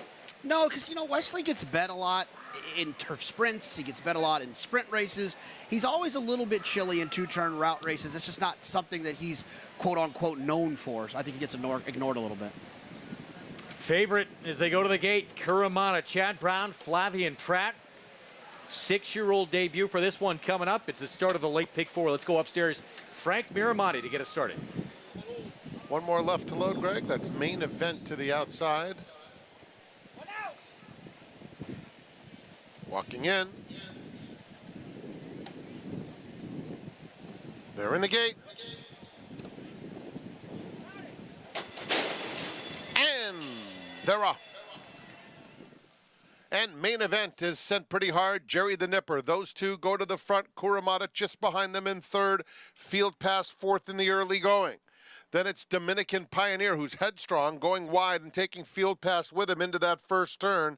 A very, very hard to handle Dominican Pioneer. Mouth wide open, fourth and 3 lengths off the lead. In the meantime, unanimous consent is at the rail with 5 lengths to make up as the field makes their way onto the backstretch. It's another 2 lengths to Chilean racing on the inside of Grand Sonata, and then 2 more lengths to the 2 trailers, Easter and Starting Over. 24-1 for the opening quarter mile, and it's Main Event leading the way by 1.5 lengths. Jerry the Nipper is in second, Kuramata third. Dominican Pioneer is fourth on the outside. Field Pass between rivals, unanimous consent, 6 lengths off the leaders. Then comes Grand Sonata, who's now passed by Chilean, who has 7 lengths to make up, Starting Over and Easter. Rounding the far turn, the half in 47-4. Main Event has been prominent throughout, pressed by Jerry the Nipper. A beautiful trip for Kuramata in the green, who will angle out for the drive at the top of the stretch. Easter is extreme outside, 7 lengths off the battle up top. Here comes Kuramata after Jerry the Nipper, who takes the lead, but Kuramata has his sights on him with a furlong left to go. Those two head and head. Jerry the Nipper won't go away. It's Kuramata, Jerry the Nipper coming for the wire together. Jerry the Nipper resilient on the inside, and Jerry the Nipper beat Kuramata fair and square. Easter rallied into third, then Starting Over. Jerry the Nipper chasing that lone speed here, Main Event early on, and then able to outfinish Kuramata for the win. Yeah, and Tom talked about it before the race.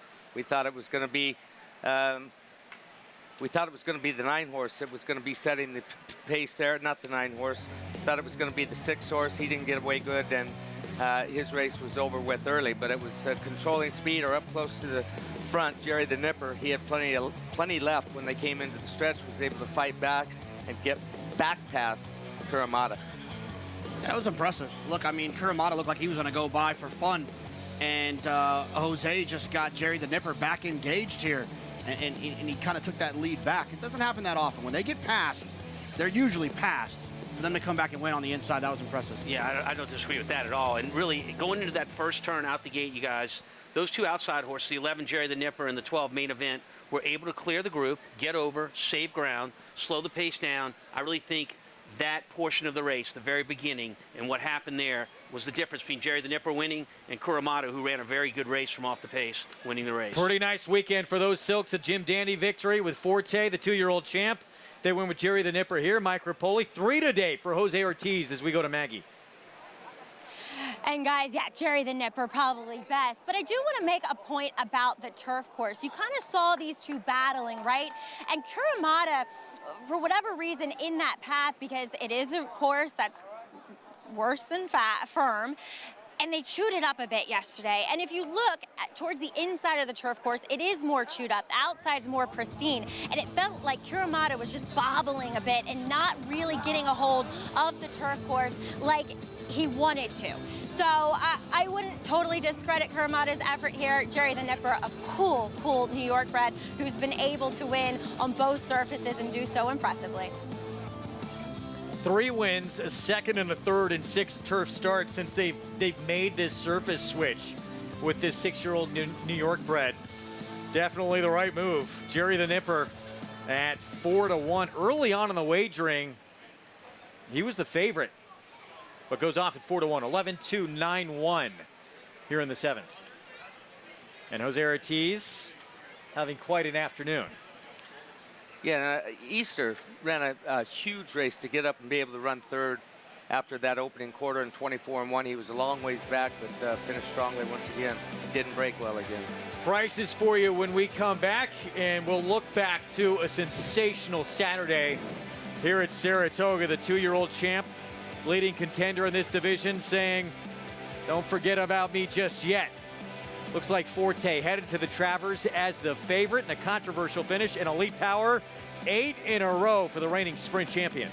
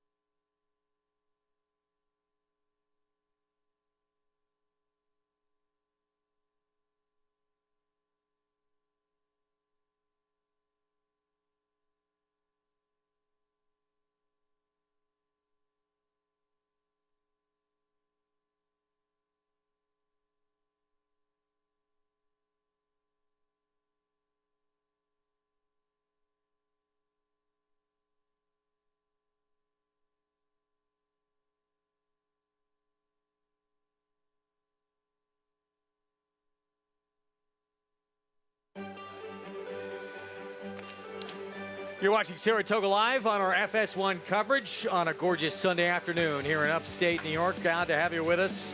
It's brought to you in part where you can play all the action all summer long and beyond with Naira Bets. Bet any track, anywhere, anytime, including all season long here at Saratoga at NairaBets.com. 3 today for that man, Jose Ortiz. 15th winner of the meet, Jerry the Nipper for Todd Pletcher. And Rapoli Stable. It's always a crowded winner's circle when Mike Rapoli gets to take that picture. And that's how close it was in the end. A head and a neck.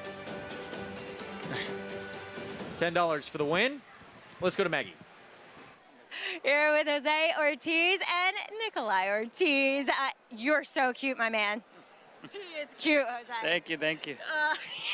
He's like, who is this lady and what is she talking about? But Jerry the Nipper, just a cool New York bred. And I feel like he's always one that shows up and struts his stuff. Yeah, he always try hard. Little quirky when he made the lead, but I'm getting figured it out the last start.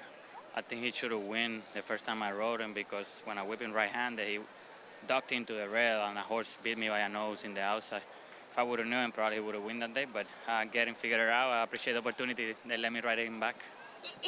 So what is it exactly that you can't do with him? Just hit the lead too soon. Yeah, and he likes to fight, as he came back on Karamata. He loved to fight, A little bit later, we will see you on Soldier Rising, obviously running for purse money only, but I feel like I need to ask you about him. He's a tricky horse to ride, too, no? Yeah, very tricky. I get along with him in the mornings and the afternoon. It seems that he runs well for me. So he's been running with tough horses. Today won't be the exception. He's gonna run with tough horses today, and he always show up. So I'm expecting that he show up today, and hopefully we win the race. He's a horse. He doesn't like to be whipped. He doesn't like to you rush him too much. He's special kind. He takes some finesse. In other words, Jose, we saw you with a little bit of bruised ribs. It looks like you're really in the groove. Third win of the day. Yeah, I feel great, honestly. The first couple of days were a little bit rough, a little bit sore. But when I start riding on Wednesday, I felt 100%. I won't come back if I wasn't 100%. I know owners and trainers are running for a lot of money up here. And if I'm not 100%, it's not fair for them. Jose, congratulations on a big day so far, and it's always good to have you in the winner's circle. Thank you, Mike. All right, Jose and Nikolai, wife Taylor as well. It's always a family affair for the Ortizes. Well, they get to celebrate a lot with Dad as much as he wins, and even with that time away, right in the mix here. 15 wins of the meet. Could have been very different if he didn't go out with a sore ribs for a bit. 3 of his mounts, his brother picked up and won with. That's right. Would have been very tight. That's right. That's right. That's a very good point. I didn't recall that, but once again, you have it going on. It's a 6-win swing there, right? Yeah. If Irad got 3 that he would have gotten, makes it tough. Even with that, now he's bounced right back. He's had a huge week returning, and we saw him win immediately coming back. Yeah, we've talked about it. He's got some 4 and 5 win days ahead of him at this meet here. The problem is Irad does too. Irad got a suspension coming from an incident earlier in the week that he's got to set out. Jose's, he's got days coming as well. I don't know if they've appealed those yet, but they both have been given 3-day suspensions for careless riding.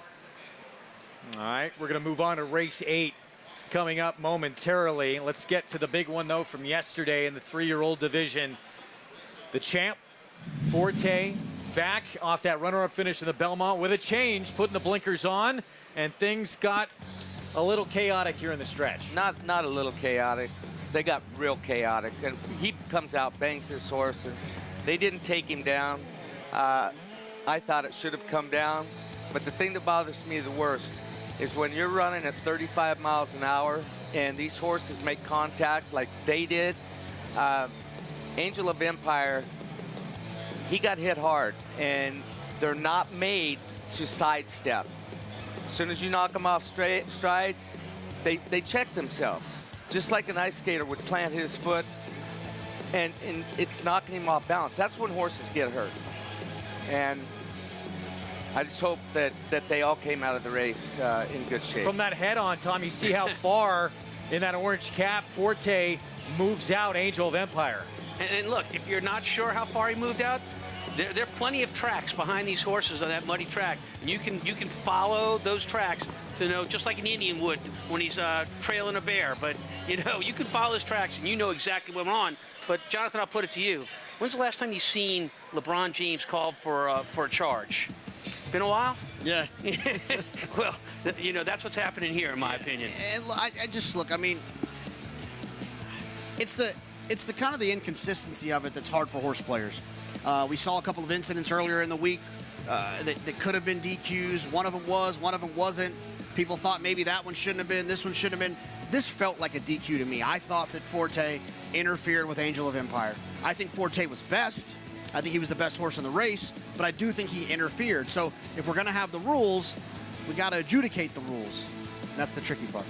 The one thing another thing that bothers me is the animosity that goes on between jockeys. When this inconsistency does happen, these guys get angry.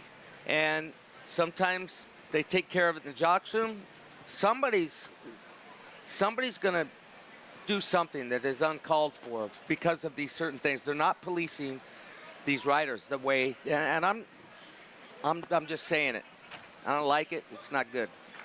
And, you know, what you saw here, I mean, how far he carried out Angel of Empire. He even came back in and touched Saudi Crown a little bit right before the wire. But here's the thing. He barely won, right? And he's not going to win on Forte if he doesn't get out when he has to get out. Irad knows that. He's the best rider in the country. He has to go then, or he knows that horse on that lone lead, he's not going to get him at the end. So it's do I or don't I, and he decides to barge his way out. And plain and simple, he's hitting left-handed to barge his way out, and I mean, it's textbook. That's a foul. Did not come down, however. Two other calls earlier in the meet where it seemed like Irad Ortiz Jr. could have been taken down, was not taken down. Let's go to Maggie for more on what transpired yesterday. And just kind of to echo the sentiment, let's not necessarily lay blame on Irad Ortiz. Don't we want our athletes to win more than anything? That's all he's doing. It's the fact that he's not policed, in which allows him to do that, that is the fact that we should be upset or complaining about. Now, I didn't have a strong opinion on whether or not it should come down or not. It felt like it was a lot of race riding by all three of them involved. And Flavien Prat had every right to maintain his ground, and Florent Giroux had every right, since he had the lead, to drift because he wasn't impacting anybody. And Irad needed to get through, and he made his space. So getting back to the horse, though, in Forte, he's had an interrupted campaign. 2 starts earlier on as a 3-year-old in which it felt as though maybe they were a little bit behind the 8 ball in preparing him for the Derby in South Florida. Then he misses the Derby. Then he has to come back in a 1.5 miles in the Belmont.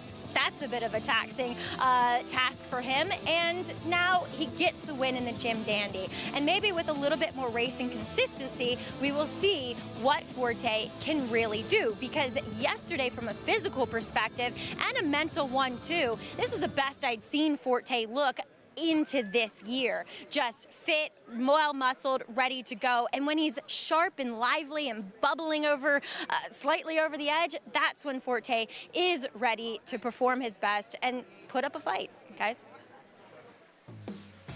Take a look at recent winners to pull off the Jim Dandy Travers double. Epicenter, Essential Quality. Forte's going to try and make it 3 in a row. Tom, what you just saw from the horse yesterday, did you feel like that equipment change made a big difference? You know, I actually thought during the race, I liked the way that he was against the bridle throughout the race. He was behind horses. He was not in a good spot as time went on in the race, but I did like the way he was against the bridle in the race. So the short answer is yes. I thought it was a good change. Deserved favorite now, moving on to the Travers? Yeah, I think so. I think he will be. I think he'll be favored in this race. I mean, obviously, we've got to see what happens with Mage as the Derby winner and a horse who ran second in the Haskell. But I do believe that Forte will be favored in the Travers. A milder favorite, in your opinion? What's that? A milder favorite? Yeah, it'll be close. I think it'll be close, but I think Forte will ultimately. Any horse that was going to be the favorite in the Kentucky Derby is basically going to be the favorite in every race they run in for the rest of their lives. There's no chance Forte's going to be the price he was yesterday. That's what I mean. That was a little ridiculous, wasn't it? He was very short, and I don't think he'll be that strong a favorite. No, now he gets Angelo showing up as well, the Belmont Stakes winner. It's going to be a very deep field. Meanwhile, this horse in the Vanderbilt Elite Power for Bill Mott just keeps winning and winning, and it doesn't matter what's thrown on. Bill Mott said before he doesn't know if he's going to like this kind of track. Still not sure if he does, but he produced his 8th victory in a row. All I know is this horse knows how to win. He knows where the finish line is. Leaning in just a little bit, he goes left-handed. He'll swap over to his lead. He builds up his momentum like a locomotive and sticks his nose down on the wire. Gunite, he ran huge, ran too good to lose, but he was defeated by the champion. Yeah, Elite Powers is pretty special. You know, I think, Tom's had some success with front-running sprinters, right? The Violence that you had that won the Grade 1. No parole. But horses that come from off of it like this, they end up getting beat somehow, some way from bad trips. Elite Power doesn't get beat. It's incredible. 8 for 11 now. He's reeled off 8 straight. And again, the majority of those wins, 5 of them now in a row, at the highest level. And you're trying to run down a horse who was extremely talented on a track you don't even know if you're going to like. He's never been on this kind of surface before. We don't see a lot of closing sprinters win at Saratoga. And maybe not at Elite Power's best distance. You know, we went 6 furlongs yesterday. What do we do in 4 weeks? We go 7/8. Is that right? So you're going to get another 8 mile, which is a couple of football fields. That should be right up his alley to go 9 for 9. Winning for Juddmonte. What a performance. And the man known for probably the most famous win streak in history has 2 on this just incredible win streaks. We saw that one continue. We'll see if it continues kind of changing the plan with Cody's Wish as he gets set for the Whitney coming up. Yeah, I can't wait to see Cody's Wish. I'm not worried about the distance for him at all. I think he'll win the Whitney, and I think they'll start to work backwards from the Breeders' Cup Classic going 1.25 miles. Let's get back to today's action. Race 8 approaching the 12-minute mark to post out of the Wilson Chute here at a mile distance. And just for luck, going to get on dirt for the first time for Steve Asmussen. Right now the favorite.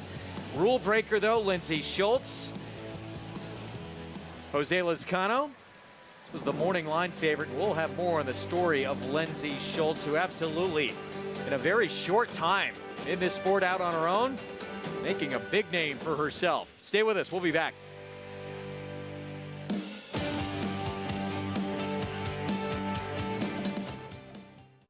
A Grade 1 winner of nearly $2 million, Silver State hails from the sire line of legendary Claiborne stallion Danzig. And his second dam is full sister to Kentucky Derby winner Monarchos.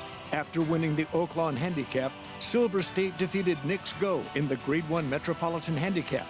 Now his first foals have arrived. Grade 1 winner Silver State, standing at Claiborne Farm. Here comes Gem Mint 10 and now Dylan Davis, and they get ready to swarm these leaders. Gem Mint 10 is in front. Gem Mint 10 wins the finale. Welcome to Adelphi Racing Club's unparalleled partnership experience.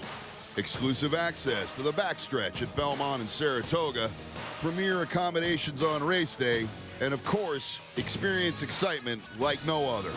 Contact us today to get a taste of the Adelphi difference.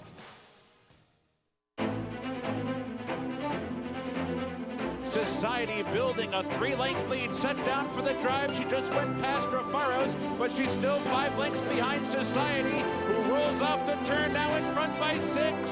Society down to the final furlong, now by 7. Drafaros in a good battle for second with Matt Torreya. Nobody catching Society. Streaking through the stretch to score by 9 lengths on the wire. Racetrack Television Network brings you every race, from every track, on every screen, every day. With monthly packages starting as low as $5, RTN gives you great value and access to more live HD streaming and race replays than anyone. Visit RTN.tv today to sign up and watch on almost any device, including Roku and Amazon Fire. RTN has packages that start at $5 per month.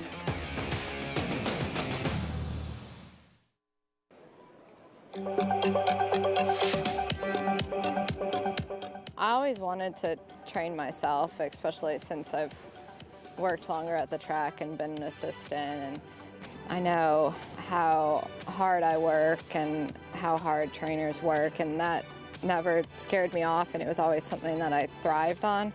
And I always wanted to also own my own business. You know, both of those things made it something that was appealing to me and something that I wanted to do. Lindsay Schultz's foundation to becoming a trainer runs deep. She grew up riding hunters and jumpers in Connecticut and got her first job mucking stalls before becoming a teen.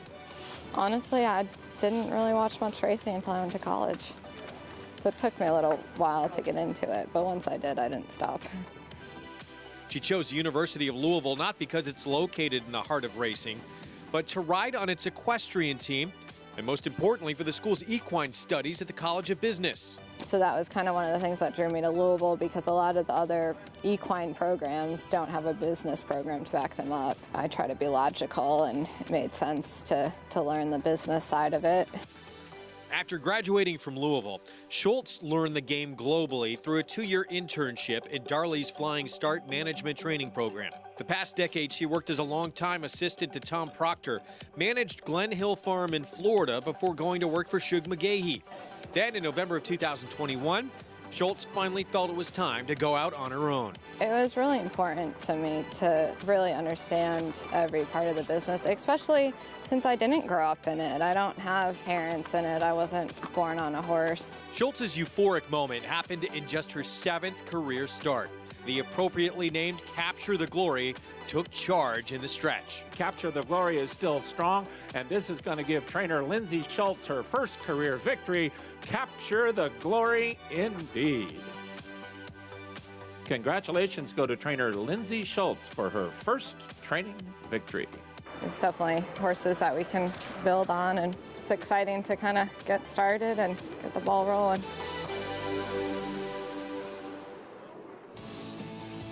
Just went out on her own in the fall of 2021, and there's the runner that Lindsay Schultz will send out, Rule Breaker, and JK is already getting some pretty big name clients, including 10 Strike. Absolutely. Yeah, 10 Strike. It's a Sunday. I don't know if people are really trying to get after it like that, but no, 10 Strike does. They look for, Marshall Graham looks for kind of up-and-coming trainers, and Lindsay was one of the trainers that Marshall thought, had some potential, and he was correct. Look, I was hustling book. I was Nick Juarez's agent this winter at Oaklawn Park. Spent a lot of mornings early going by that barn. She's there every morning. She works hard and she's sharp. She knows what she's doing, puts her horses in the right spot, takes great care of them. And I didn't really know her before I got there this winter, but nice young woman, and she is going to be exceptional, I think. She's got a good future ahead of her. She had said, Tom, some of the best advice she had got was, as a new trainer, trust your instincts. What would you say to someone who's new on the scene? I would say being there in the barn is so important, not just in the mornings, but the more you're around your horses, the more you learn about their habits and what they're about, the more you can pick up on those things, the way they communicate. I mean, the worst statement I've heard people make is, if only they could talk. Well, everybody in this desk knows they talk. Their language they speak, the best trainers, the best jockeys, they speak that language. They're fluent in it. Well said. There's, again, the one she will send out, Lindsay Schultz, with Rule Breaker, 3-1 right now. And as you get a look at Ryan Ortiz Jr., just left our picture. He's on one trying dirt for the first time from an outside post. We'll be back.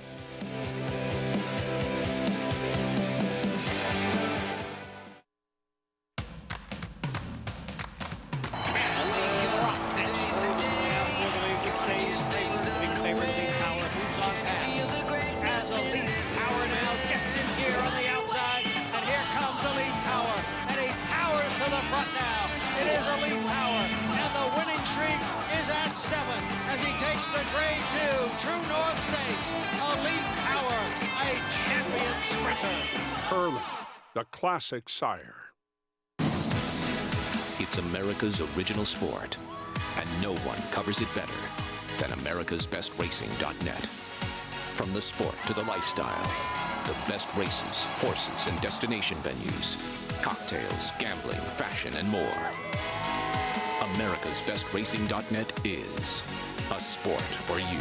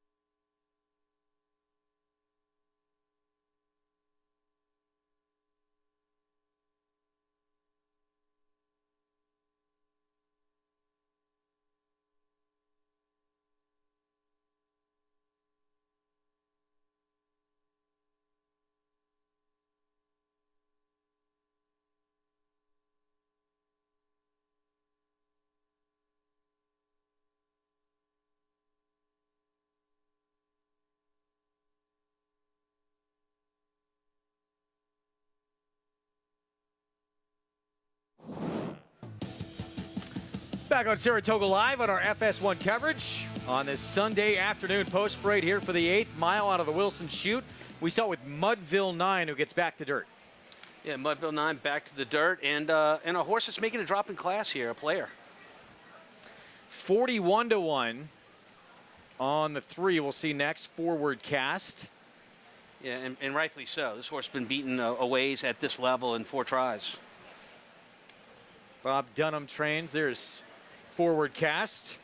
4 starts, has never hit the board.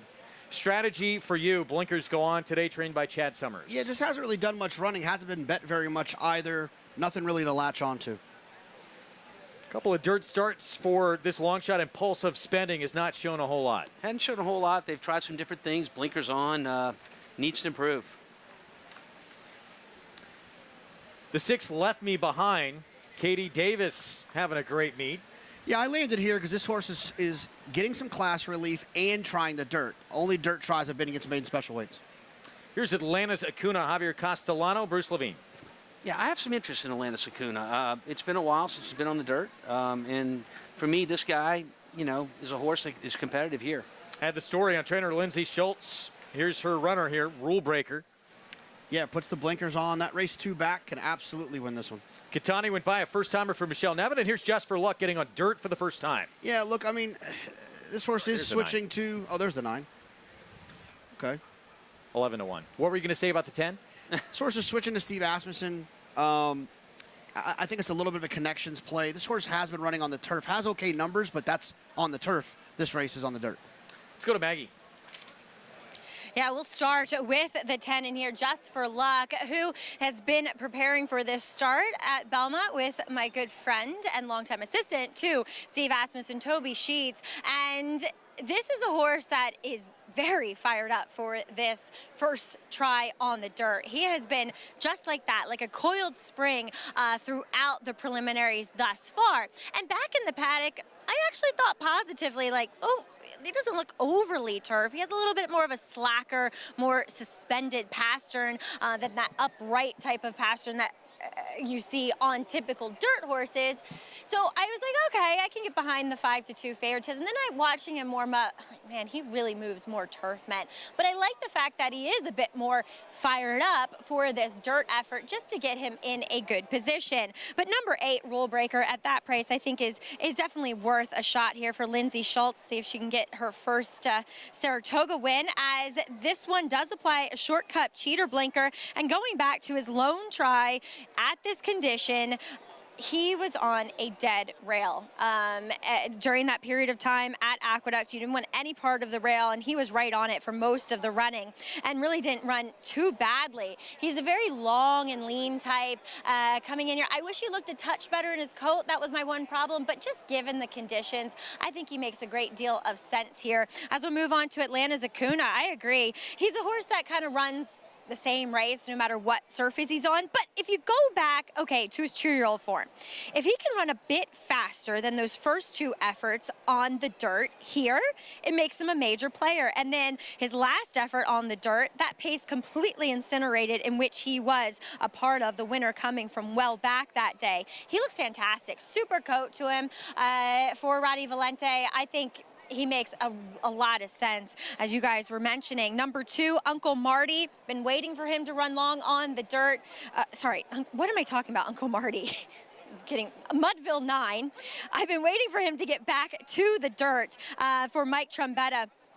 I really like the spot for him dropping in class, and he would have been my pick, but he did go up, and he didn't really flip over in the saddling stalls. He kind of went up and fell back and kind of crashed into the back wall. Now, the vets were right there. They attended to him and looked at him, and to my eye, too, he did not look any worse for wear. I would have picked him here, Greg, but I just didn't necessarily love that behavior back in the paddock. 6-1 on Mudville 9 from that inside post. See, stepping into the gate right now with Trevor McCarthy. And in terms of the dirt races he has been in, this is a big drop in class for him. Big drop in class, and in a field that's mild in competition in terms of talent. So, you know, a horse that's been coming out of tougher, why not? Favoritism, it's back to Rule Breaker here. tried the turf of this horse. Horse used to be with Brad Cox, and actually was sent out as a favorite against a horse that showed some talent in that debut at Fairgrounds, Bo Cruz. Yeah, the horse has shown a little bit of ability. And like I said, the figure last time on the dirt, it was definitely good enough to win this race.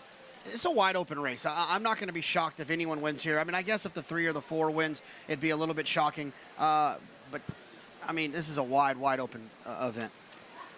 Little help with the 4 from the starting gate crew. Strategy for you. Great overhead look of the load here for this 8th from Saratoga. It's been a difficult sequence. Pick 6 and pick 5 to this point to get to. Let's go to Frank Miramati. Here's the 8th. Katani and Just for Luck. Going in. They're in the gate. And they're off. Mudville 9 is out very alertly, battling it out for the lead, but there are about 5 or 6 across the track, including Strategy for You, who emerges with the front. Atlanta's Acuna in second, followed by Rule Breaker, a 3-wide third, Mudville 9 on the rail in fourth. Then it's Katani fifth as they make their way onto the backstretch. A break of 3 back to Impulsive Spending, followed by Left 'Em Behind, who's on the outside, and Just for Luck is next. 24-1 for the opening quarter. It is a distance to the trailer forward cast. And so it's Strategy for You in front by a length and a half. Atlanta's Acuna in second, followed by Mudville 9 riding the rail in third. Rule Breaker, Red Silks pushed along fourth, asked to get closer, 3 lengths off the lead.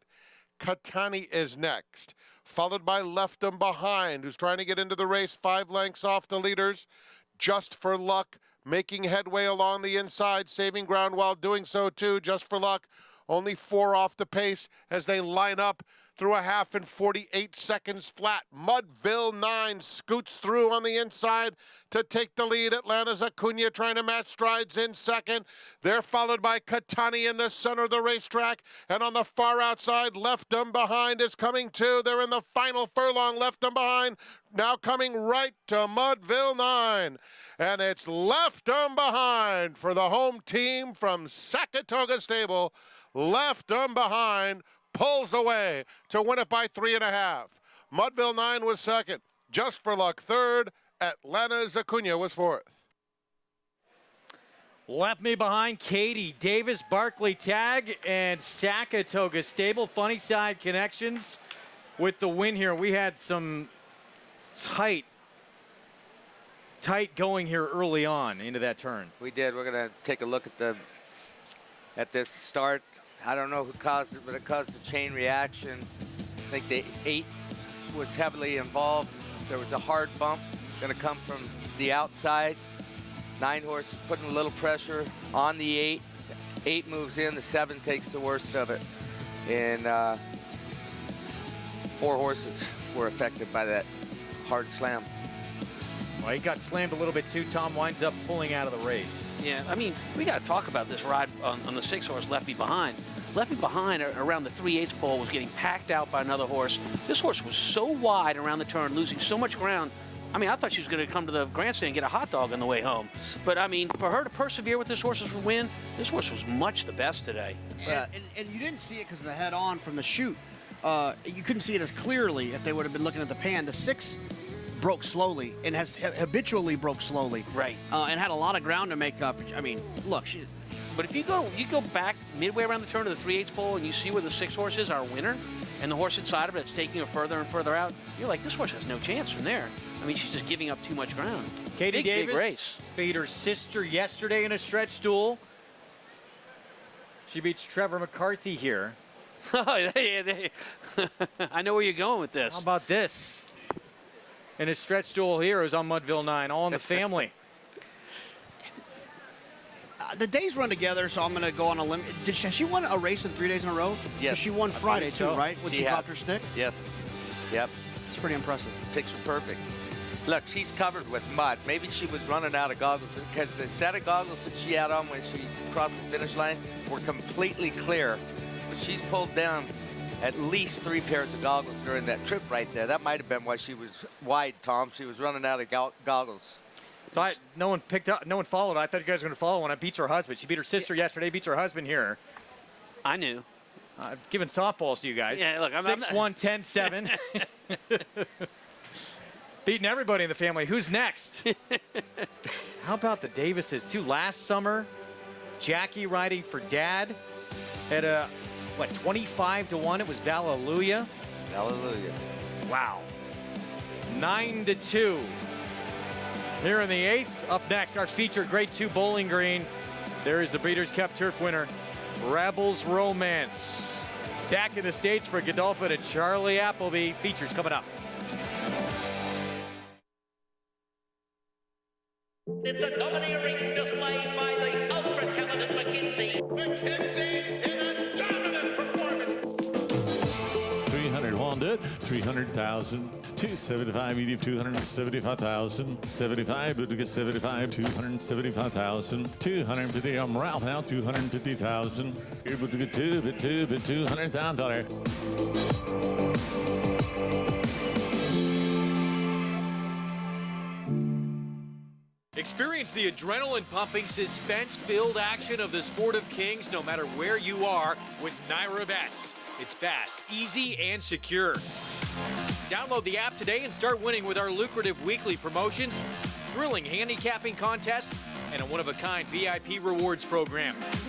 Don't just watch horse racing, be a part of the action with Naira Bets.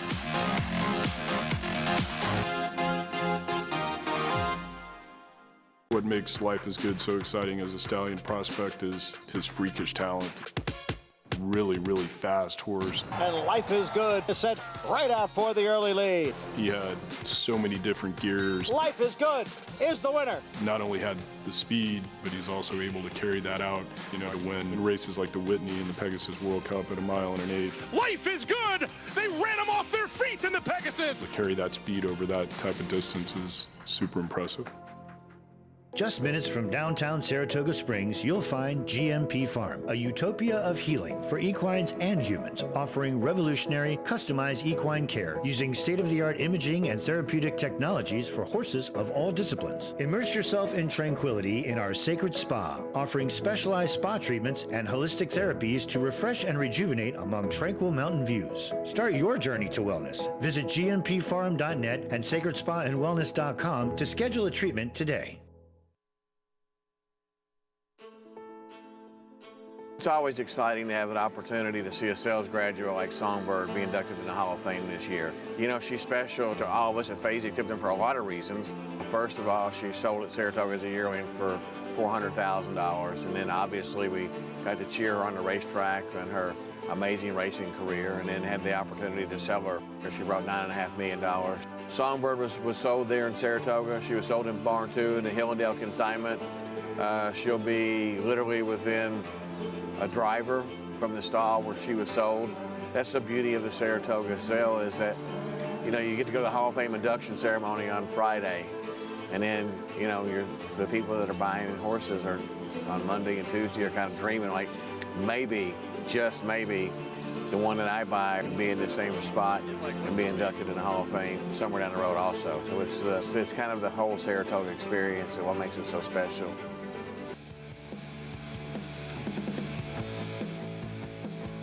Back with you on Saratoga Live on our FS1 coverage. It's brought to you in part by America's Best Racing. For the love of the race, visit americasbestracing.net today. Katie Davis beat her sister yesterday, beats her husband today. What a meet she's having.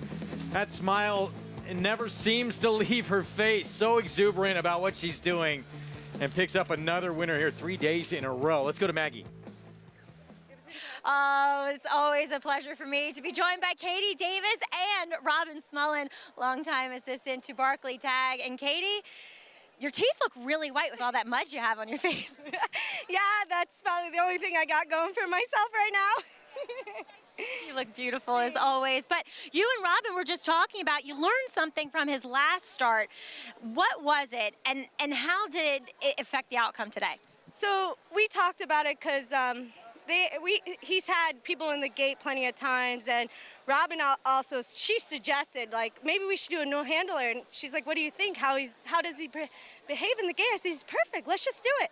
Why not? I'm all for ideas, and let's try something new. And so, man, it worked amazing. He rocketed right out of there. I got squeezed a little bit, and I'm like, let's just sit here. And he was all for the race, every step of the way. And Robin, you're such an integral part to Barkley's operation for a long time now. Talk a little bit about those ideas you have, because he's said it to me that you've come up with just amazing things to help a horse and just the true horsewoman that you are. Well, he's broken poorly in all of his starts. So the last race, we decided to kink his tail and see if that helped him get out of there better, and it didn't. And he's a real good boy to do anything with, pretty laid back. So I said, Katie, what about a no-handler? She said, it's fine with me. So I said to the guys, let's try no-handler. Make sure you stand him. I said, okay, we brought him back, and he's so laid back, he doesn't. And he broke great today. And the one thing I said to Katie is ride him like a turf horse. He's got 3/16 of a mile and not a little bit more. She said, okay. And when she got passed by the other horse, I'm like, oh no, she didn't move yet. Well, I told her not to move yet. and then here she comes down the stretch. It was a great ride, perfect ride. Robin, we lost. Speaking of these colors, Saratoga Sable, we lost Funny Side a couple weeks ago, and you were such a big part to just his success. I know that he's one of the toughest horses I'm sure you've ever been around. The toughest to ride, too.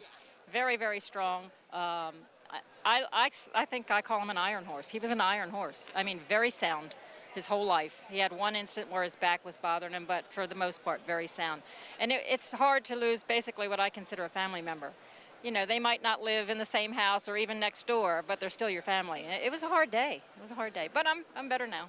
And we're gonna have a celebration up here, so that'll be good. Oh, that'll be amazing. Guys, congratulations. All about girl power today. Yes, thank you. Thank you so much. Love it. Greg? Katie Davis, she finished first or last. She's going to be smiling. She just loves what she's doing. She loves being out here. She's having some great results the last few days. The whole Davis family. Robbie had, Dylan Davis had 2 winners earlier on the card back-to-back. So Davis family doing well. It's in the pedigree. It's a hard place to win, you know. You got to deal with Irad and Jose and Joel and Trevor and it's a lot of people that she has to deal with, and for her to get these wins like that, it's big for her career. Grade 2 Bowling Green, our Sunday feature, 1 3/8 on the inner turf in our Breeders' Cup Turf winner. Rebels Romance returning, first start back in the States since that victory. 1-2 on the board right now with Richard Mullen. Much more on our Sunday feature ahead. When we come back, we'll also look back to our breakout performance, maybe the meet to this point. What an effort in the Amsterdam New York Thunder. First time on a dirt surface. I think that's where he's going to remain after what we saw in the Amsterdam.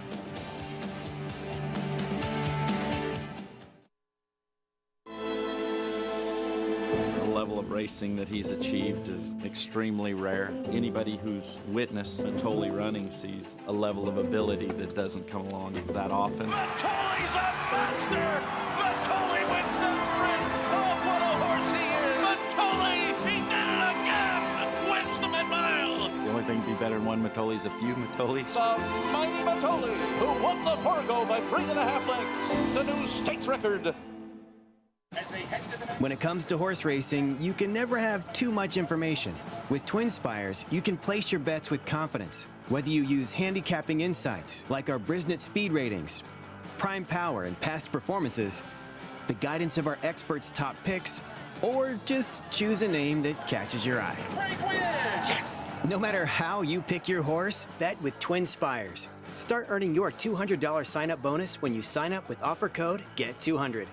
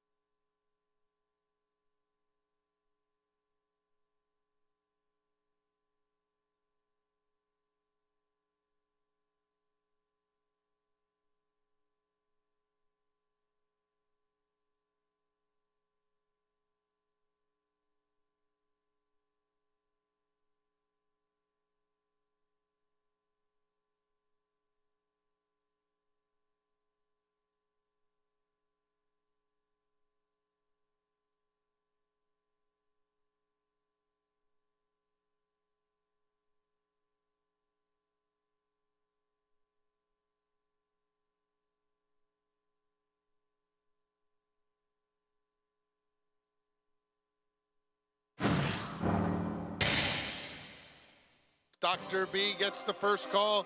Echo Zulu and Frank's Rocket right in between them. Echo Zulu hugs the rail and goes on strongly. Echo Zulu canters in by 8 widening lengths.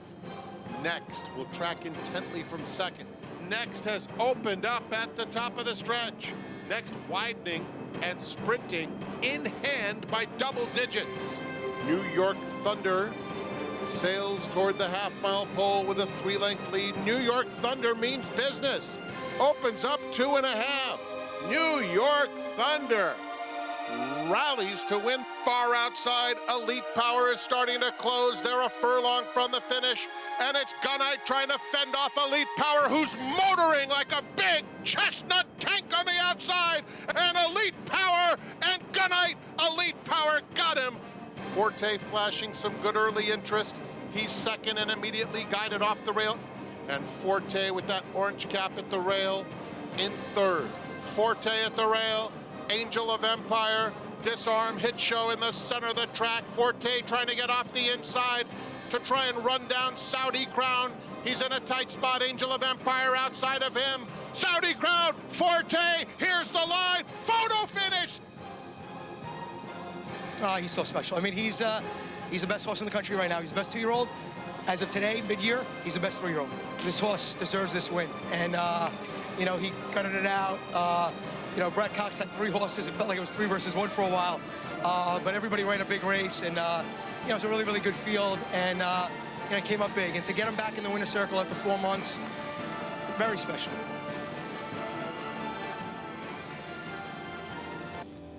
Look at our Week 3 stakes winners. That drama in the Jim Dandy. Forte at a short price. Elite Power, 8 in a row. Echo Zulu, sensational. And that honorable miss, she took that heat from Frank's Rocket. She just pulled away from that field. And then how about what we saw from New York Thunder? It's our Duncan Dash of the week. First time on a dirt surface, and really talented Drew Gold drew right up next to him, and this horse just found another gear. Yeah, I was waiting for him to stop. He set some fiery fractions, 21 change, 43.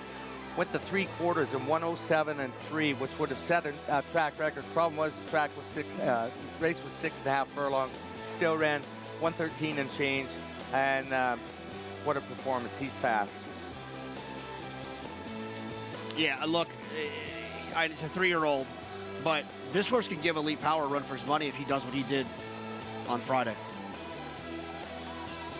Rivet was supposed to be the other speed in the race. He stumbled out of the gate. I don't think it would have mattered what Rivet did in this race with what we saw from him. No, absolutely not. We got a tour de force performance, to use a term, from an up-and-coming 3-year-old. And as you said, Greg, his first start on the dirt. He had been on poly, he'd been on turf. He just found his best surface. One on 3 different surfaces now, but yeah, I would think dirt is where we're going to see him stay. Duncan Dash of the week. Saratoga Racecourse runs on Duncan. New York Thunder undefeated, and now on 3 different surfaces with that win in the Amsterdam. Our feature coming up next, Grade 2 Bowling Green Breeders' Cup Turf winner Rebels Romance for Charlie Appleby. Looking to win for the 6th time in 7 tries on the grass. Coming up.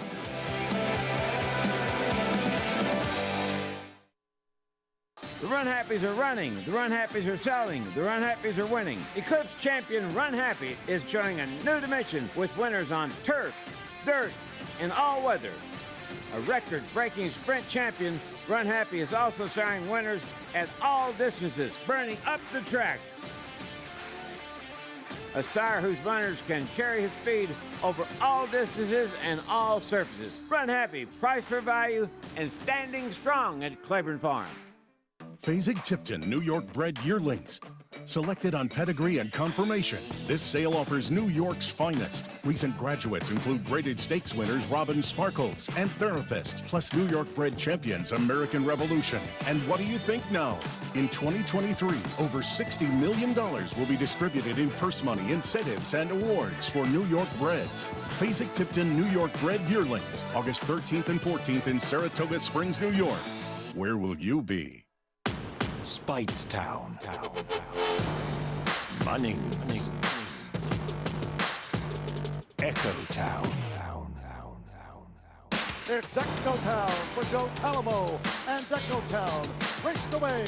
And Echo Town is drawing away in the stretch. Echo Town wins the Allen Jerkin Stakes. A sire line so prolific, it repeats itself. Echo Town. Canterbury Park's BCBC Handicapping Contest is September 13th. $1,000 entry fee and $1,000 live bankroll. Play on expressbet.com or at the park.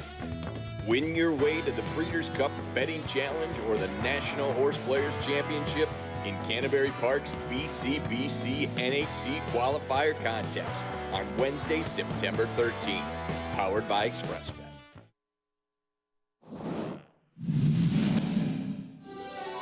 They're into the stretch. Ascend on the outside, and Hello Don Julio. Sadler's Joy is closing on the outside and takes the lead with a furlong to run. Sadler's Joy to the front. On the inside is Ascend. On the outside, Bigger Picture is closing in, and so too Hunter O'Reilly from the back of the pack. They are coming up on the outside, and Hunter O'Reilly won it at 16-1. 2017 Bowling Green Stakes in Hunter O'Reilly for Jimmy Toner with Florent Giroux aboard. 2 Grade 1 wins in his career. This was one of them at 16-1. Had another Grade 1 win at 14-1. Last to first in the stretch to get up to win that race. And this is a look at him now in his current career. Showing he has a lot more to give. Look at that for him. Hunter O'Reilly transitioning very nice from that career on the racetrack to being a jumper. Every time they jump, I hold my breath. My youngest daughter did her whole childhood career. She was good. Haley was a very good jumper, and so I'm watching those horses on their proper inside lead. Like, I know all the little things that count when you're doing that. My daughter rode as well, my oldest daughter, Ashley. And I went out one day, I'd never gone over jumps. I got on her horse, who was a retired racehorse, and he was a good horse.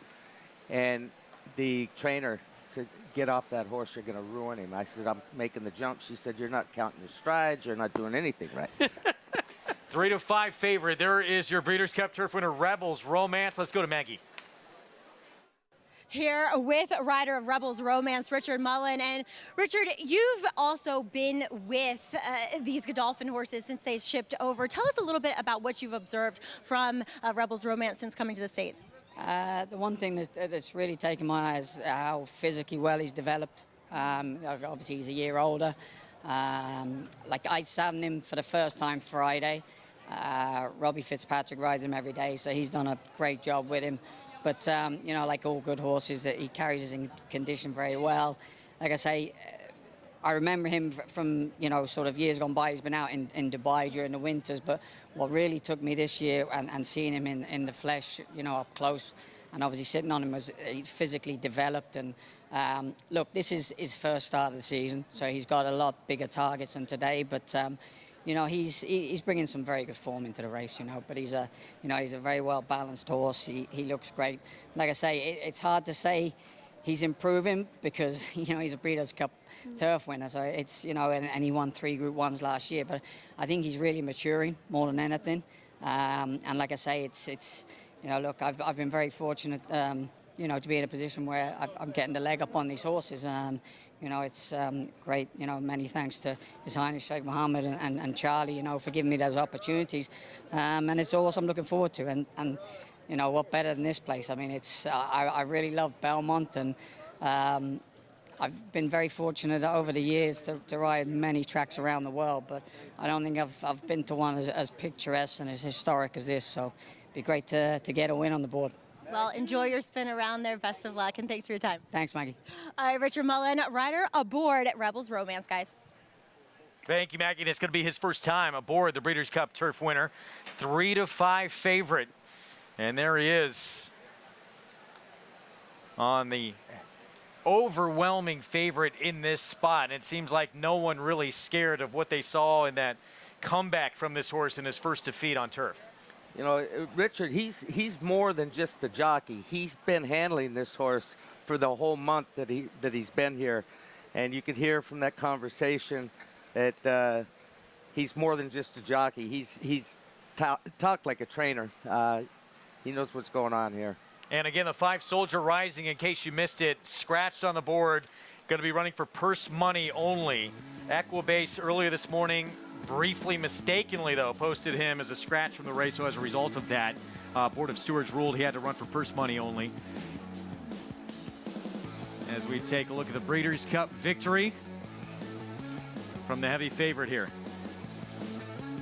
Yeah, and look, these are top class horses that Rebels Romance is running against in this race here at Keeneland in the Breeders' Cup. And he did it impressively. And there's no offense to the horses that are here, but it's some of these horses are kind of glorified allowance types.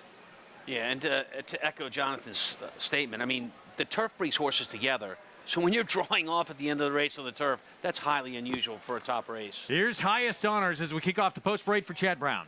Yeah, one of those horses that, he's had 6 state starts in a row. The last win was an allowance race. Never explained, can he get this distance? Yeah, well, he's going to use his speed to try to do it. Verstappen, Brendan Walsh trains. Yeah, good-looking horse for Verstappen, and a horse that's going to step up here. Here's the one running for purse money only, Soldier Rising. Yeah, another one. Just the last time this horse won, it was in an allowance race.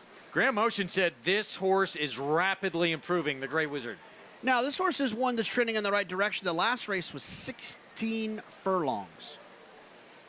Big cut back today. Here's Channel Maker, who is a multiple Grade 1 winner. We've been saying his name for years. He just keeps coming back and keep running at top level. Won this race back in 2018. Rebels Romance, Breeders' Cup Turf winner at 3-5. Now, look, the only issue is this the goal? Is this a prep race for the Sword Dancer? Either way, I think, is a better horse than these horses. Tawny Put, he was in last year's Kentucky Derby. It's his first time on turf. It's his first time on turf. There is some of that in his pedigree.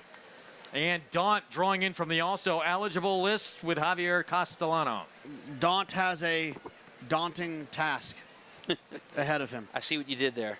You like that? Yeah, I do. It's a big, big test for him from that outside post, and as a result, he's a big price here at 28-1. In fact, the biggest price on the board. Everyone with a big task in this race with the presence of the favorite that's lining up. Yeah, and like we said, and Tom, you can speak to this. It's you have a horse like this that you bring back, who obviously could have, well, he's a gelding, so he couldn't have been retired. So you bring this horse back. You don't really necessarily circle a race like this.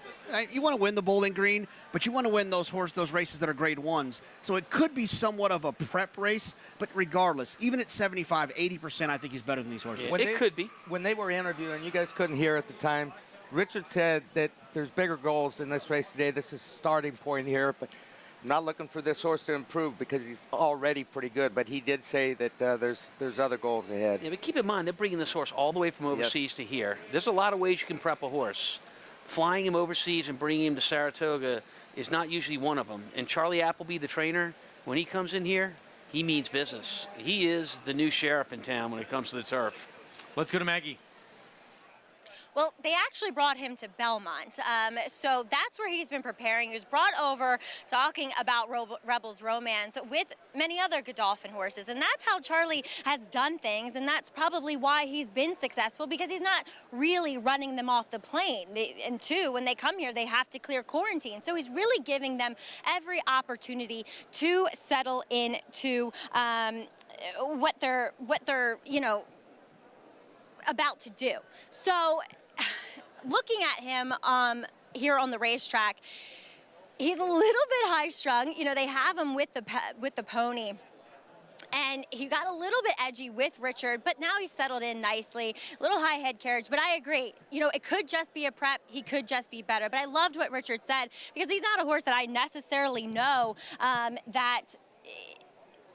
know that well. So I like the fact that he said he thought he grew and filled out and has gotten stronger, because that's kind of what I could surmise by looking at him. There's a lot of other ways to go in here too, but as we take a look at number 4, Verstappen, last time I was catching up with his jockey, Declan Cannon, who was flown in to ride him, who's had a lot of success with him. But two back after the Man of War, they opted to turn him out for a few weeks. So the last race at Indiana was more or less a prep, and plus a distance that he's just not quite as proven at. So I think he looks wonderful, and he is moving so well out there for Brendan Walsh, who's really firing on all cylinders here at this Saratoga meeting. So I love what I'm seeing from him. As we'll move on to number 10 in here, Tawny Port, for Christophe Clement, trying the turf for the first time. He's really done well from 3 to 4. He's filled out tenfold. He's far stronger behind the saddle too. Now, pedigree, Pioneer of the Nile is a great influence. The dam did not like the turf.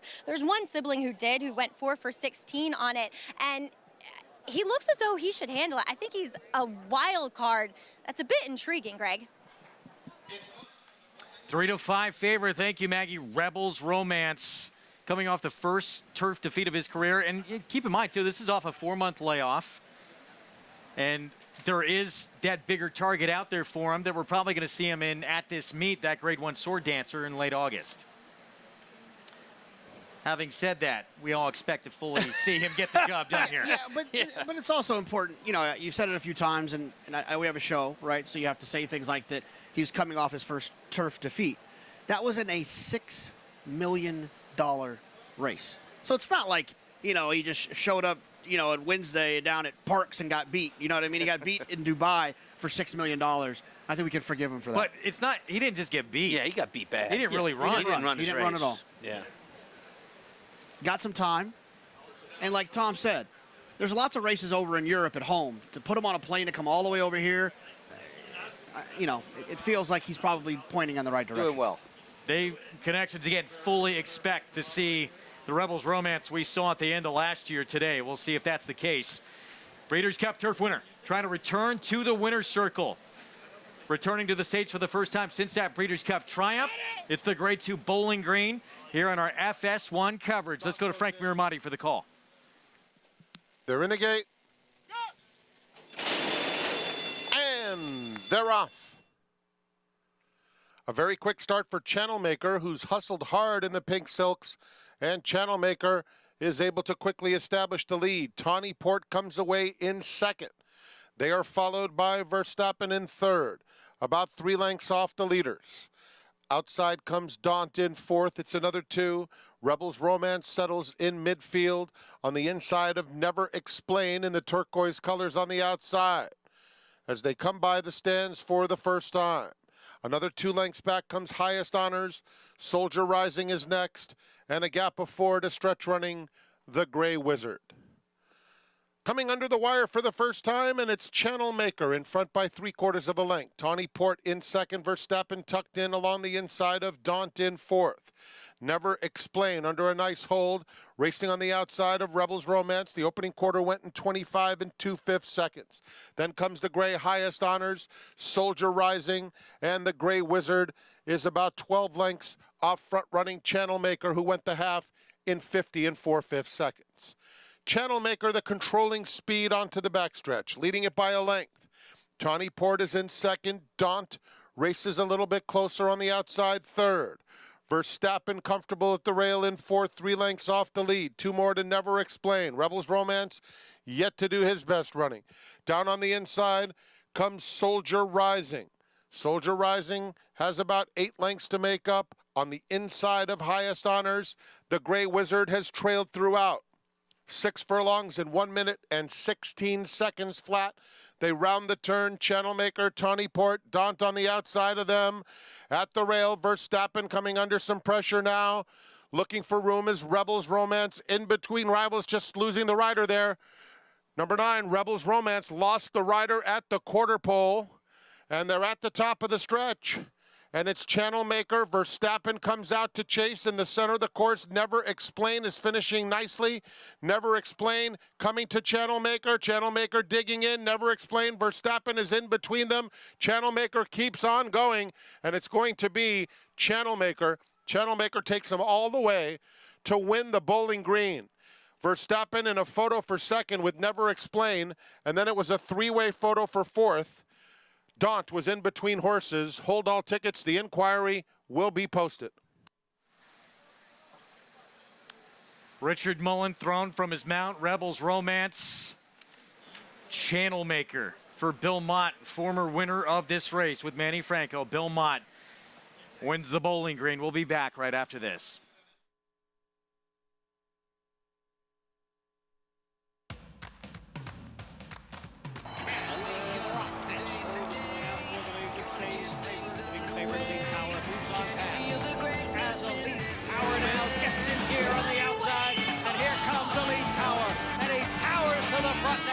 It is Elite Power, and the winning streak is at 7 as he takes the Grade 2 True North Stakes. Elite Power, a champion sprinter.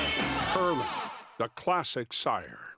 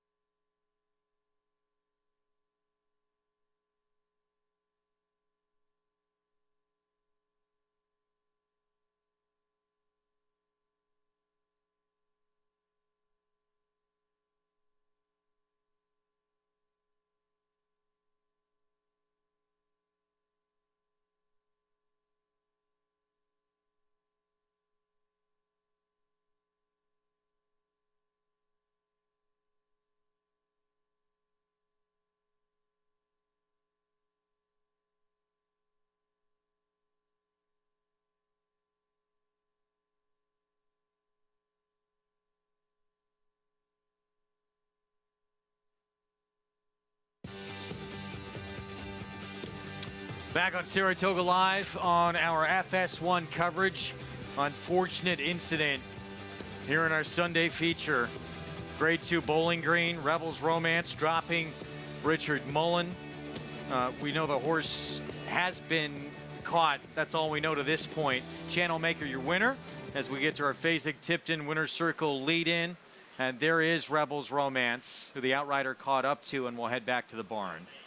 Your winner for Bill Mott, the old man here, the 9-year-old Channel Maker who won this race back in 2018, wins at 15-1. Yeah, he found the lead, got an easy lead, set some tepid fractions, and he carries that head high, but he reaches and got back to his old form today. Winner's Circle lead-in again brought to you by the 102nd Fasig-Tipton Saratoga sale of selected yearlings. On August 7th and 8th, where will you be? Tom, go ahead. No, I was going to say he was sent out the gate from Manny Franco. Manny had a plan to be on the lead. He sent him hard, as a matter of fact. But once he made the lead, Gary, as you oftentimes have done in the past, then you're able to take that horse back and you're able to slow things down, dictate everything that happens from there. Yeah, especially in turf racing. You kind of make your bed going into that first turn wherever you're sitting, and you don't want to make a premature move. The horse is behind you, so you're controlling the pace, and he wasn't respected today. You know, everybody thought he's lost a step. Billy Mott didn't give up on him. He's still in training, still doing well, and he comes back, he wins another big race today. And when you're not respected, when your horse is not respected out there, it's a lot easier to pull off those slow fractions. They're not worried about it. They're all saying, oh, he's going to stop anyways. So he couldn't put him to sleep on the lead and got the job done. Bill Mott having one of the great years in his Hall of Fame career, winning the other day with Elite Power. Still has Cody's wish to come at the meet and wins here the Bowling Green with Channel Maker, Manny Franco, Walktel Stable, Gary Barber, Randy Hill. We'll be back with more on the feature after this. The momentum continues for War Dancer as Ms. Big Bucks goes wire to wire to win the New York Stallion Stakes. Ms. Big Bucks, who got the job done today. Ruse also wire to wire. Ruse, rough draft, one last try. Ruse holds on. And Long Shot War Museum delivers at Monmouth. War Museum is now in front. War Museum at 41-1. Shouldn't you have a War Dancer? War Dancer, proud to stand in New York. On a perfect day, there is no finer place in all of sports. Nerves, excitement, and anticipation. Than beautiful, truly stunning.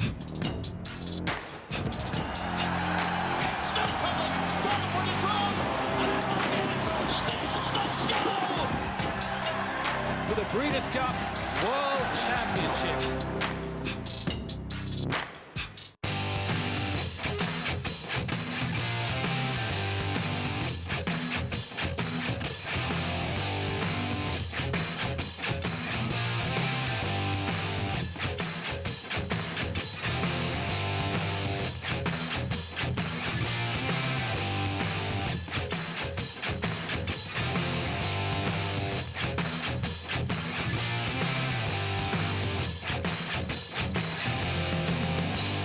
Racetrack Television Network brings you every race, from every track, on every screen, every day. With monthly packages starting as low as $5, RTN gives you great value and access to more live HD streaming and race replays than anyone. Visit RTN.tv today to sign up and watch on almost any device, including Roku and Amazon Fire. RTN has packages that start at $5 per month.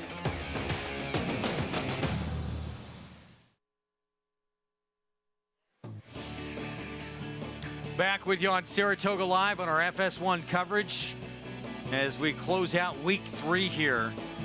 Nightcap still to come. Channel Maker at 15-1 here in the Bowling Green, $32.40.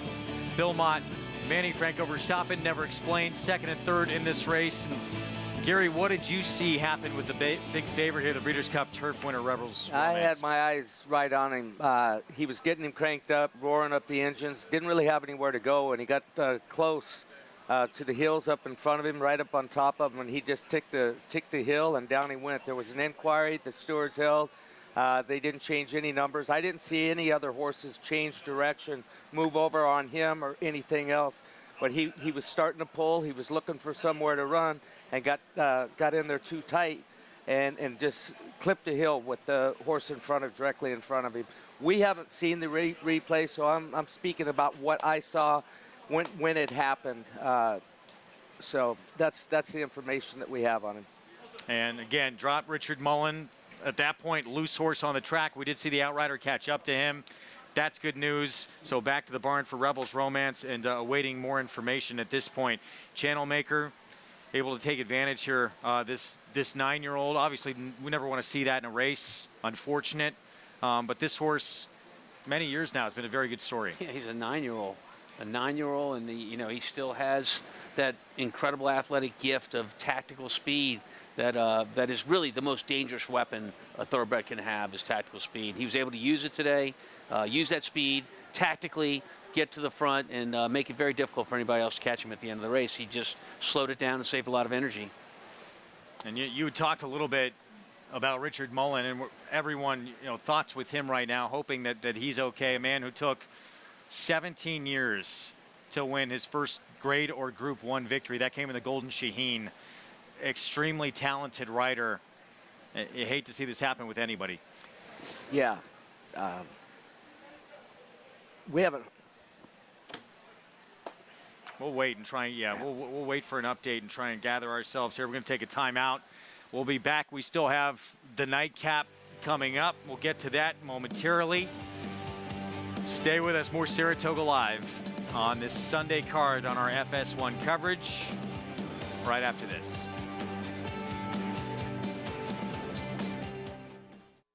Introducing Venezuelan Hug, the tenacious, towering son of Constitution, now standing in New York. After breaking his maiden at Gulf Street, he dispatched Cityman and Allowance Company at Saratoga, going on to 6 wins in 10 starts, finishing with 3 straight stakes victories, including the Grade 3 Canadian Turf. Now a versatile sire, complementing any mare with size, looks, and athleticism that's been called the best-kept secret in New York. Venezuelan Hug, standing at Mill Creek Farm. Visit millcreeksaratoga.com to book your mare today. RaceLens is the most in-depth product in horse racing, with unique features found nowhere else. True odds, predictive analysis, and pace projection. RaceLens. It will change the way you follow horse racing and take your game to the next level. The Cross Country Pick 5 combines the best racing from New York with top races from around the country in one bet. Find it in your track menu and play this weekend. Races and free PPs posted at NYRA.com/crosscountry.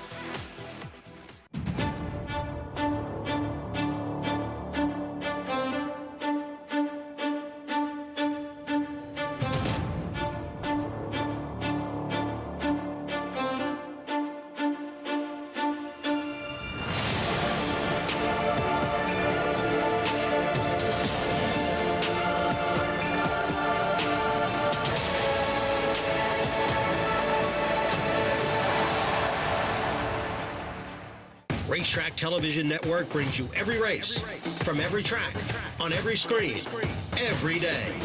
With monthly packages starting as low as $5, RTN gives you great value and access to more live HD streaming and race replays than anyone. Visit RTN.tv today to sign up and watch on almost any device, including Roku and Amazon Fire. RTN has packages that start at $5 per month.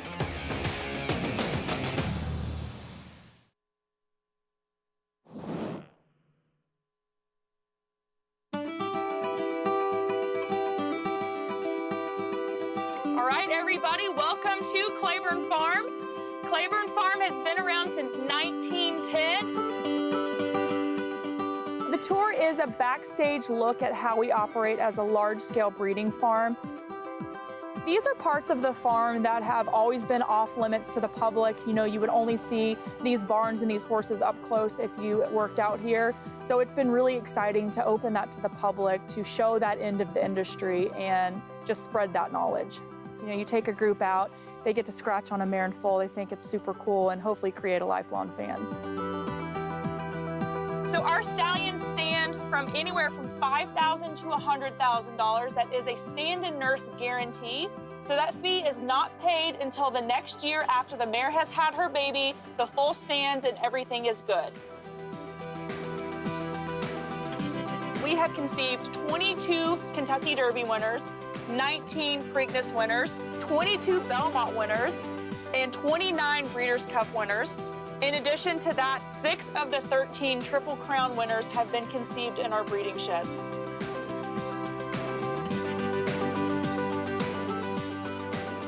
So I'm always excited to, you know, spread the knowledge that I've had, share this passion for the breeding industry that I've had basically my entire life, and just spread the wealth. Basically, all of our tours are sold out. That's just absolutely fantastic. Sometimes we'll try to sneak in 1 or 2 extra people onto the trolley. It's a yearling colt field. Actually, this field is home of 2013 Kentucky Derby winner Orb, as well as Breeders' Cup Classic winner Flame. The cemetery is extremely popular. It's on both types of tours that we offer, so the trolley tour and the walking tour. People travel from all over the world to see Secretariat's grave. So it's really exciting to see people's reaction to seeing that. Secretariat, the 1973 Triple Crown winner. I just want to thank everybody for coming on this tour. This is a tour that we've been really excited about. We're really excited to open up this side of the operation to the public. I think Claiborne is just absolutely iconic when it comes to horse racing. I don't think you can think of horse racing without thinking of Secretariat and Claiborne Farm.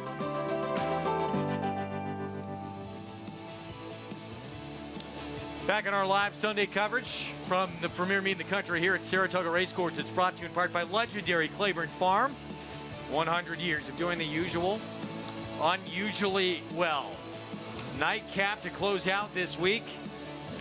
Meant for the turf, taken off. It's on the main track now. 5.5 furlong sprint on the dirt, a maiden special weight, and also eligible who draws into this field. Little Prankster looks very dangerous in this spot. Tyler Gaffleone on a horse who's working very sharp, coming back as well. Yeah, absolutely. This horse has 3 dirt races that can all win this race. I think cutting back from the 9 furlongs is going to help quite a bit as well. Drawn towards the outside, comfortable position for the best horse in the field. Just needs to not get stopped, in my opinion, to get the win. Good spot not to get stopped, way on the outside there. Big favorite, all 3 starts. Blinkers on today, should be very prominent early. Main track only entrant, and that's what he gets here. Let's take a look at him in action.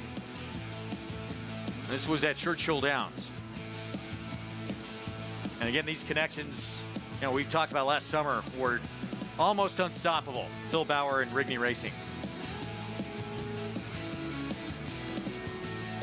Good effort finishing on the outside right there. You know, I mean, he goes around, good finish on the end, inexperienced that day. Only his, I think it was his 2nd start that day. So, yeah, a logical horse in a race that's come off the grass and running against a number of horses. He's the only one entered main track only. He gets his wish. Almost impossible, JK. She gets her wish. I apologize. Almost impossible, JK, to try and repeat what these connections did last summer. I mean, you had Phil Bauer on Cart Talk, 6 wins from 13 starters. It was just incredible what they were able to do here. Yeah, absolutely. He was, you know, for a guy who's based in Kentucky, to come up here with a small amount of horses and to have that much success, you know, Tom can speak to it. It's hard to come in here if you're not here all year round and have that kind of success at Saratoga. He's one of the best up-and-coming trainers that we have in Kentucky. He's stabled right across the street from me, so we look at each other every morning. Actually, we have a stare down. But no, really, he trains privately for one client, so it's really difficult to get a lot of starts when you're just training for one person only, and he makes the most of every single one of them. Him and Mr. Rigney do a great job together, picking those horses out of the sale and getting them to the races. Yeah, look, he's only run 7 horses here at the meet. 3 of them hit the board 2 seconds and a third. So that his horses, they're firing here. They're running. He just hasn't gotten the winner's circle yet. Maybe this is the one to do it. There's some other interesting runners, though, in the race. We see that 6 circling, who's been, and this was meant for the turf, has been on turf the last 3 starts, but the dirt start was the only, well, the first start of this filly's career.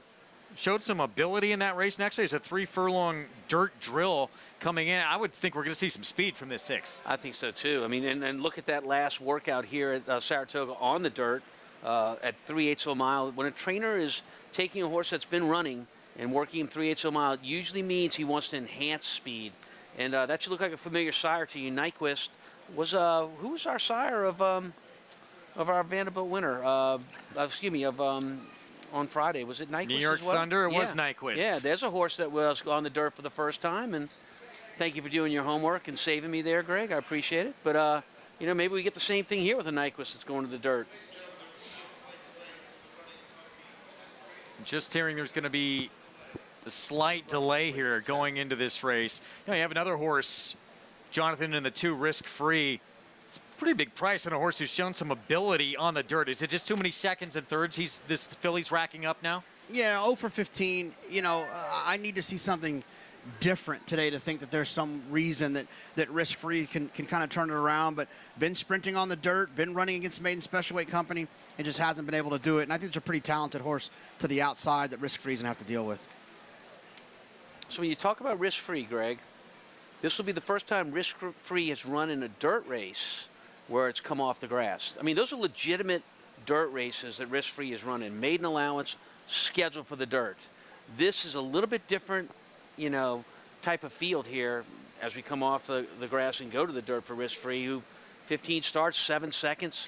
Maybe this is just what risk-free needs to get to the winner's circle, a little light in competition, and this is definitely a lighter group than what this horse has faced. With the exception maybe of that one horse on the outside. Okay. 7-1, though, still, that's a big number on risk-free. Joel Rosario is going to ride for a barn that Doesn't get a ton of attention. That's maybe part of the reason you're seeing a big price here as well on this 3-year-old filly. We'll be back with a post parade 8 minutes away from this 10th at Saratoga. Some interesting first-timers as well. Yeah, it was meant for the grass, but anytime Chad Brown has a first-time starter in any maiden race, you have to take attention, and that's the 3 Arisu, who is 7-1 as well. Is going to have a Rad Ortiz Jr. aboard.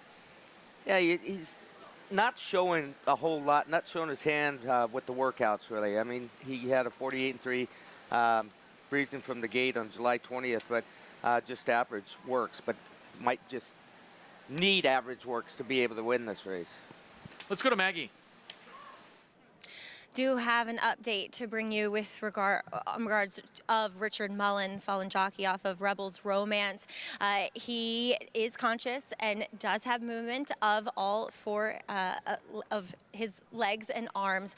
This is coming from our Vice President of Communications, Pat McKenna. He will be transported to Albany Medical. And with any further updates, Greg, I'll be sure to bring them. But that is better news than what it looked to be. So keeping our fingers crossed for Richard. All right, Maggie, thank you for that update. We're going to have a post parade here for this nightcap. When we come back, we have an even money favorite here to close things out. Main track only entrant, drawing in, little prankster from the outside. We'll be back.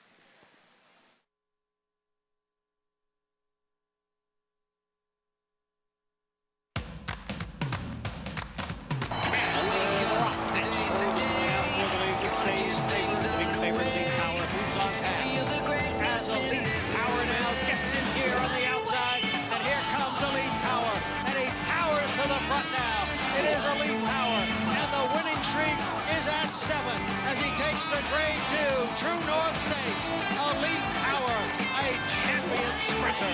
Herman, the classic sire. Now more than ever, it's time to get with the program. When shopping for your next race prospect, consider that New York breds start with an advantage. Our New York breds run for serious green. At Saratoga Race Meet, New York bred maidens run for up to $88,000. New York bred allowance horses run for up to $100,000. And New York bred owners can collect awards of up to $20,000 per horse per race. So get back with the program. Seriously. It's 1,000 words fighting back, coming down to the finish. If a picture is worth 1,000 words, this is one stunning picture. 1,000 words just in front. 1,000 words wins the Robert B. Lewis. Honoree P is full out now, second on the outside, and they're coming down to the line, and 1,000 words has done it.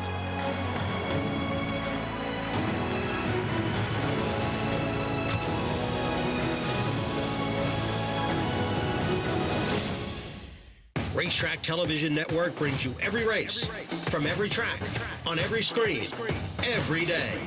With monthly packages starting as low as $5, RTN gives you great value and access to more live HD streaming and race replays than anyone. Visit RTN.tv today to sign up and watch on almost any device, including Roku and Amazon Fire. RTN has packages that start at $5 per month.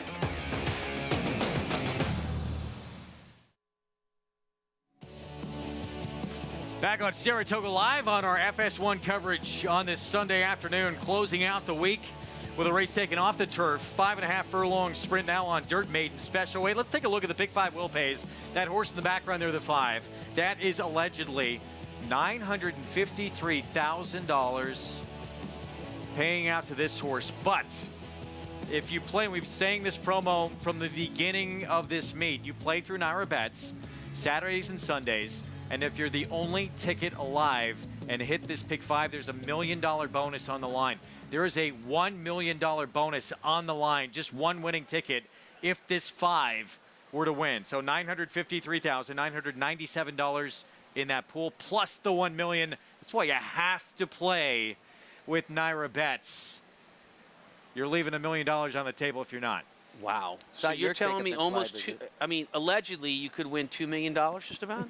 Is that what you're trying to say? That is exactly what I am saying. So that's why you have to play this late pick 5 every weekend with Naira Bets. Jonathan, can you make a case for this 5 horse? I mean, sure. Yeah, I mean it's a first-time starter, so it's you know, you get Kendrick. It's a filly by Arrogate. You know, yeah. I mean, I've seen crazier things happen on the racetrack. Look, you got an experienced trainer. I mean, Carlos Martin is an experienced trainer. He knows how to get a horse ready to get to the winner's circle. I'd take that ticket if you wanted to give it to me. Is it yours, Jonathan? No. Huh? No, if it was mine, I'd already left the set. I thought that was going to happen a couple times already. I'd be out there talking to Kendrick. Can you imagine the nerves right now? And by the way, you have to be a Naira Bets customer to take advantage of that promotion. This was played through Naira Bets. Oh, nice. So that $1 million bonus in play here with the 5-horse. So if the house loses here and the 5 does indeed win, I think we're shutting down the cameras. I was going to say, I mean, what happens to our paychecks? Tom, your phone's ringing. 1-2 favorite Little Prankster. Well, this 5-horse going to have to deal with that one. But hey, even getting to this point, the reason that bonus is on the line, we've had some huge upsets already along the way. Let's go back to Maggie. I think that's amazing that we do have that one ticket alive. But let's talk about some of the horses that are maybe a little less exposed. And we'll begin with the first-time starter for Chad Brown. And that is number 3 in here, Arasu, daughter of Mendelssohn. And there's not much pedigree on the bottom side, to be perfectly honest. But watching her workout 2 back, she was very headstrong early on inside of an experienced, albeit maiden, and she kept having to be slowed down and taken a hold of so she wouldn't go and outwork her workmate. As I said, Chad Brown likes to keep all of his horses together in their breezes, so I thought that was kind of promising. And considering it was on the dirt, that she could have some speed. She could be speedy enough here for this 5.5 furlongs. And she's not overwhelmingly turf looking either, which is promising. She's built like an out-and-out sprinter, very compact and built downhill into the ground. And she's incredibly fit coming in here.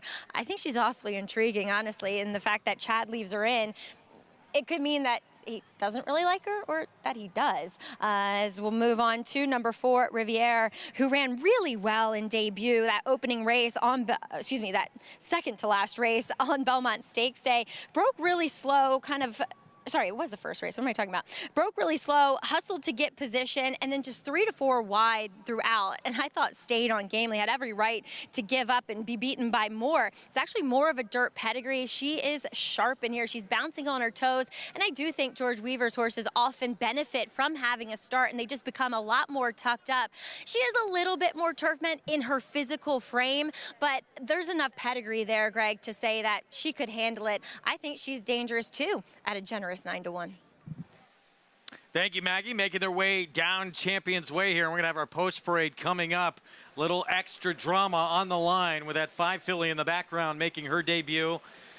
Naira Bets customer playing the late pick 5. And with that weekend bonus, if you're the only winning ticket in this pick 5 sequence, $1 million bonus on the line to that one here. First time we've seen it this meet, with a 31-1 shot here, but has to deal with that 3-5 favorite on the outside, Little Prankster, Phil Bauer, Rigney Racing, and with blinkers on, perfectly drawn outside here, Cozy Post. Where do you expect to see this horse coming out of a 1 1/8 race? He's got, he laid close first time out, sprinting. He's got some speed. He's got some tactical speed. He won't be far away. Yeah, and they're training him that way. Look at those workouts. His last workout, a half mile, 46. Really, that's a quick work. As a matter of fact, it was the fastest that day of 48 right here at Saratoga where he's going to run. Blinkers on. Everything tells me that they're training towards having this horse be prominent early if they can get out of the gate well. Call to post as we get set to close out this Sunday card here at Saratoga Racecourse. And coming on the track for our post parade here in just a moment. There's a look at the 2. That's risk-free. Still that big price at 7-1. Yes, second the last 4 times at this level. And this is a horse that's facing the easiest field she has ever faced. Chad Brown, first-time starter with the Rad Ortiz Jr. Arasu. Yeah, so we got a Mendelssohn out of an Irish-bred mare. Feels like turf. Bolt Doro, first-time starter or second-time starter for George Weaver, as Saez went by the 4. Yeah, that's a horse that, second time out. That's when they improve the most, from first to second. So allegedly, that's the $1 million bonus on the line. Here's the 6, Quiescent, Bobby Robato. Quiescent, another horse I think is going to try showed speed in this spot. Frau Diablo, first-time starter, Mike Maker. Yeah, you look to the board for these first-time starters. 13-1 on the board is not a horse that's being bet on. 11, a little interesting at a huge price for Rob Atras. Yeah, didn't take much money on debut, but ran okay. Jump up in class for one that showed some ability at a softer circuit in the debut. Did show some ability in a softer circuit, and that race was on the dirt. And here's the favorite, 3-5, JK. Yeah, this horse drawn towards the outside. The money's come in. This horse is 3-5 in here.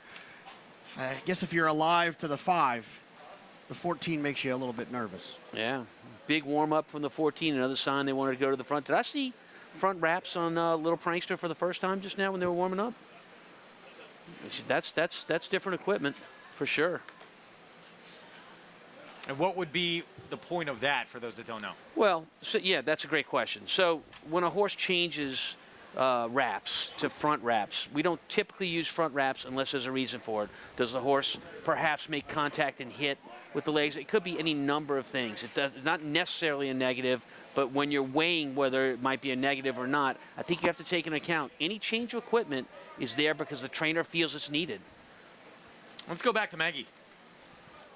Well, let's talk a little bit about that 5, and best of luck to who is ever alive with that ticket. As allegedly daughter of Arrowgate, again, a sire that we lost too soon. That certainly stamps his progeny. Very long, lean, gray filly here. And boy, Kendrick has warmed her up a lot, probably because he feels as though she probably wants to go a little further than this, to be honest. But I appreciate that. And you couldn't ask her to look any fitter. She just looks as though she should strengthen up a bit. But she's A-okay getting onto this surface, I think. As we'll take a look at your heavy favorite, I'm with Tom. That's a little, we don't love to see that. Fronts on, short cup cheater blinkers on, which probably will aid her in turning back from the 9 furlongs to the 5.5. Now, I did see her first time out. She's far more fit and more professional than what she was that day down at Churchill, though she ran well. She's getting a little bit of the look of a bridesmaid. We'll see if she can pull through in this off-the-turf event. And there goes the single, Greg, number 5, allegedly. Again, yeah, this filly right here, the 5, just one ticket alive in the late pick 5. It was played through Naira Bets every Saturday and Sunday. If that's the case, $1 million bonus on the line. That's to the 5 allegedly. It's the nightcap. Let's go upstairs to Frank Miramonte. They're in the gate.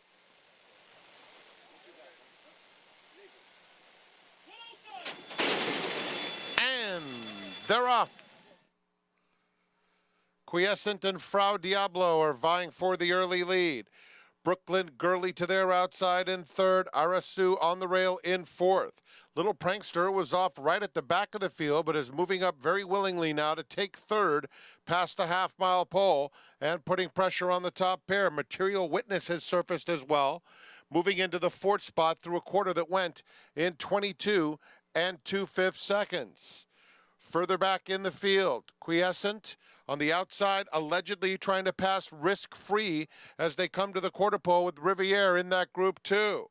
Little Prankster has bounded to the front at the top of the stretch and opens up a couple lengths on Frau Diablo in 2nd. No dangers in sight at this stage. In the center of the track, Arasu is closing a bit. Brooklyn Gurley. But it's all Little Prankster. Little Prankster gallops by many. Little Prankster and Tyler Gaffleon never asked for much. Risk-free closed stoutly to complete the exacta in front of Arasu, and then it was Frau Diablo. That was as easy as could be for Little Prankster here, and breaks her maiden career start, number 4 at odds on. She's been working fast. Blinkers go on today, and that was very impressive. She don't need the turf. Yeah, out the gate, maybe not as sharp as they hoped. It was a little wide going into the turn, but, I mean, dominant in this race here today.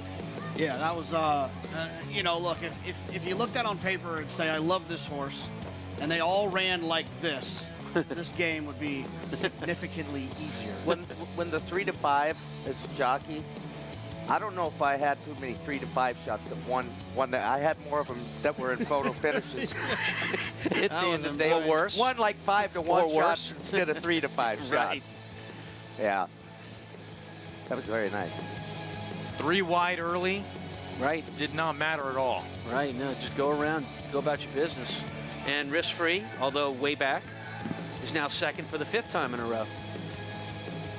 And for the horse who was alive for that $1 million bonus, that ticket played through Naira Bets. Not a great break early on. It was last early. What a day for Tyler, huh? 3 to 5, and even got Tom Amos in the winner's race. That's right. That's right. Now he's carrying a heavyweight, and Stevens picked the horse. So think about that burden he had to carry. Yeah, think about that. Hey, this filly, she ran fast too. She ran 103 and 2.